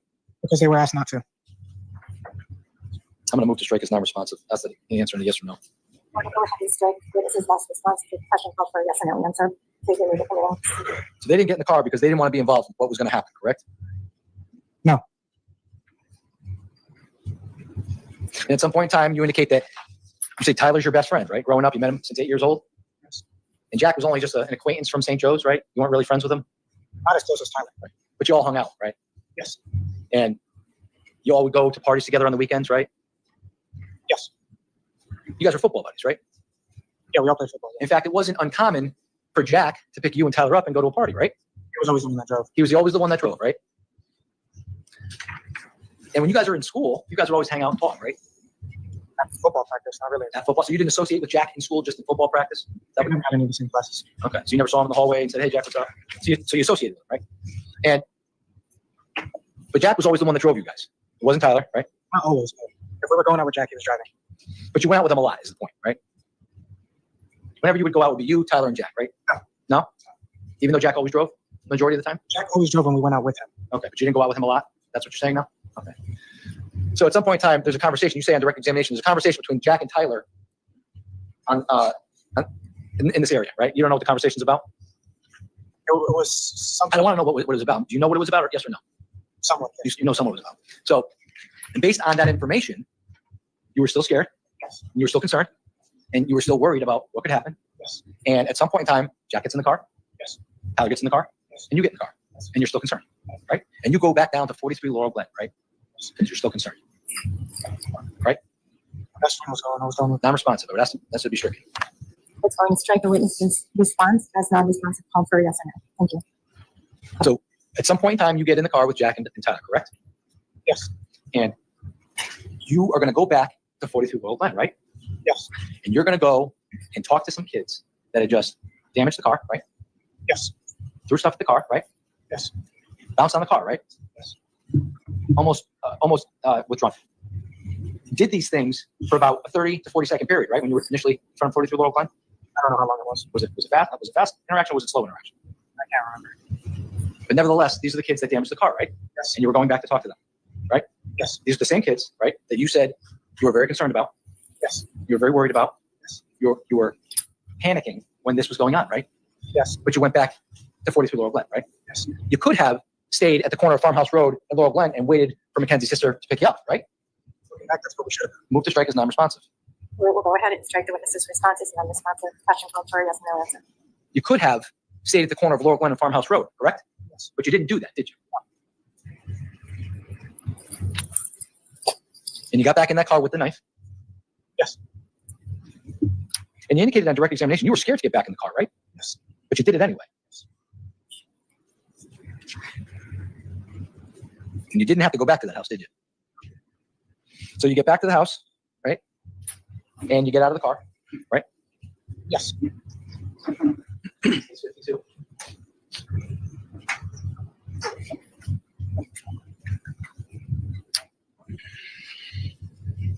I may approach the Your Honor. Jack drives the car, stops the car right about here on State 52 in front of his Nelson, right? Right in Millbrook. Right. There's a car park here, right? He stops right about here, right? No, it's really close. How close to the front? You go up the door? I was on that side. Right, but you're on that side of one part, right? Yes. You go up the car, right? Yes. Right. So the car was closer to the center of the road, right? Yes. And Tyler gets out of the passenger seat, right? He walks around the car and up the grass, right? Yes. You saw this, right? Yes. You got out of the rear passenger seat on Jack's side, right? Yes. You walk around the car and you never lost sight of Tyler, right? Yes. So you look at over the SUV, right? That's what your testimony is? No, I went around. You went around the SUV. You said that you didn't lose sight. So you go over the SUV, see where Tyler was, right? So when you didn't see him there, right? You just walk around the car, then you made contact with Tyler again, right? Yes. Right. And Tyler's on the left. Tyler in this area at some point, on the left, right? You're on the right. You met him here? Right. Right. Here. Okay. So you're on the left. Tyler's on the left. You're on the right, right?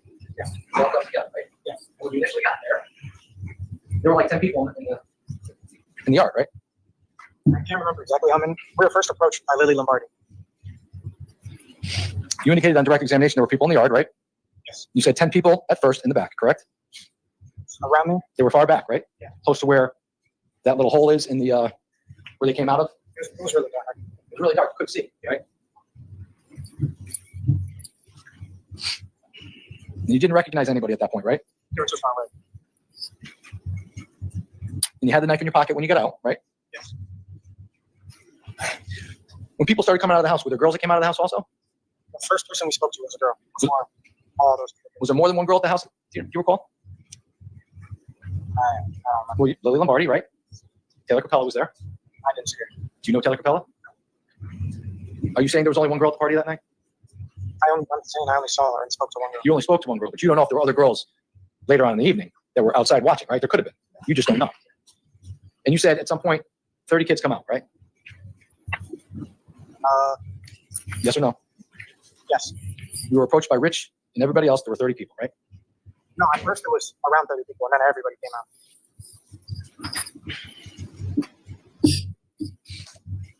And how many of those people were girls? I didn't see any girls. You didn't see any girls? So there could have been girls in the back. You just don't know. Yeah. And when they came out, you recognized only Tyler Rich, right? Yeah. And you had your conversation with Tyler Rich. So you just stood there? Yeah. And Ryan Hines approached you? Yeah. And you had a conversation with Ryan Hines? Yes. And that was the kid that you had pushed in the head, according to your testimony earlier that night at Lazy Brook, correct? Yes. And you were next to Tyler when this was happening? Yes. And you indicated on direct examination there were a wall of people at some point in front of you, right? Yes. Right. And initially it was, DeSilva was talking about 10 people. He said that on direct, remember that? Like there was all of them were all together, but he was directly So talking. it was like a line of people. It was you, this is Tyler, this is you, there's a line of people in front, right? There's about 10 people. And when you're talking to these people, you're asking where Aiden King is, right? I asked Ryan Hines, I was like, "Where's Aiden King? That's my boy. That's your what? My boy, like my friend." That's your friend? Yeah. You heard Aiden King testify in this case, right? Yes. You heard him testify that you said, tell the people get away from the car, I'm going to smash a bottle in somebody's head, right? Yeah, he said that. And you indicated on direct examination that you were speaking with 4 to 5 people, right? Yeah. You were speaking with Ryan Hines? Yeah. Ty Wood? Remember Ty Wood? Do you know who Ty Wood is? You know who Ty Wood is? You don't recall seeing him there that night? I was mainly talking to Ryan Hines. And Faison Teal was close by at this point? I believe so, yes. And so at some point, were there other people that you recognized there at the time besides Ty Wood, Ryan Hines, and Tyler Rich? There was a giant group of people. There was so many. But you don't know everybody that was there? No. And the knife was in your pocket at this point? Yes. And the people you were talking with didn't have any weapons on them, right? I saw that. And you were getting nervous? Yes. And you recall at some point, so at the end of your testimony yesterday on direct examination, you indicated that there were 4 to 5 people that you were speaking with, but then today when you started testifying, you indicated there was 20 to 25 people just on you. Do you remember that? Yeah. So was it 4 to 5 people or 20 to 25 people? They were all together. It's not like it was only 4 who came up and talked to us, or they were all together. And when you're walking up to Tyler Rich's house, they're telling you to leave the property, right? No. And when you're walking up to Tyler Rich's house, you see the kids start coming out of the house, right? Yes. And at that point, you could have turned around and went back to the car, right? Yes. But you didn't do that, right? And at some point, you indicated there were people everywhere, right? And people were saying stuff, right? It was aggressive. People were arguing. You were arguing back. Tyler was arguing back. And you indicated you were smaller at the time, right? Much smaller than you are today. Right? But you felt like you were okay at that point because you had a knife on you, right? So you approached kids that had just thrown stuff at the car, right? Yes. That had dented the car, right? Yes. That had jumped and bounced and rocked the car, right? Yes. And you were panicked because of it, and you were worried, and you approached these kids at that point at Tyler's house with a knife in your pocket, correct? Yes. And at some point in time, you make a move towards Ty Wood, correct? You flinch like you're going to hit somebody, right? And when that happens, you get punched by Tyler Rich, right? I stuck my hand up for somebody to shoot at. I would move to strike as non-responsive. Court's going to strike portion of your witnesses responds after no. Okay, so anything after no to the question, please strike from your notes. That's not to be considered evidence. And at some point, you get hit in the head, right? On the left side of your head, right? And you don't know who punched you, do you? You know now who punched you, right? But at the time, you did not know who punched you, right? Isn't it true that you thought you got hit in the head with a bottle at that point? Yeah. But it wasn't a bottle, right? I don't know. Right. And you indicated on direct examination at that point, everything went black. How long would you say it went black for? It's impossible to tell. I have no idea. You have no idea how so maybe it was like 2 seconds? Or longer. Or longer? How long? How long? There's no way to tell. No way to tell. And your face was in the ground. And all you hitting and kicking, right? Yeah. And you didn't see any weapons, right? No, just off the ground. And the knife was in your pocket. And at some point, people were yelling, right? They were yelling, yeah. And people were you couldn't see, but people were all around you. That was your testimony on direct, right? People were all around you, but you couldn't see. So how were you able to see if people were all around you if your head was in the ground? Before they hit me, they started like circling me. But when you were in the ground and you were in the fetal position, you couldn't see who was around you, right? No, I just felt You couldn't tell if there was one person engaging you, right? there was way more than one. Could you tell if it was one person that was engaging you at that point? It was way more than Do one. you have eyes in the back of your head? Sincerely. Do you have eyes in the back of your head? Objection, Your Honor. Argumentative. Mr. Valle, you indicated on direct examination that your head was in the ground, right? Yes. And you were down on the ground looking at the ground, right? And when your head is down on the ground, could you tell if there were two people engaging you? I could tell there was way more than two. Could you tell if there was one person engaging you? I could tell there was way more than one. Could you tell if there were three people? I could tell there was way more than Could you tell if there were four people? I could tell there was way more. How many people did you see? How many people did you see engage you when you were on the ground looking at the ground? I just felt stuff coming from everywhere. So you couldn't tell how many, correct? Yes. And you still had the knife on you at that point? Yes. And you indicated on direct examination that you lost consciousness. How long would you say you lost consciousness for? There's no way to tell. There's no way to tell. So you blacked out, right? Yeah. And you lost consciousness, right? That was at the same time. That was at the same time. But you don't know how long it was. Would you agree with me that the fight on the video doesn't capture the entire fight, right? No, not anywhere close to that. The video is about 17 seconds long, right? And the fight in its entirety is probably about 25 to 30 seconds long, right? No. No, it's longer than that. Was it like 5 minutes? No. How long would you say it was? It's impossible to tell, especially when you're like in the situation. 45 seconds? I felt. It felt like an eternity, though, right? But it was about 45 seconds. You don't know how long. But you lost consciousness at some point during that whole altercation, right? And you don't know how long you lost consciousness for. And at some point, when you regained consciousness, you took the knife out of your pocket, right? Yeah. Now, when the knife was in your pocket, it was closed, right? So you had to take the knife out of your pocket, right? Your right pocket. You had to open the knife, right? My other hand was covering my head.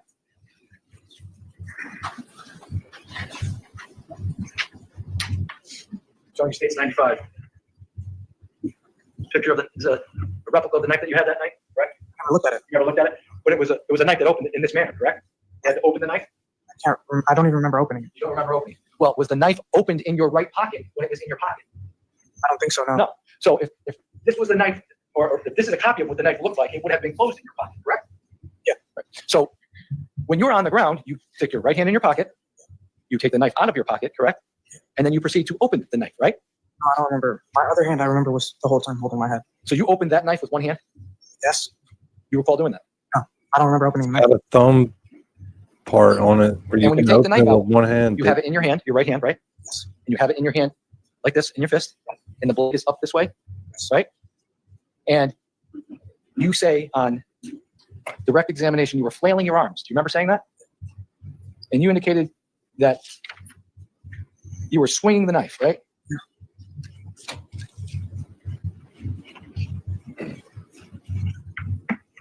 Show you States 56. This is Ryan Hines. You remember Ryan Hines from that night? Yeah. This is the kid that you say you pushed at Lazy Brook and then did not slam in the head with your helmet. Remember that? Yes. He's got a lot of facial injuries. Would you agree? No? States 53. Neither. Would you agree, Mr. Valle, that Mr. Hines has contusions on his head, correct? I see the one on the top of his head. You don't see the ones on the side of his head? You don't see that his nose is broken here? On the side, it just looks like acne. States 84. You see the contusion on his head? Yes. That wasn't caused by your helmet? Did you do that at 43 Laurel Glen? So somebody else must have done that. Yeah, I guess. You have the knife in your hand. You have it in your fist, right? States 87. And you stab Ryan Hines in his chest and puncture his lung, correct? Yes. Like this, right? Wasn't aiming or anything. And you stab him in the side. States 89, right? That's not a swipe. Would you agree? That's a stab, right? Just flailing my arm That around. was a stab wound, right? Just flailing my arm around. So you're indicating that this is a swipe? Objection, Your Honor. I think that mischaracterizes the testimony. Sustained. States 91. You were flailing your arms. He stabbed it again in the left side, correct? Yeah. So he stabbed 3 times, right? Yes. States 54, Faison Teal. You remember seeing him there that night, right? I think so. And you stabbed him, State 70, once in the upper extremity, in his left arm, right? Yes. while you were flailing your arms. Yes. That's about an inch or so, right? And at some point, they let you go, right? Oh. And when they let you go, at that point, Tommy Connery comes over, right? Because Ryan Hines is now out of it because you just stabbed him 3 times, right? They never let go. And Tommy Connery comes over. Remember Tommy Connery? States 55? That's Tommy Connery, right? Yeah. And you're down on the ground, right? You're bent over, right? Oh, you're not bent over? It's on the ground. You're on the ground. And you go after Tommy Connery, States 77, and you stab him 4 times in his leg, correct? I didn't go after anybody.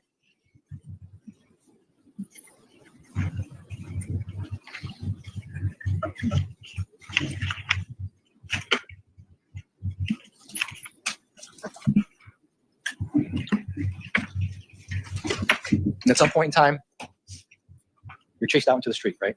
Yeah. And you fall down. You said, according to your direct testimony, is you fall, you skin your hands on the ground. That was after. That was after? That was the second time, not the first time. But at some point in time, you go out into the street, right? And we see that in the video, correct? I got thrown like towards the car. Right. And you run back to the car, right? Yes. And you run back to the car, and you go to get in the car, right? No one chased you to the car, correct? Yes, I did. They did. Okay, let's play. Play slow. This is exhibit 60. This is exhibit 60.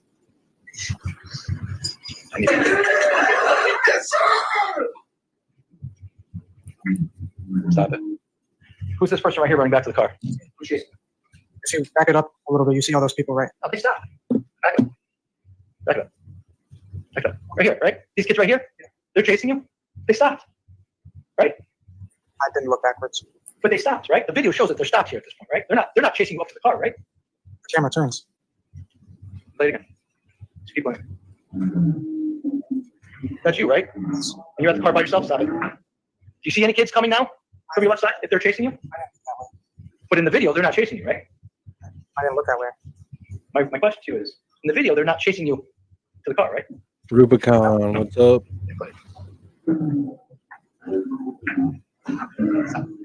Now, at this point, the kids are retreating back onto the property, right? I was just looking for Tyler. So the answer to my question is you didn't see where the kids were retreating back to them, right? I just looked for Tyler. But they didn't come after you at the car, right? I just looked for Tyler. I don't know. I would move to strike as non-responsive. Portal strike the witness's last response.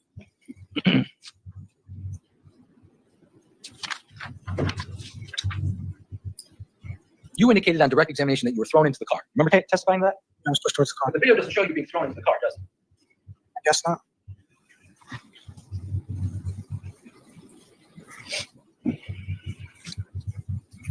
Now, at some point in time, you say you saw Tyler back on the lawn, right? Yeah. You still had the knife on you at that point, right? The knife was still out in your hand, right? And you come back into the fight, right? Yeah.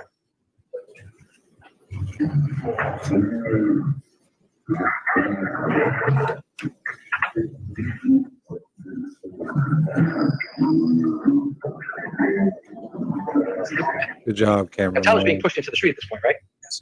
And you would agree with me that there are no Shelton kids to the right of you, right? There's a car. You can see a car right there, right? There's kids like right. There's kids in front of you, Right, yes. but there's no kids right to the right of you. There's a car. We can see the car. If there were, we wouldn't be able to see the car, right? That's the street. Right. There's nobody to the right of you, right? There's a kid in front of you. Yeah, there's a whole bunch of kids right, Right. There's a whole bunch of kids over here we can't see, but there's nobody to the right of you, right? There's a kid right next to him. There's a kid here. But I'm saying, is this you right here? Yes. Right. To the right of you, do you see a kid or a car? That's the street. That's the street, and there's a car there, right? Yeah. So there's nobody to the right of you, right? There's a car. There's nobody in the street. And there's nobody to the left of you other than Tyler DeSilva, right? Yeah. So when you're going back in, there's a wall like this, right? It's like this. Right. But you're not surrounded at that point, right? At that point, no. No. But you go back in, and Tyler's already pushed out into the street, right? The video. I'm on my way back as you. But Tyler is no longer engaged in the fight, right? I don't remember. You don't remember that. So you just blacked out and ran right back into the fold. That's your testimony today? Being on the yard, and it was just like a shoe horse of people. A shoe horse, but not a circle. You were not encircled, right? But was there anybody behind me? Right. There's nobody behind you. I don't know. I don't think so. Right. So you could have, if you chose to. You could have left. You could have retreated, right? Oh. So you could not have left because there were people around you?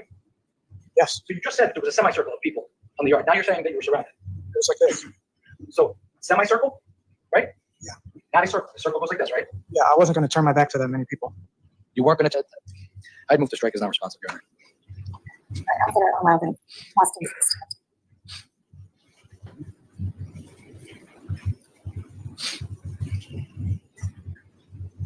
You indicated when you made it back to the car, you were still terrified, right? Yeah. You were still scared. You came back in anyway, right? With the knife. And you ran over to the edge of the grass, right? And you passed Tyler, right? Yes. He passed you on your left, correct? Yes.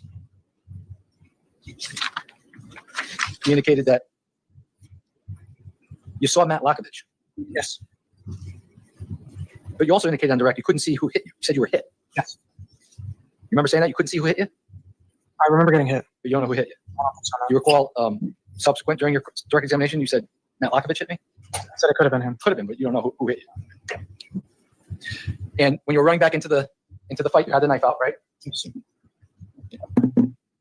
And people that were in front of you were defending themselves from you, weren't they? Oh, they kept coming at me. They kept coming at you while you had a knife out, approaching them? I was standing still right there. You heard Charlie Connor yell, he's got a knife, right? I just heard screaming. I couldn't. At the time, you don't recall hearing that during the incident, right? But on the video, you hear him yell, he's got a knife, right? And you're saying that people engaged you while you had a knife at this point in time? Nobody backed up. Nobody backed up, and nobody attacked you. They were stepping forward, and somebody ended up hitting me. You couldn't see who hit you. And you couldn't see if anybody had a weapon on them at that point, right?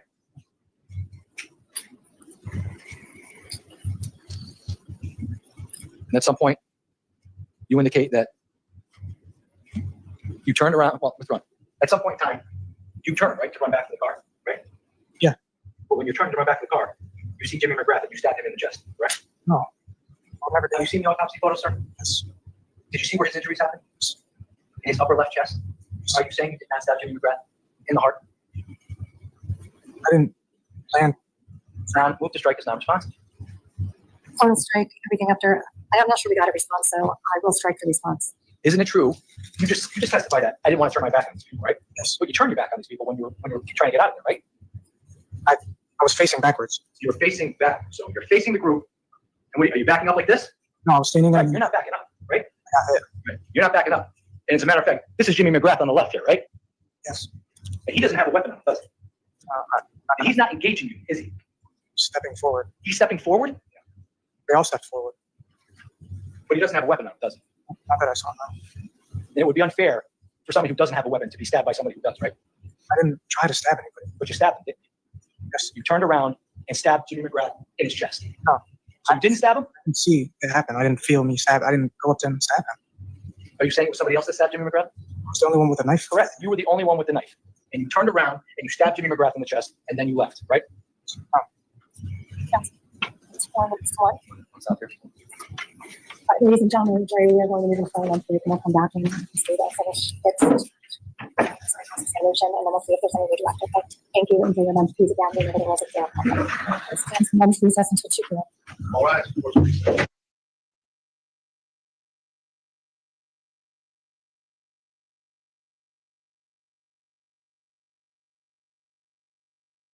What happened to it?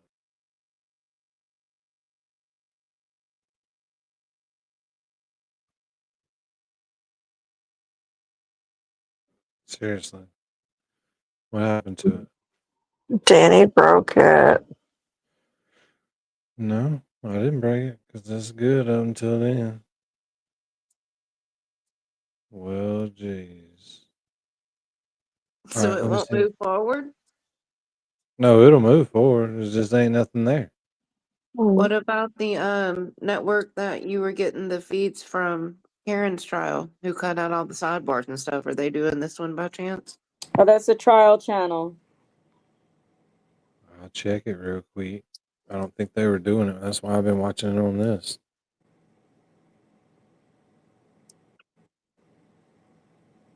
I think Court TV had it.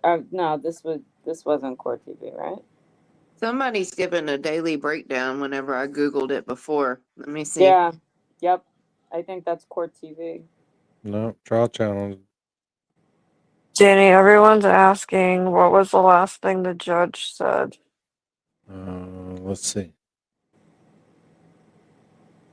Pay attention to your wife, okay? This is why she chose me over you. All I see now is BK. Jimmy McGrath on the left here, right? Yes.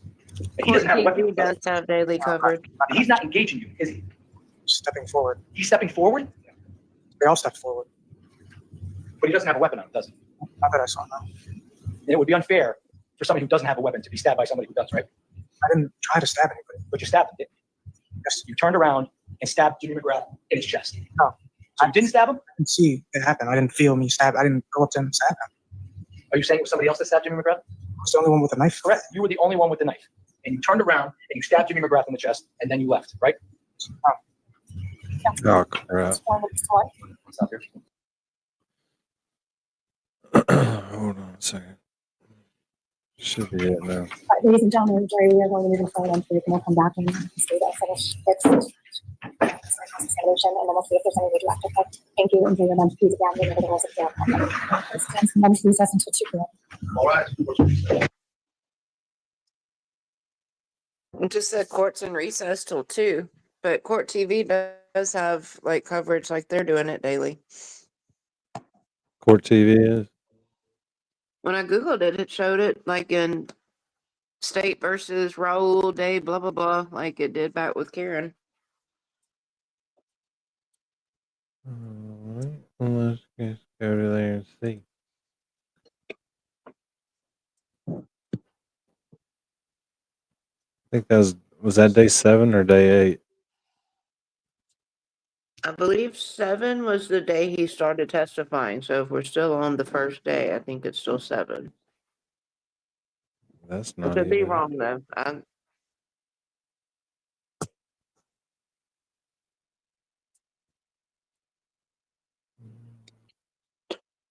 I'm looking. Just give me a second. All right. Toy's saying you still haven't run it all the way down either. Slow it down. Day 9, like she's coaching you in the chat.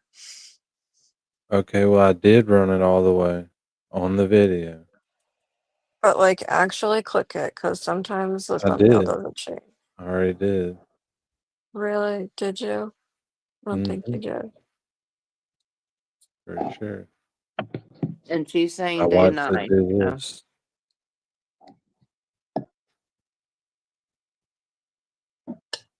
But I'll let y'all watch it while I look. Let me know what happens. She's saying upper right Sorry, corner. I think you need to take over. Danny is expired. Aren't y'all in the same house? Like, can't y'all just go and talk to each other to make this more simple? How is it going to be any more simple? Court TV So has it. we're Was not I talking with interpreting my y'all's microphone off? communications. Well, I can. No, I can hear you, Danny. Oh, okay. I just turned it on though. I was saying Court TV does have it. It's a 5-hour. Wait, let's see. It's day 9. Hang on.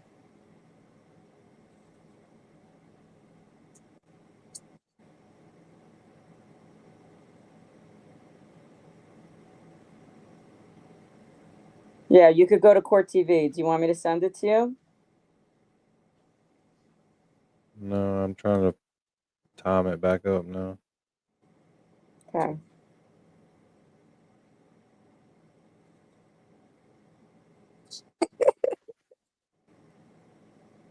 You know she doesn't want to go down there and deal with this asshole. It wouldn't do He'll any just good. start getting all angry.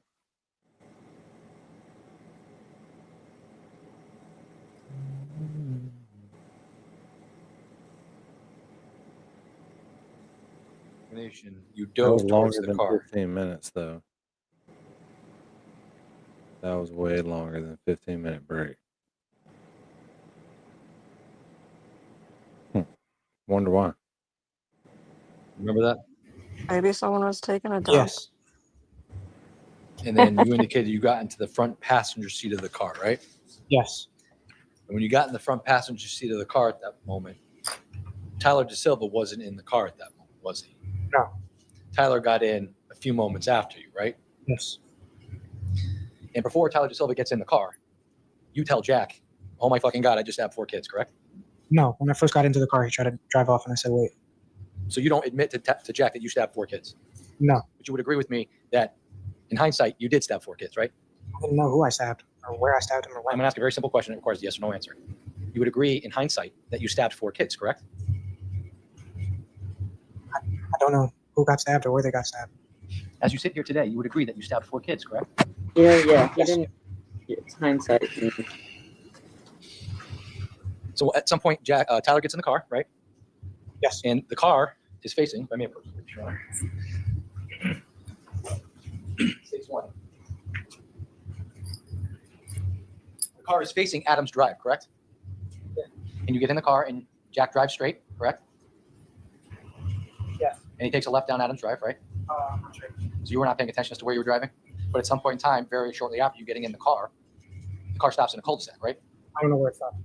And you get out of the car with the knife and throw it into the woods, correct? No. So your testimony today is that you get out of the car, you tell Jack to stop, right? Yes. You get out of the car, right? Yes. And at that moment, the one thing you were concerned about was looking at your ribs. That was your testimony on direct? Yeah, I had a very sharp pain on my rib. You weren't concerned with the fact that you just stabbed 4 kids at that point, right? I didn't know who got stabbed or where they got But you stabbed. recall stabbing some kids at the party, right? I was just flailing my arm around. So you had no idea you stabbed anybody at the house? No. You were just flailing back and forth like this, swiping motions. Everything. When you got in Jack's car, you didn't call the police at that point, did you? No. In fact, after you drove, when you first got to 43 Laurel Glen and you drove down the street, you didn't call the police at that point, right? No. And you didn't call the police when you got out of the car down the street at the intersection of Laurel Glen and Farmhouse Lane, correct? No. And you didn't call the police just slightly before you went back to 43 Laurel Glen, right? No. So at some point you get back in the car after checking your ribs, right? You determined you were okay. There was nothing was going on. You used the light from inside the car, right? That's your testimony? Yes. You get back in the car and you drive back to where Will, Mackenzie, Dimitri, and Keenan, right? There was nobody like. There was nobody there? No, they were in the car. So Mackenzie's sister was already there. Yes. But so my point is you drove back to the area where those kids were, your friends, right? And your girlfriend. Yes. And at that point, you say to Jack and Tyler, stop the car, right? Yes. And you say, I love you guys, I'm going with Kenzie, right? I don't remember if I said anything. I just remember going and getting in. And you get out of the car. Yes. And they take off. Tyler gets in the front seat. Do you recall Tyler getting in the front seat? They take off, right? Remember seeing them take off? You don't remember? You just remember you getting in the car and that's it? And then we drove off. Yeah. Okay.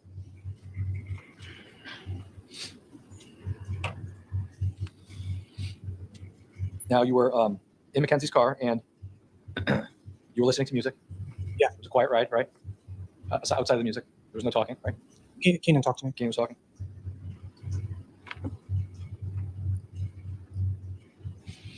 And when you got into Mackenzie's sister's car, you didn't call the police at that point, right? Because you were shocked, right? You were shocked at that point. Panic. And you indicated that you didn't realize you stabbed anybody, but you were still in a panic. Yeah.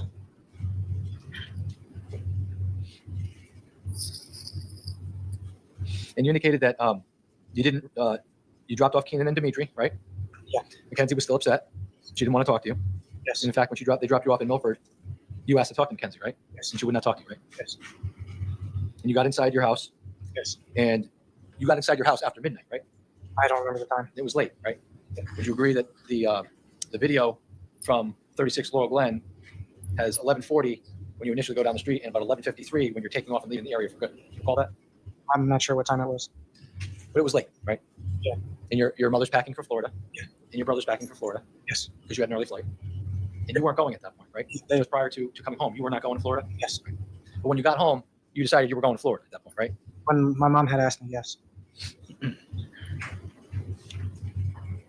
you told your mother what had happened, right? Bits and pieces. And at that point in time, you didn't call the police. No. You didn't tell them your side of the story, right? Even after, the police never asked me. I would have moved to the strike is now responsive, Your Honor. For the strike, the witness's testimony following the response of no, ladies and gentlemen. So you didn't call the police that night, right? No. As a matter of fact, while Mackenzie is driving home, she engages in a text message with you, right? Yes. States 97. Around 12:26 a.m., right? This is when the text messages are going on. You're already home at this point, right? Yes. She's driving home at this point, right? I have no idea. You texted with each other shortly after her driving you up, right? I don't remember when. I just know I texted with her. Within how long? How long what? How long were you home before you started texting? You don't recall. But in any event, you talk to your girlfriend and you tell her, I didn't do anything, I wasn't there, stop texting. You know that was a lie, right? Yeah, I was just panicking. I didn't know what to say. State's 98. Again, I wasn't there. That was a lie, right? You were there, right? Yeah. State's 99. Don't text me, I'm going to Florida, right? Yeah. So at that moment in time, what you thought was important was to go to Florida instead of calling the police, right? I didn't know what to think. My question to you is, at that point in time, you decided to go to Florida instead of calling the police, right? I don't know what I was. Did you call the police in this moment? No, right? So at that point in time, you said, I'm going to Florida, right? You told Mackenzie that, right? I texted her, yes. You didn't say I'm calling the police, right? Because you told her you weren't there, right? I was just freaking out. I didn't really know what to say. State's 100. I can't text anything. I wasn't there. You can't text anything because why? Because you're afraid of making an admission? No. And again, you're saying I wasn't there. That's 3 times. You're telling your girlfriend who was with you at the scene that you weren't there, right? Yes.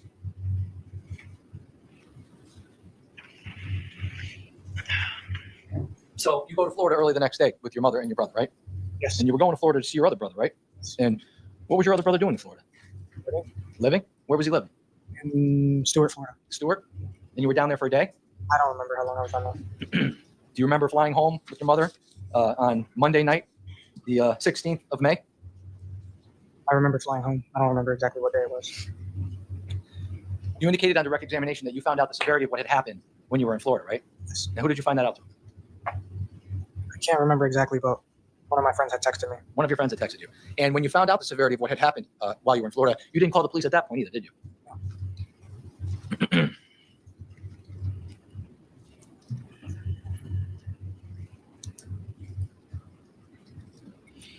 Do you recall the day that you flew home? No. Would looking at a document help to refresh your recollection? Sure. May I approach the witness, Your Honor?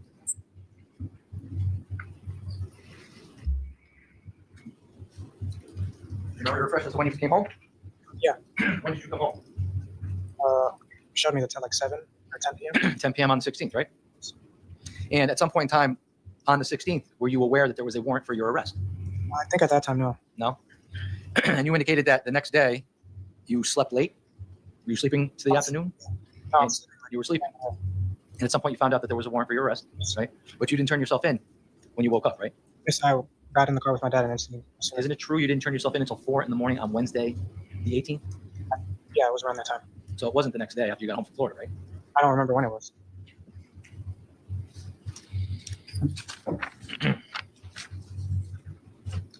At some point in time after the incident on May 14th of 2022, Tyler De Silva texts you, or calls you on the phone rather. You remember that?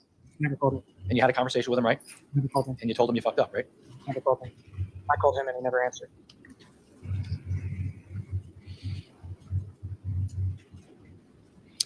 So on the 18th of May, when you turned yourself in, the police took pictures of you that counsel went through with you, right? And this is a picture, States 34, that's a picture of the front right side of your face, right? Yes. No blood, no serious contusions like Ryan Hines, right? This was days after. Days after, so you're a quick healer? Yes. This is Lawlene's puzzle she just finished. Aw, that's so cool. I love it. Good 1,000 job, pieces. friends. Sorry, I We're was almost typing. done with this. Can That you believe puzzle it? deserves way more airtime. I have never been so frustrated. Like he chose the one puzzle that has the name 1,000 times in like the same colors. Yeah, I see that. You pulled it off, though. I did. He's so proud of me. We're Aw, almost done with that. this. I feel like we've been doing this for a month. 7 hours flew by. No, I don't know if flew by is a good description. For 7 hours. Went by is a good one, but flew by may not be. But still, we're almost done with it. States 35? No serious contusions on your face, right? No serious black and blues, right? Nope. This is, Right? This was 3 days later, right? I don't know how many days. Just States 36. admit it. A little bit of the black and blue on your left eye there, right? Nothing huge, right? Right? Objection, Your Honor. These speak for themselves. He's asking him to give an opinion on medical injury.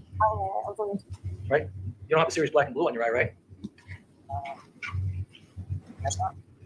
States 37.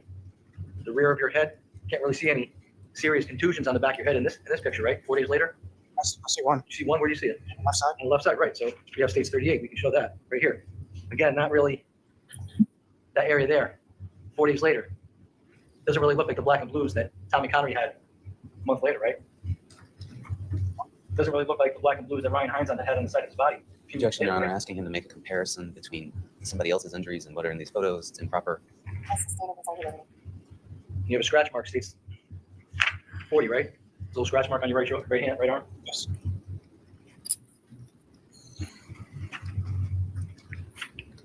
Stage 42, no real marks on your hands, right?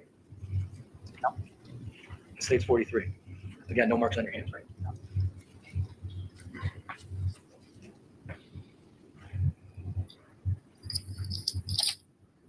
So just to confirm, on May 14th of 2022, you were the only one with a knife at Tyler Rich's house, correct? No idea. Did somebody else have a knife at Tyler Rich's house? Not that I know of. You didn't see anybody else with a weapon that night, right? I didn't look for any weapons. You didn't see any, did you? I didn't look. You didn't see any, did you? No, I didn't look. There were 4 people that were stabbed that night, right?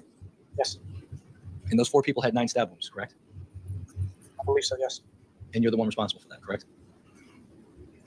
At the time, I didn't know who got stabbed or where they got stabbed or when they got stabbed. You're the one who was responsible for those stab wounds, correct? I don't know. I guess so, yes.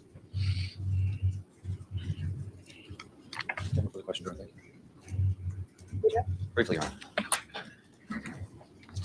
Mr. Valle, do you remember Mr. Durso asking you about having an interaction with some of the Shelton High kids at the intersection of Laurel Glen and Farmhouse Lane? Yes. And we saw a video of the vehicle coming by, and you testified that that's when Mr. Snyder gave you the knife. They tossed it to me, yes. And then you saw some of those Shelton High kids come up and approach you, right? Yes. You had the knife then, right? Yes. And you got sprayed in the face with WD-40? Yes. Why didn't you use the knife then? I wasn't in fear of my life. I had no reason to use it. You went back down to 43 Laurel Glen Drive in Jack Snyder's car, right? Yes. You had the knife that Jack Snyder had given you at that point, right? Yes. You used it then?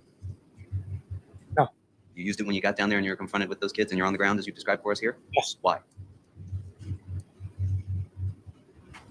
Felt like the only thing that was going to save me. Nothing further. Mr. Valle, you had the knife when you were down at the corner of Farmhouse Lane and Laurel Glen, right? Yes. And you willingly got back into Jack's car, right? Yes. And you went back to Tyler Rich's house, right? Yes. And you willingly got out of the car at Tyler Rich's house, correct? To make peace. You got out of Tyler Rich's car with the knife, correct? Yes. And you walked onto the property at that point, correct? Yes. You had no right to be there, correct? I don't know. You didn't have an invitation to be on the property, correct? When we first arrived, it's not like they came and threw us out or anything. Well, you told us before, sir, that you were scared and panicked for your life when the kids were rocking and throwing things at the car, right? Yes. You didn't want to be there in that situation, right? Yes. But you went back with a knife to Tyler Rich's house, the very same house that you were in the car, and with things being thrown at where you were panicked and scared, right? The knife was already in my pocket. Right. But you went back to that house where you said you were panicked and scared in the car minutes before when they were rocking and throwing things at the car, correct? And you got out of that car with the knife to go confront those kids, right? I didn't go and confront them because But you got out of the car with the knife, right? And you walked down the property. Yes. No further questions. Nothing further, Your Honor.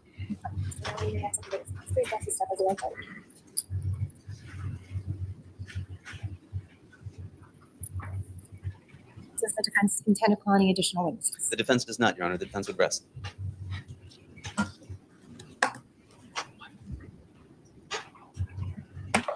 Wow. May I have a moment, Your Honor?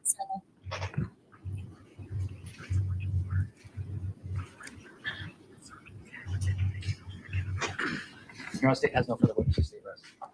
So no rebuttal. Your Honor, at some point, may the jury be excused for legal arguments. At this point in time, I am actually going, I should send the jury. You want me to send the jury home at this point?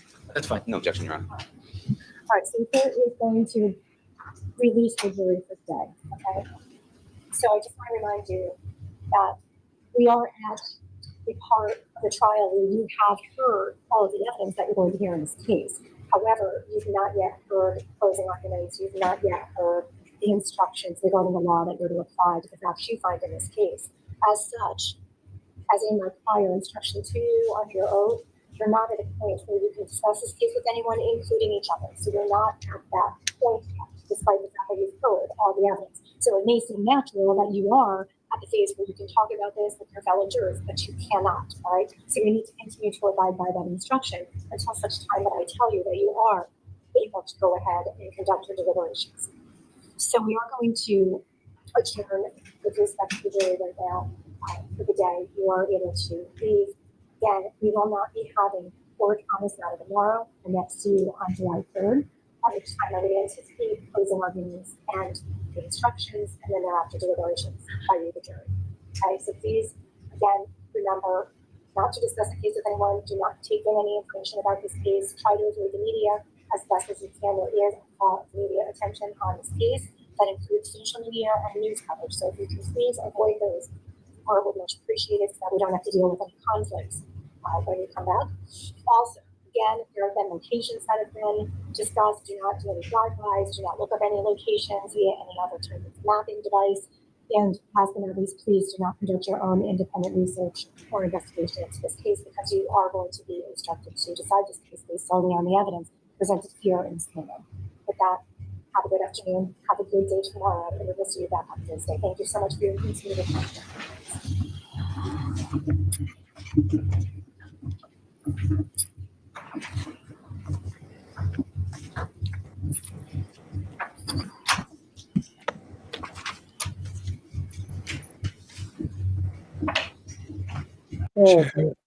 Cherry's here. Absolutely exhausting. Ugh. I'm so torn. There's not much of an argument either. It's only like a minute long. Let's see if we can get it over.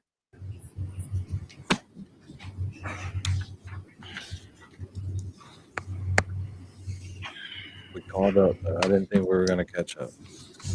We only cheated a little bit, like one day. 1.75. Yeah, there are Attorney Smith, you wanted to present legal argument. holes in Yes, Your your Honor. At this point, we would move for a motion of For me. judgment of acquittal under Practice Book 42-42. State's evidence says closed. We made our motion at that time. We've now heard from Mr. Valle, and I would renew my motion. And I would direct the court to cases of State versus Carpenter, 214 Con 77, it's a 1992 case, and State versus Thomas, 210 Con 199, a 1989 case. And the standard here is well known to the court. This is to be viewed in the light most favorable to the state.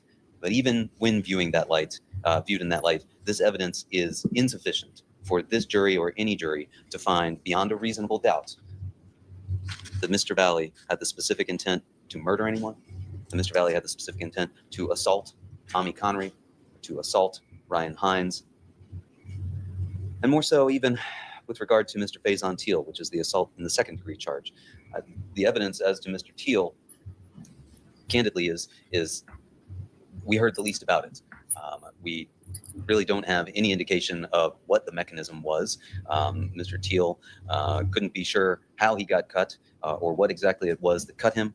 And we haven't heard any evidence of anybody viewing that happening. And so it has to be simply an inference that a juror would draw that in the course of this brawl and this chaotic scene, that somehow Mr. Valle cut Mr. Teal. I would submit that that is an inference that is unreasonable to draw on this evidence that we have before us. Specific intent is not simply general intent. So the fact that Mr. Valle has testified here that he was flailing around with the knife trying to defend himself is not sufficient to show the specific intent to stab Tommy Connery, the specific intent to stab Faison Teal, or the specific intent to stab Ryan Hines, or the specific intent to stab Jimmy McGrath. As to the other elements, candidly, we have conceded those elements by raising a self-defense claim. That doesn't, however, mean that the state prevails, even when you view this evidence in the light most favorable to the state. That they have shown beyond a reasonable doubt for these fact finders that Mr. Valle possessed the specific intent to murder or to assault any of the injured in this case. Consequences are tragic, but it simply doesn't tip the scales any further and allow this jury or any other jury to find, again, that the state has proven specific intent. The evidence there is equivocal at best,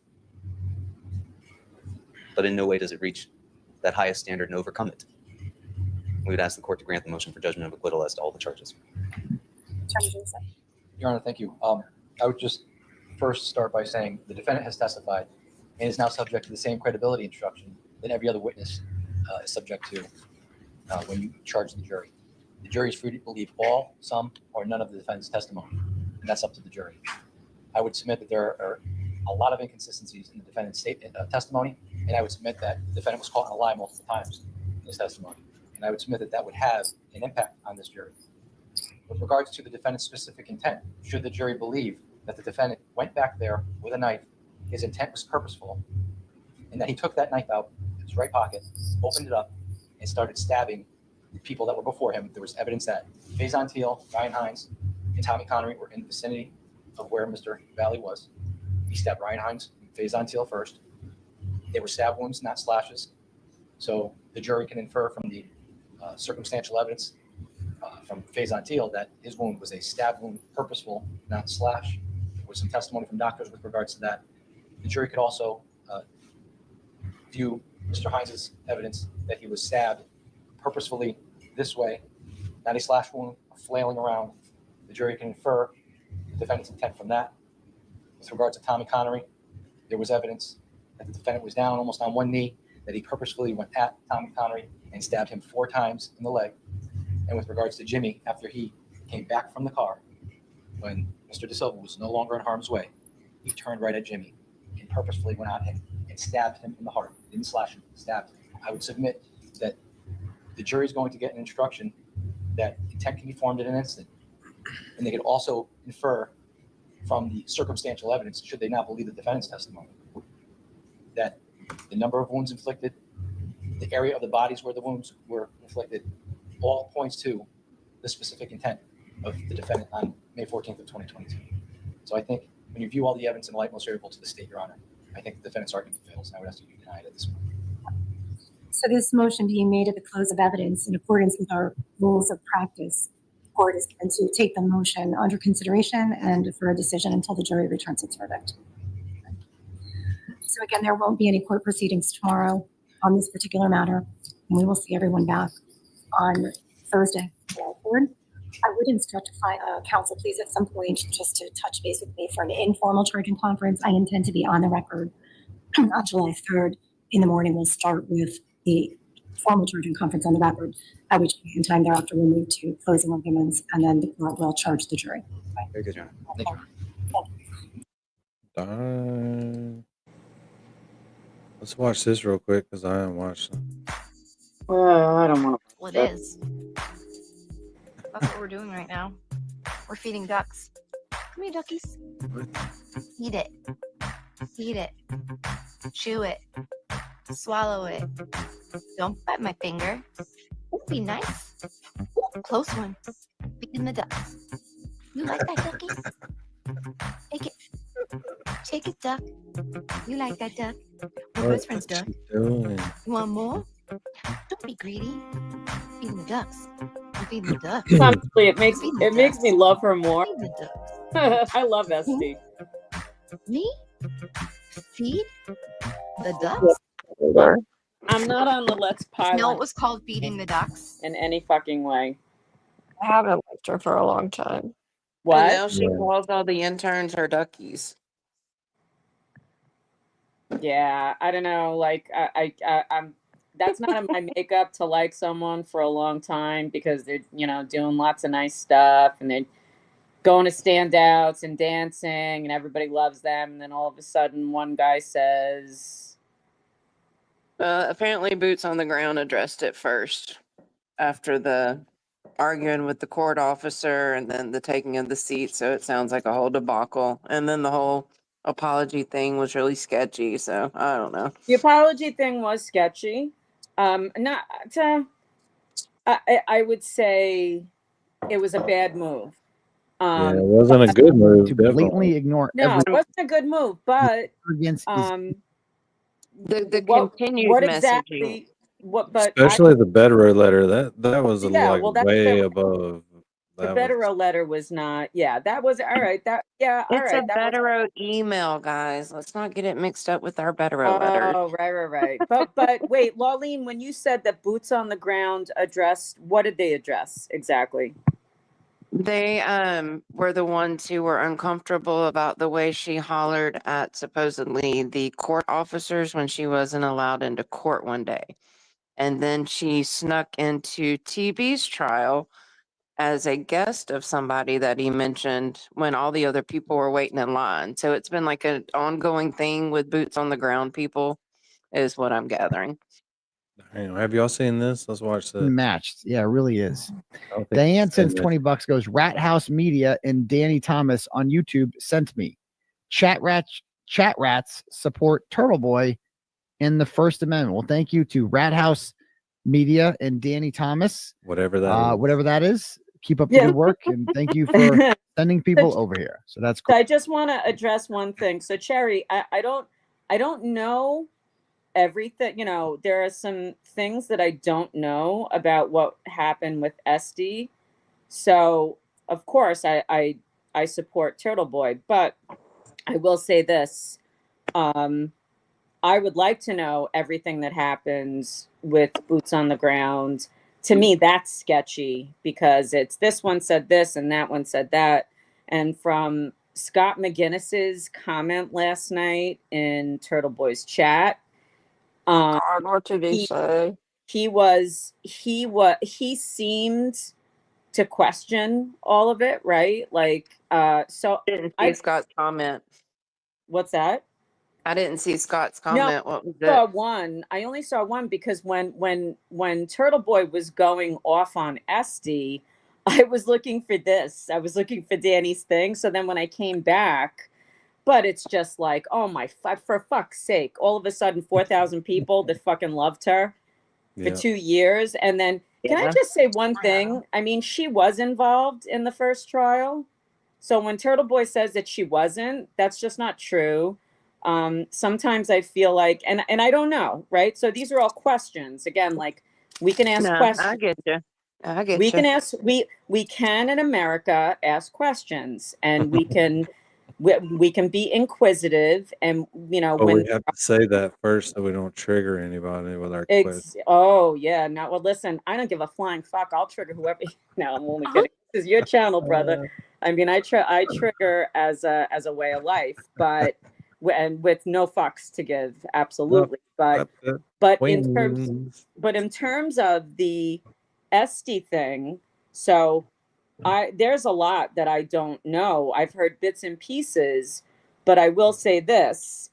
What seemed to have triggered it, for me at least, was that she came out and she fell to the ground, and that was like a look at me type of thing. So okay, that's a subjective thing to me. Like, to me, I saw that and I was like, yeah, girl, you know, like you're kind of channeling everything that I'm It's feeling. an even longer story because on LV Cops, she talked about how she collapsed in the back of the courthouse when the verdict came, and there was a camera right in her face, and she was like crazy crying and hoped that footage never came out. And then when she Oh, exited the courthouse, I heard that. like Right. that part when she came out of the courthouse, like that part actually moved me originally.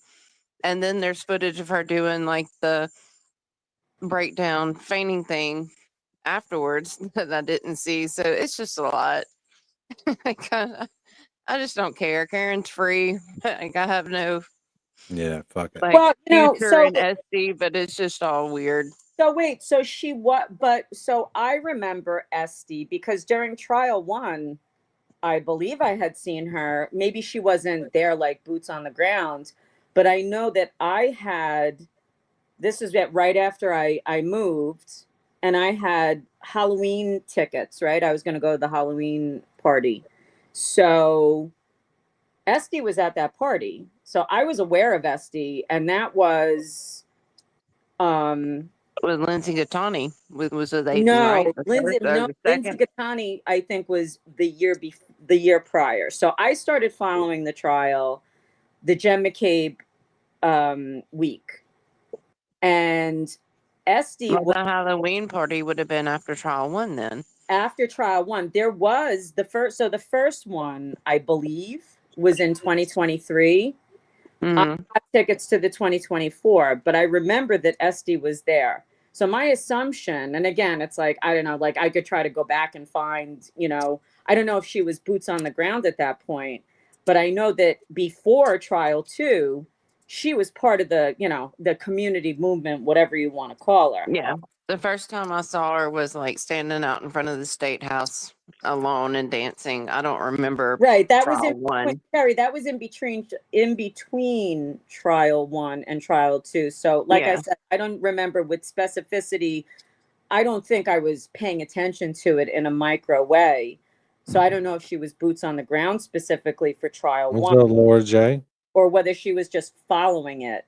But I know that she was involved with the community before trial 2.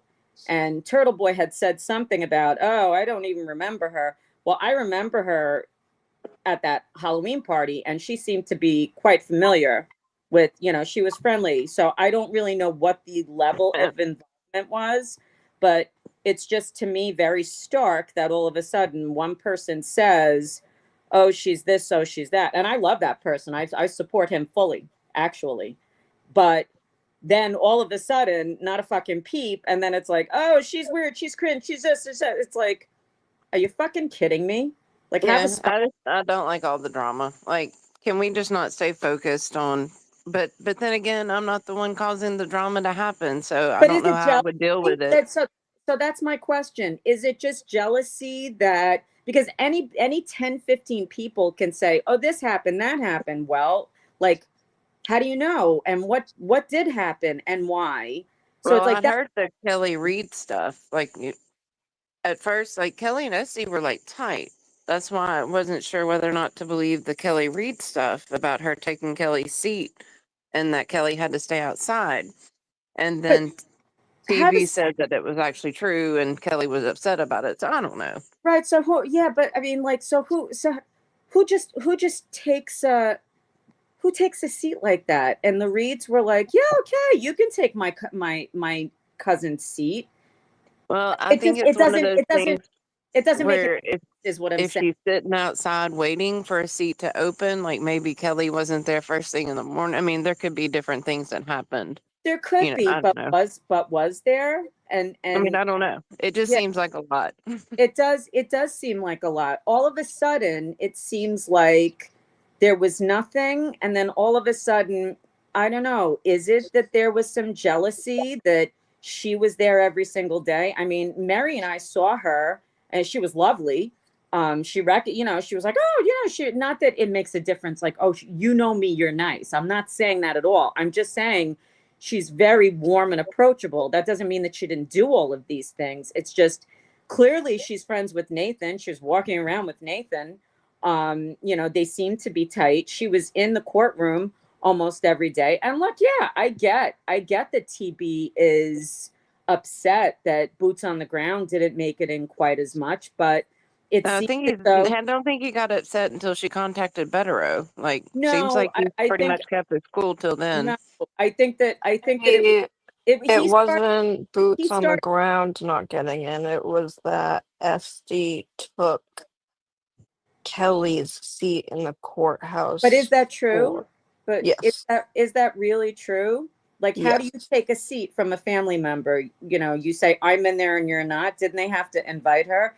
And TB did. He was prior to the time that it kind of started 2 weeks ago. You know what I'm saying? And then Yeah. it just escalated. So that I see a correlation between that first time when he kind of implied SD, and then the next time it kind of ramped up. And I then do remember though when she went with Rick Schiffer when he and then won the. she wrote to him. Then she wrote to Betero after it wasn't the first time when there were just a few. Oh, Estes this, Estes that, and I was kind of like, really? Okay, But it whatever. was over the He let parody loose. account. Like it was over the ex parody account, which to me was just silly Right. to do that. And she's admitting she was wrong in doing that. But I Yeah. do remember when Rick Schiffer won the raffle and invited Esty as his +1. And then after that, she was everywhere. because she was exposed to Karen that night. Right. And She was also taking pictures with people, going out for dinners. I mean, she was in group photos with the creators. driving all Didn't the she, creators who would But come it, into didn't, town. Yeah, right, like didn't she she, made her. the thing is, she didn't she does take a this pic? Was it, all for attention. but she's invited though. So who invited her? Does she just Isn't say, "Oh, here I am, it's me," or was it that Nurse Kim had an event and she was invited? Was it that Turtle Boy and Meredith and the friends and Microdots, and when the Glare came into town, they all went out for the meal of food? Was it that she forced her way in? Did she force the Glare and Annie Elise to get into the car and go to 34 Fairview? No, I mean, I'm saying legitimate things. before There's a that. relationship. So Before that, though, when they would have their dinners and stuff, Esty wasn't at them.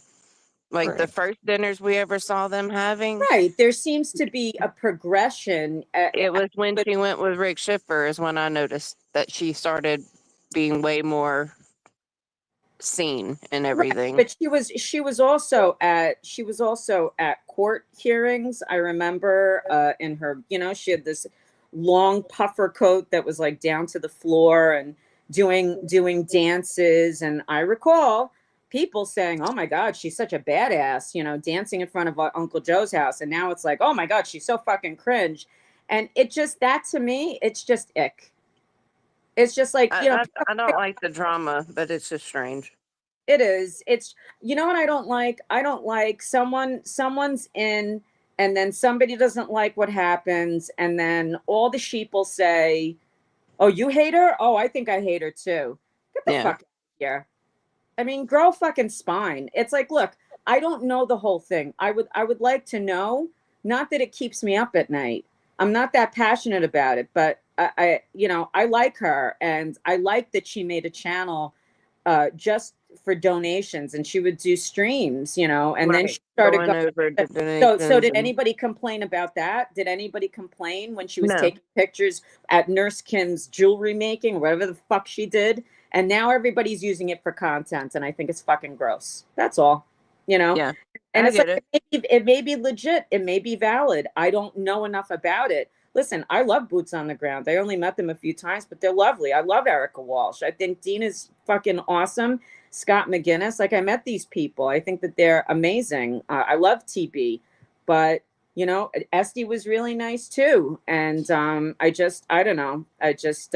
And then playing Yeah. this, I get it. You're playing it, but it's It, just like it just feels like kicking the carcass to me.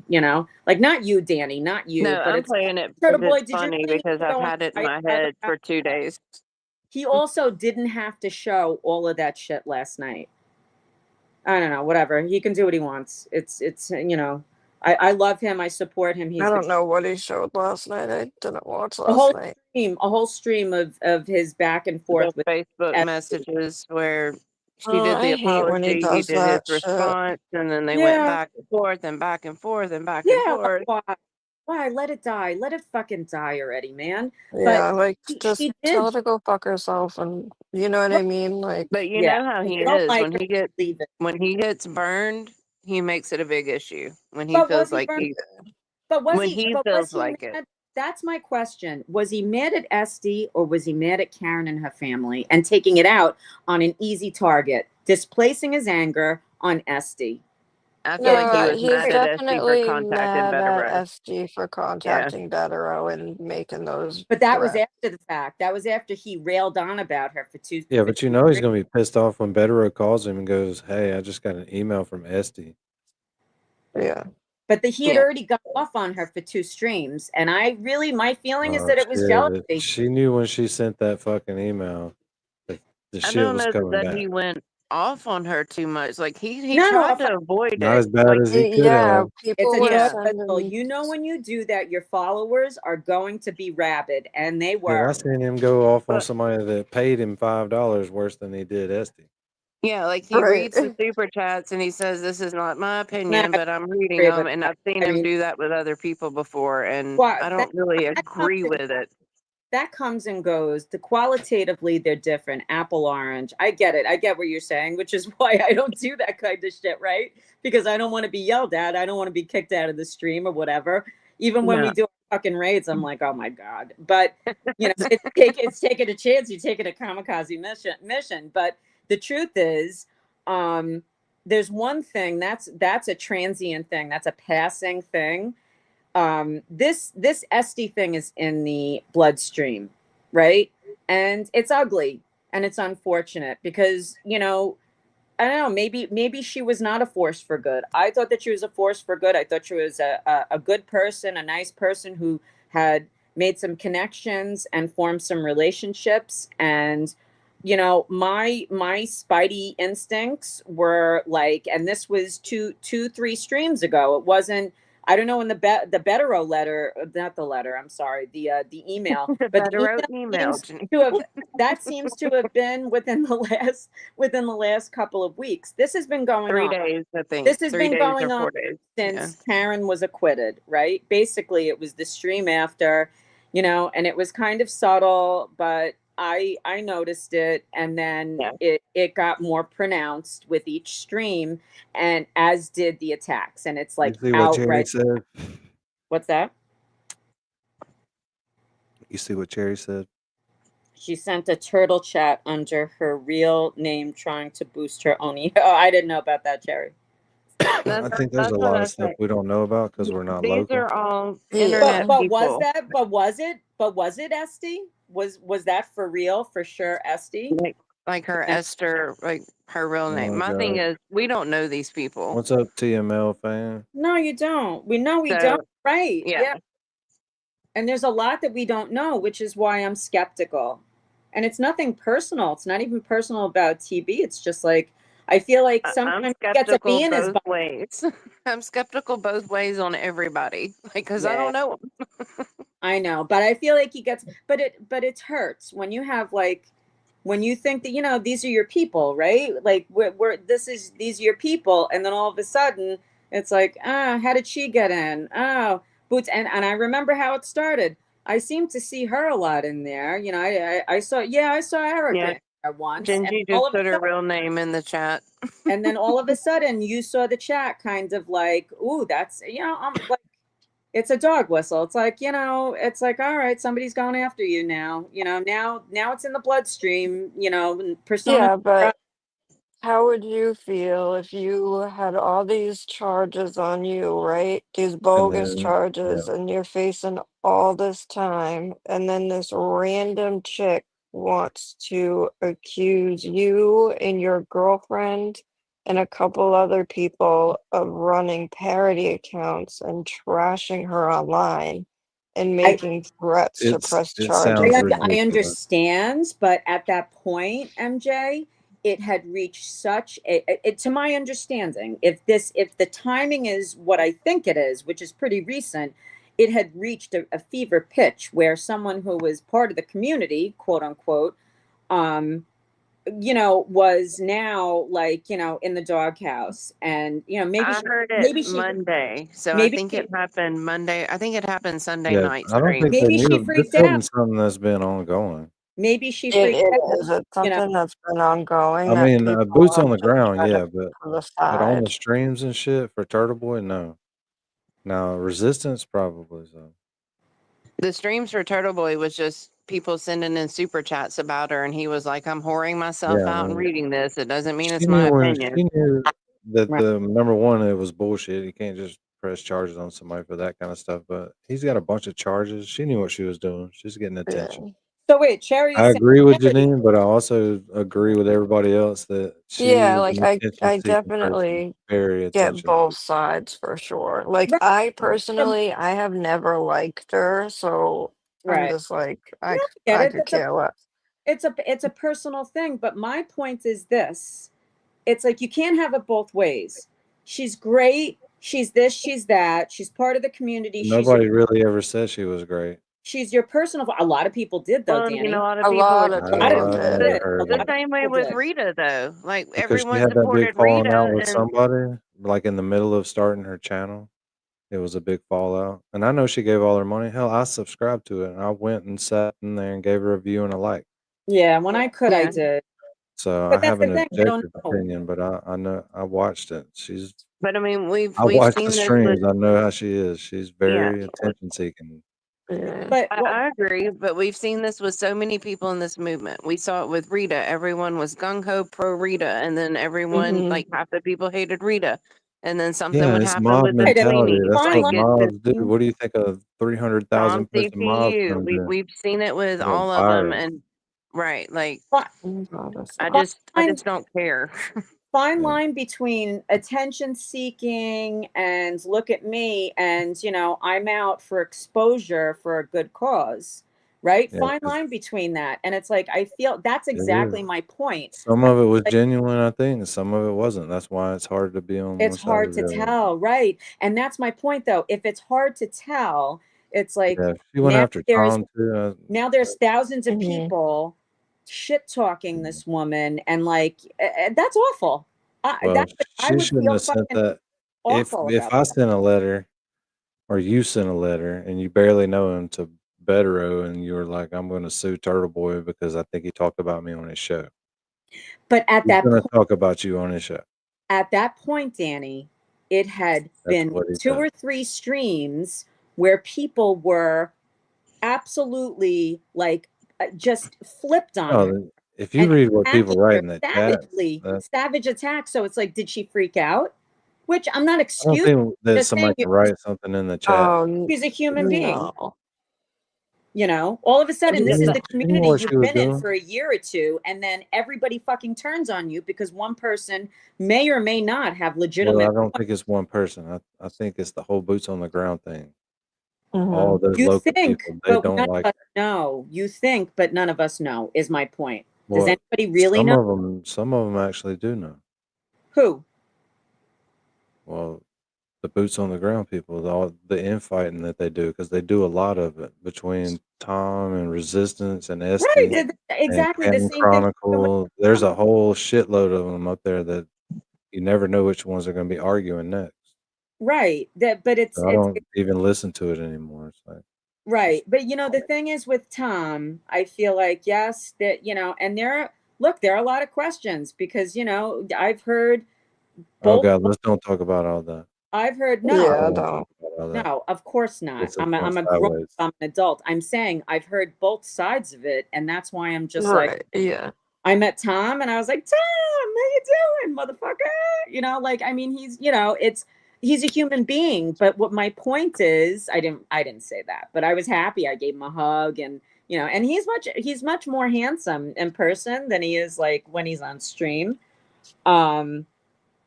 Who? No, Cherry, I don't want to argue about it. What are you talking about? It's the points that I'm making are valid.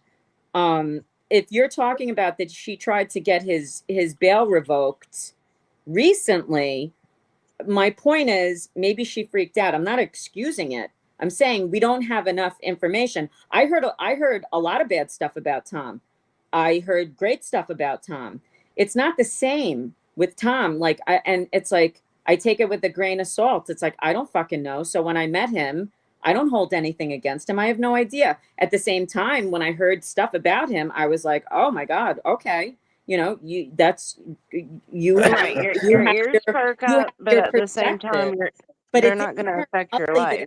It did not turn the same thing. There was a lot of shit talking about Tom. It didn't happen the same way with Tom that it happened with Esty. Like I've never seen anything like that. Yeah, but if you go and get up there in the big leagues, you might tear an ACL, and that's what's happening to them. They shouldn't be in. If they can't hang, they don't need to be up there. But it's Period. the They same gotta be able reason to she take up for started her themselves. They channel. gotta know when to say shit and when not to say shit. And she always fucking says shit when she ain't supposed to. She Who's that? posted the conversation they were having. That's low right Yeah, there. That's yeah. dirty. It was poor judgment though. It was It's attention seeking. Like which because if she you go needed back everybody to know they were having that conversation. maybe it was both. But Cherry, but I want to find out about this. Cherry, when did she try to get Turtle Boy's bail revoked? I'm in a fact-finding mission here. I listened to the stream Monday, so I think it happened Sunday night was when the whole Betero email was sent. So it's recent. So that's my Yes. point. Yeah. My point is, and I'm not trying to That argue. part Like point is he that I'm trying held to his get you. tongue for a long time and just read super chats that were disfavorable to her, but he really didn't chime in. He says, I don't want to be in this drama. But when she sent that Yeah, he was email, like, that's these are when he not me. So what I'm speaking about specifically right now is that Cherry said in the chat that About the bail. SD tried to get Turtle Boy. I think I'm understanding that SD tried to get Turtle Boy's bail revoked. And my question is, when? Was it when this whole Yeah, was it the email or was it a right? different When was thing? it? Because it was, if it was ongoing and there's like some, you know, like real facts behind that, right? Like you know, you could, anybody can say, and I trust you, Cherry, of course I trust you, but anybody could say anything. So it's like, I trust you, but you may be hearing it from someone who's just hearing it from 10 people that Well, don't what like Cherry is it. It doesn't saying is mean it's not anything. a specific thing that But any if it's, charges that she tried to press is going to revoke his bail. but this is, you mean recently. And what I'm Like saying to you is, Sunday, Okay, Monday, so Friday. when what I'm she saying to wrote you is, that I don't give email, a flying fuck about that. Trying to get Turtle Boys, yes, I mean, in that, I get it, because all of a sudden, whether right or wrong, for all the reasons that we've all enumerated, and we don't know a lot of this, but as a human being, seeing what has happened to her, whether she deserved it or not, was awful. It was horrible, and maybe she flipped out, and I think she regrets it. I'm not excusing her. That was wrong. What she did was wrong, and she apologized. That was wrong. But it's not like Esty was trying to get his bail revoked indefinite, you know, going back a ways. This is quite recent. So it's not like she wasn't part of the community and she wasn't friends and didn't have all these connections and had made roots in the community. This is something. no, but Since. she's just showing her true I colors don't see her now. quite like that. Well, maybe she's showing her true colors, and maybe she's just a human being that feels like she got backstabbed, right? And we don't know. We don't know Then because she shouldn't have put it on Twitter. there's nothing concrete. There's nothing that anybody can say that other than, you know, everybody says, oh, this happened, did that happen? Well, how do you know that? How do you know that for truth? Oh, because Turtle Boy said. Exactly. Oh, I because think this. I agree That. with Rubicon there. It's not Turtle Boy's job to balance Essie's emotions.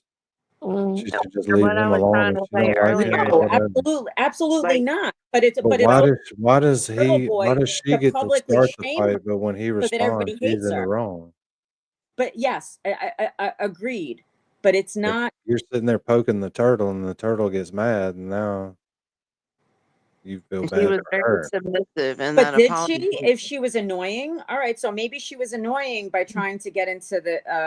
And again, I She go back sent to that. Betero an email That's Yeah, it was. claiming she was pressing He charges on him for a fake Aiden didn't account. freak She out started it. until she sent the email.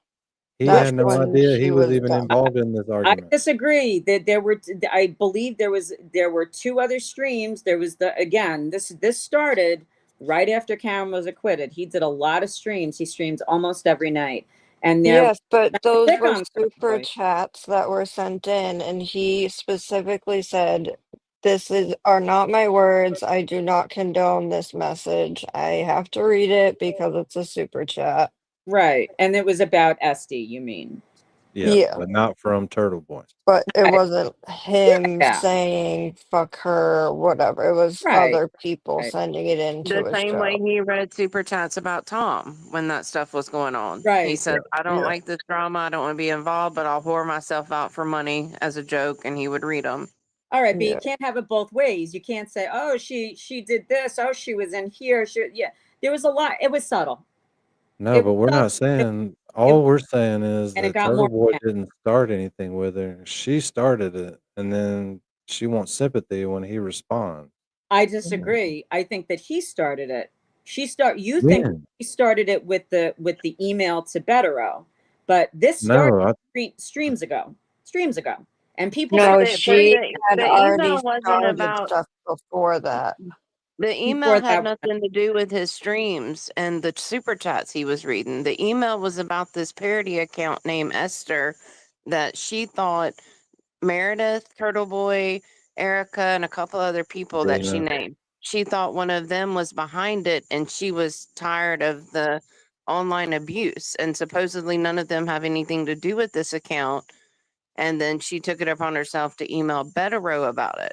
Right. That I was know that. kind of Yeah. when the And But what I'm Meredith saying had is that's very already. recent. That's not going back to the prior streams where right, but the prior streams he was not attacking her. He was doing the same thing he did with Tom and everyone else who had drama throughout this whole thing. If the super chat came across, he read it. I disagree with that. He didn't. There was. So I guess that's just the disagreement because it Because was. I don't remember him attacking until the It email wasn't came an through. outright attack. It was the things that I had said to you. It started off as, oh, I don't know how Esty got into the courtroom. Oh yeah, Erica got in once, like kind of implying, and then from that, the chat just started kind of building, and then the next few streams, it seemed to become more pronounced. That was my You observation. definitely can't blame him for what people are saying in the chat. And for the But super chats that are coming in that he's reading. right, Like, but Yeah. this is a chicken and egg thing. Is it because of what he Well, said? Because of what he implied? yeah, Because but he did. What did he say though? What did he say from it his words? it began as, and I'm paraphrasing. I don't remember exactly. I could go back and I could listen to it. I could try to track it down and clip it. But what I recall was it began as what I honestly viewed as jealousy. That he was not hearing back from Karen. He wasn't, it was kind of radio silence. And I think he was stressed out about it. And he vented. And he does that. And we love it. I mean, most of the time we love it, but it's just, Yeah, but he's he never was, vented on Esty. what he said about Esty was about Esty. I believe it was initially that she got into the courtroom a lot. And a lot boots on the grounds were not. And then I remember distinctly, he made a comment about Esty was in court a lot. And then, I don't know how that happens. I don't see much boots on the grounds in there. There's a lot of implied in there. And it did to me. I don't think that rises to the It was level instigating. where. And then he said something about Erica Walsh had gotten, I think Erica Walsh got him once. So of course the people in the chat were like, oh, that's fucking Now they bullshit. probably already don't like her.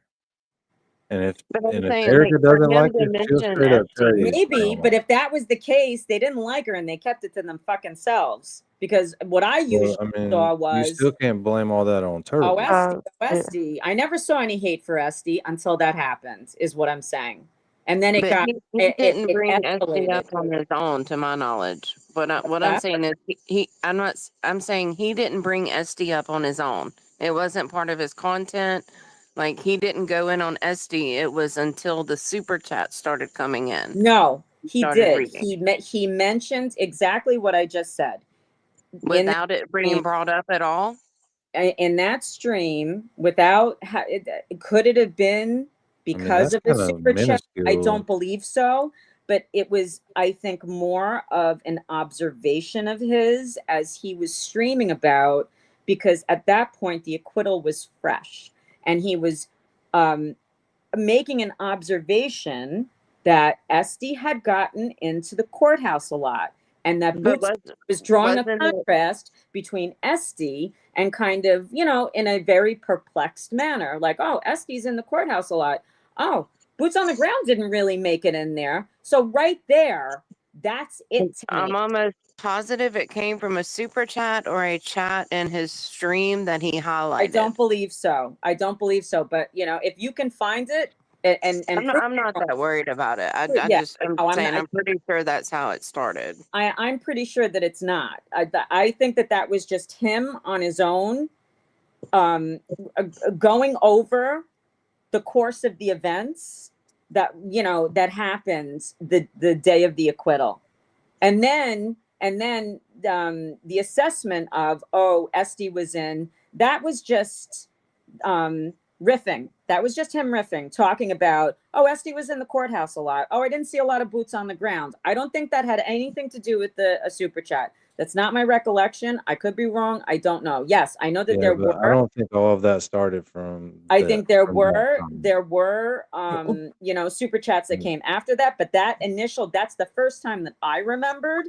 because it was odd to me, because I thought they were all friends and they were cool with each other, and I was like, oh, okay, all right, well, maybe he has a point. No, I've kind of known the whole time that a lot of them didn't like her. Oh. A lot of the people that know her personally, like in real life Yeah. down there, don't like her. They just kept it to themselves for the movement. That's why when you go into her streams and stuff, they're not there. No. Okay, but that's a far cry from like outright vicious attack, right? And I'm not Oh, saying that yeah, the boots on yeah. the ground are viciously attacking. I'm saying now that it's a thing, she's being attacked. Anybody would freak out about that. Anybody would make bad, Well, in all decisions honesty, based upon it. she know. started her channel because she was being attacked by the AKR people. Like she says that on her channel. Yeah, but who cares? Who cares that about they prompted her to start a channel because she was on the defense of AKR. And then when boots on the ground and people who didn't have a platform were attacking her, it wasn't a big deal. But when Turtle Boy got involved, like when the super chats are being read, then all of a sudden this parody account apparently becomes an issue to her, and she wants to go to Betero because of Turtle Boy's influence on her reputation. But To me, what boots on the grounds were attacking her? What she who says and she says the I don't know parody if account I'll ever was have Yeah, she maybe blames Dina, Erica Walsh, Turtle Boy, and Meredith. Meredith, Altman. and I think Okay, maybe Jennifer Altman. Yeah, it was several names she mentioned in Betero's email. She Right. says she's not sure who did it, but she sent it to Turtle Boy's lawyer. That's Right, what's okay. weird. Okay, yes, that's the email. What I'm talking about is, oh, all these people didn't like her. Who, when, and how does anybody know that? I just Nobody remember ever it from spoke when about she that. That started her wasn't a thing. channel. Yeah, It yes, they wasn't. did a It bunch of wasn't a different thing. times. Anyway, and the email, the Betero email, is after all this fallout, after all these attacks, she took her fucking channel down. She's been savaged by the chat that she used to be like, oh, Esty, da, da, da. And then, yeah, maybe she made some bad decision. Well, I don't like her or dislike her. I just know that she was in the wrong for sending that email. Yeah, sure. And I've been a proponent of her. Like I liked her. Like I even told all of y'all, like She her. knew what possibly could come out of sending that email, and she did it anyways. And then she apologized and immediately by posted it thousands of online. people, when you're I attacking don't. thousands of people, maybe But you you take make a a bad. screenshot of your chat before the person that you sent it to reads it, and you post it before they even read it. That's something's up with that. That's weird. Okay, yeah, fair. That's not I normal. don't know who Janine was impersonating, but it was a really good impersonation. Whoever it was. But I'm sure it'll all come out soon. Dean to the and we'll know rescue. exactly what it is. She was impersonating Danny. Did it sound like him? No, I was impersonating all the hundreds of people I used to see every fucking Tuesday and Saturday. Oh hi Esty, oh hi Esty. Oh, she's cringe, she's creepy. Fuck you. Yeah, it's like equally as fake and cringy. Oh yeah, the people in the chat are easily swayed. Some of them, they don't have any loyalty. Just whatever, But that's whatever's going on at the moment is what they're loyal to. That's my point. It's expected. When Turtle Boy doesn't like someone, the chat doesn't like them. And when you say things, you have to realize these are human beings, and there's real consequences. Real consequences. Your words have ramifications. And I'm not saying that she was right. I'm just saying when you start saying things, you make implications. These sheeple are just, and I love them. Listen, I love the sheeple. I love them. But I don't like the fucking attacks. It's like, you know what? You could say something one time. You don't have to fucking rail against her 5-6 streams.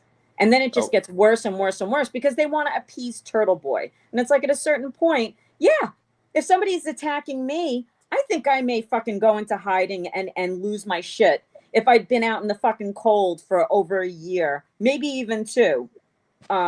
You know, devoting my life to this for whatever reasons.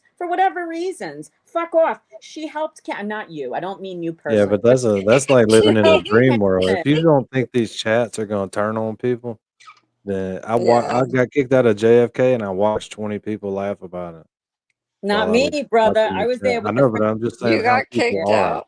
Like the people that were Yeah, we just had the there whole talking Free to Danny you. we had to Thomas save These movement. people in the chat have no loyalty. You can't. Oh my god. a friendship parachute. You're associating those people who just pop online for hours here and there and get in the Not chat. just The no, people not like just us, where we actually like know each other and kind of yeah. have, they're not like that. I don't know. They're Just gonna like make their keyboard warrior comments it's and they're low gonna hanging. laugh about it and then they're gonna go to bed. It's low hanging fruit. It's like have a spine. Like, you don't just have to it's gratuitous violence. You don't have to just go after someone because she's a fucking easy target. Ugh. It doesn't That's matter. You can go somewhere gross. else and they can start some shit about somebody else. It's easy. That's the That's only why we reason to sit go back and after just watch someone. the You train gotta wreck. kick a mother down. But I'm God. about to hit this red button. Picking one down. I The have red an button issue is with in what the target. Janine. I have an Has issue with Jay what still not? Janine just said. Have a spine. I'm a fucking jellyfish, Janine. What the fuck, dude? Hit this red Has button. Joe still So, not gotten the actual Discord link? I thought that got solved with all right, Angel. y'all gonna keep talking, then y'all gonna get mad when I hit the fucking button and be like, "Oh, was in the Alright, middle of alright. talking." All right, y'all. Okay, well, that's why I'm Foreman. sitting here telling It's you the I'm about one to hit the heavy button, conversation too. trying not to be rude, but it ain't We're this just way. trying to get you out. Puff puff pass. True crime chat rats. Let's go. Puff puff pass. True crime chat rats. All across the world we coming through like that. Taking all the facts, put them in a trap. Cause we coming through like that. When you see the scene, I'm a rat. I be rolling with my rat pack. With my rats chatting about the crimes, the players and the evidence. Where it all went bad. Taking all the facts, and we bring them to the chat rats. True crime social where we be every night, doing everything we do for the truth. With my rats chatting about the crimes, the players and the evidence. Like it all went bad. Taking all the facts, and we bring them to the chat rats.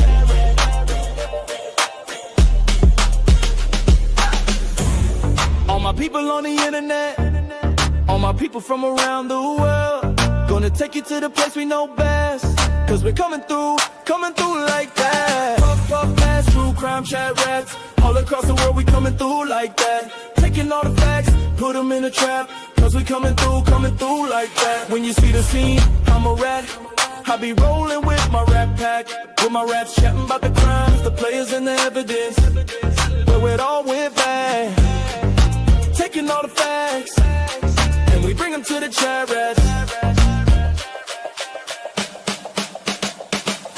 Puff, puff, pass, true crime chat rats. All across the world we coming through like that. Taking all the facts, put them in the trap.